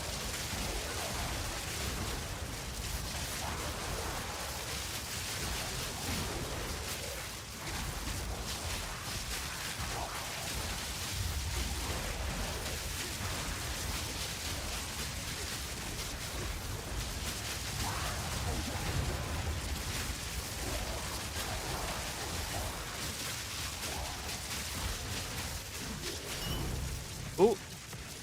Ooh, Spirit Gem. Nice.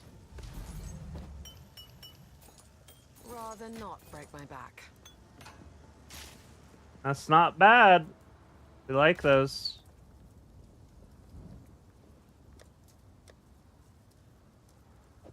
I'm not sure if I still have this set to Gem tab or not.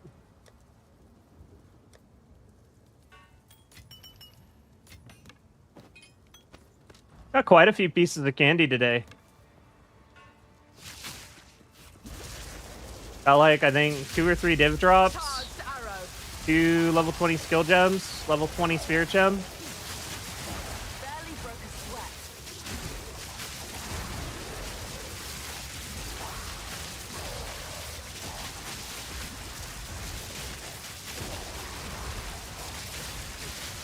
If you could get into shape to do this earlier in the league, probably actually be a good way to get your hands on level 20 skill gems, spirit gems. Like, this is definitely the most I have seen of that drop my entire league by a very significant margin. If you could get your hands on them whenever they're turbo expensive, be kind of big. And it's just because like you're running level 82 content over and over and over. So you have the highest possible drop chance for level 20 skill gem, level 20 spirit gem. It's basically like you're running T18 maps over and over is what this is. As far as the reward structure.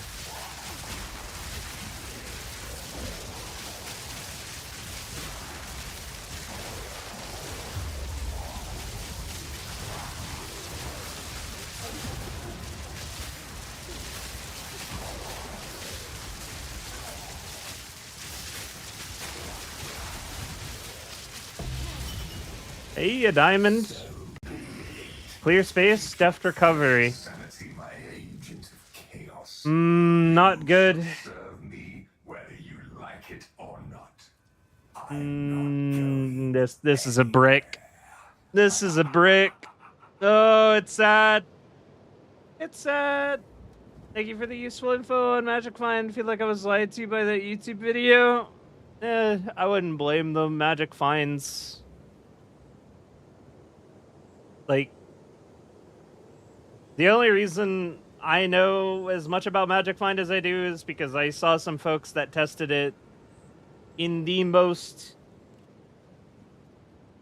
rating, like, just, I can't even imagine the mental willpower it would take to test it the way they did. And it just feels very final, the results they got, due to the amount of effort put into the test and the sample size of the test being just so vast. What luck. That it feels like irrefutable evidence at that point.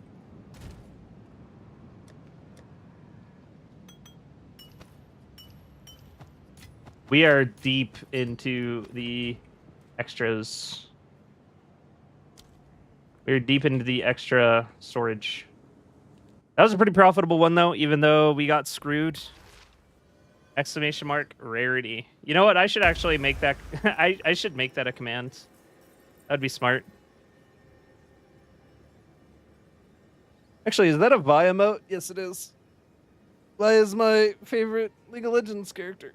It's who I main whenever I do play League, which is very, very, very, very rare these days.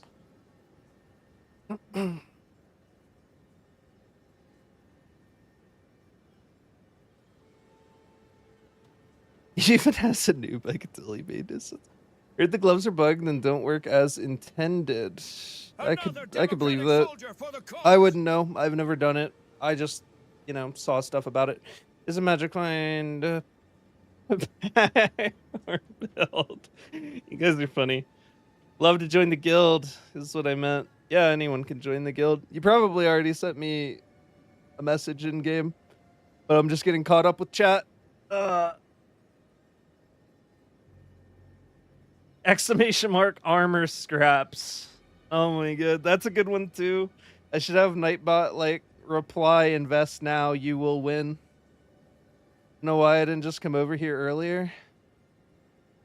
Oh yeah, I mean, yeah. You guys can hang out on either side. You can hang out on the Twitch side. You can hang out on the YouTube side. I pay pretty equal attention to both. I have them like right next to each other on my second monitor, so I just like check both every once in a while. When the new league begins, does your currency erase as well as the contents of your stash? No, when a new league begins, it's effectively a new server. You can still continue to play if you want. Audio's better over here? That's weird. You can still continue to play your old characters if you want on the previous league. It's just, you know, the economy is going to move to the new league. The player base is for the most part going to move to the new league. And it's going to become more of a single player experience, is what I would say, if you continue to play whenever the community moves forward. And there's typically, like, there probably won't be because this is early access, but there's typically, like, incentives to play the new league. Like, in PoE 1, there was, like, different achievements that you could get for playing the new leagues and permanent cosmetic items and all kinds of things that were fun about playing new leagues. And then, of course, new content, you know, like new mechanics and stuff to play. So you'll always retain access to your previous characters, but basically the game is played in seasons for most people. Yep, no problem. Level 100 should be allowed to sub in as map bosses for TAT.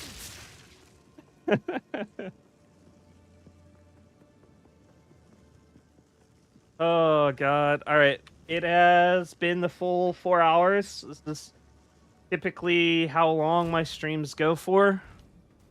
So I'm probably going to be going ahead and shutting it down for now. How many of these did we get through? We still have another 72 simulacrums. I really did not realize how many streams it was going to take for me to get through all of these, but we are going to do them all eventually. That being said, Helldivers is getting an update this weekend. I'm not sure when that is going to go live, but I'm not gonna say that Helldivers is going. No, yeah, a new Warbond comes out tomorrow for Helldivers, which is kind of like my the game that I started my YouTube channel on, and I'm still very much attached to the coverage of new content for. And it got an update. There's new gear to play with tomorrow.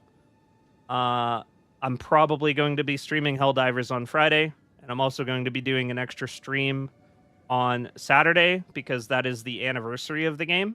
So I'm going to be doing Helldivers for the next couple streams. We might do Helldivers again on Monday. It depends what's going on.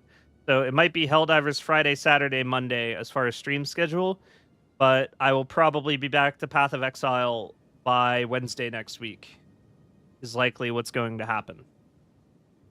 That'll likely be the next Path of Exile stream. And then I will continue this venture of attempting to grind through 100 simulacrums. You didn't start on Helldivers? I did, though. That is what I started my YouTube channel on. Enjoyed your build guide. Working my way up on level 78 Ranger at the moment. Thanks for sharing. Hey, I'm glad it's working for you, man. Keep pumping. I'm a bit new. Just did my first Pinnacle clear today. What are you running? I haven't seen this. This is Simulacrum. These are... you make these with 300 Simulacrum splinters that you get from playing Delirium at level 75 plus, either through Delirium maps or playing Delirium mirrors. I recommend Delirium maps. And you need to do a 15 wave defense style fight where you get loot after each wave. You get a special unique item from a drop table at the end of the 15th wave.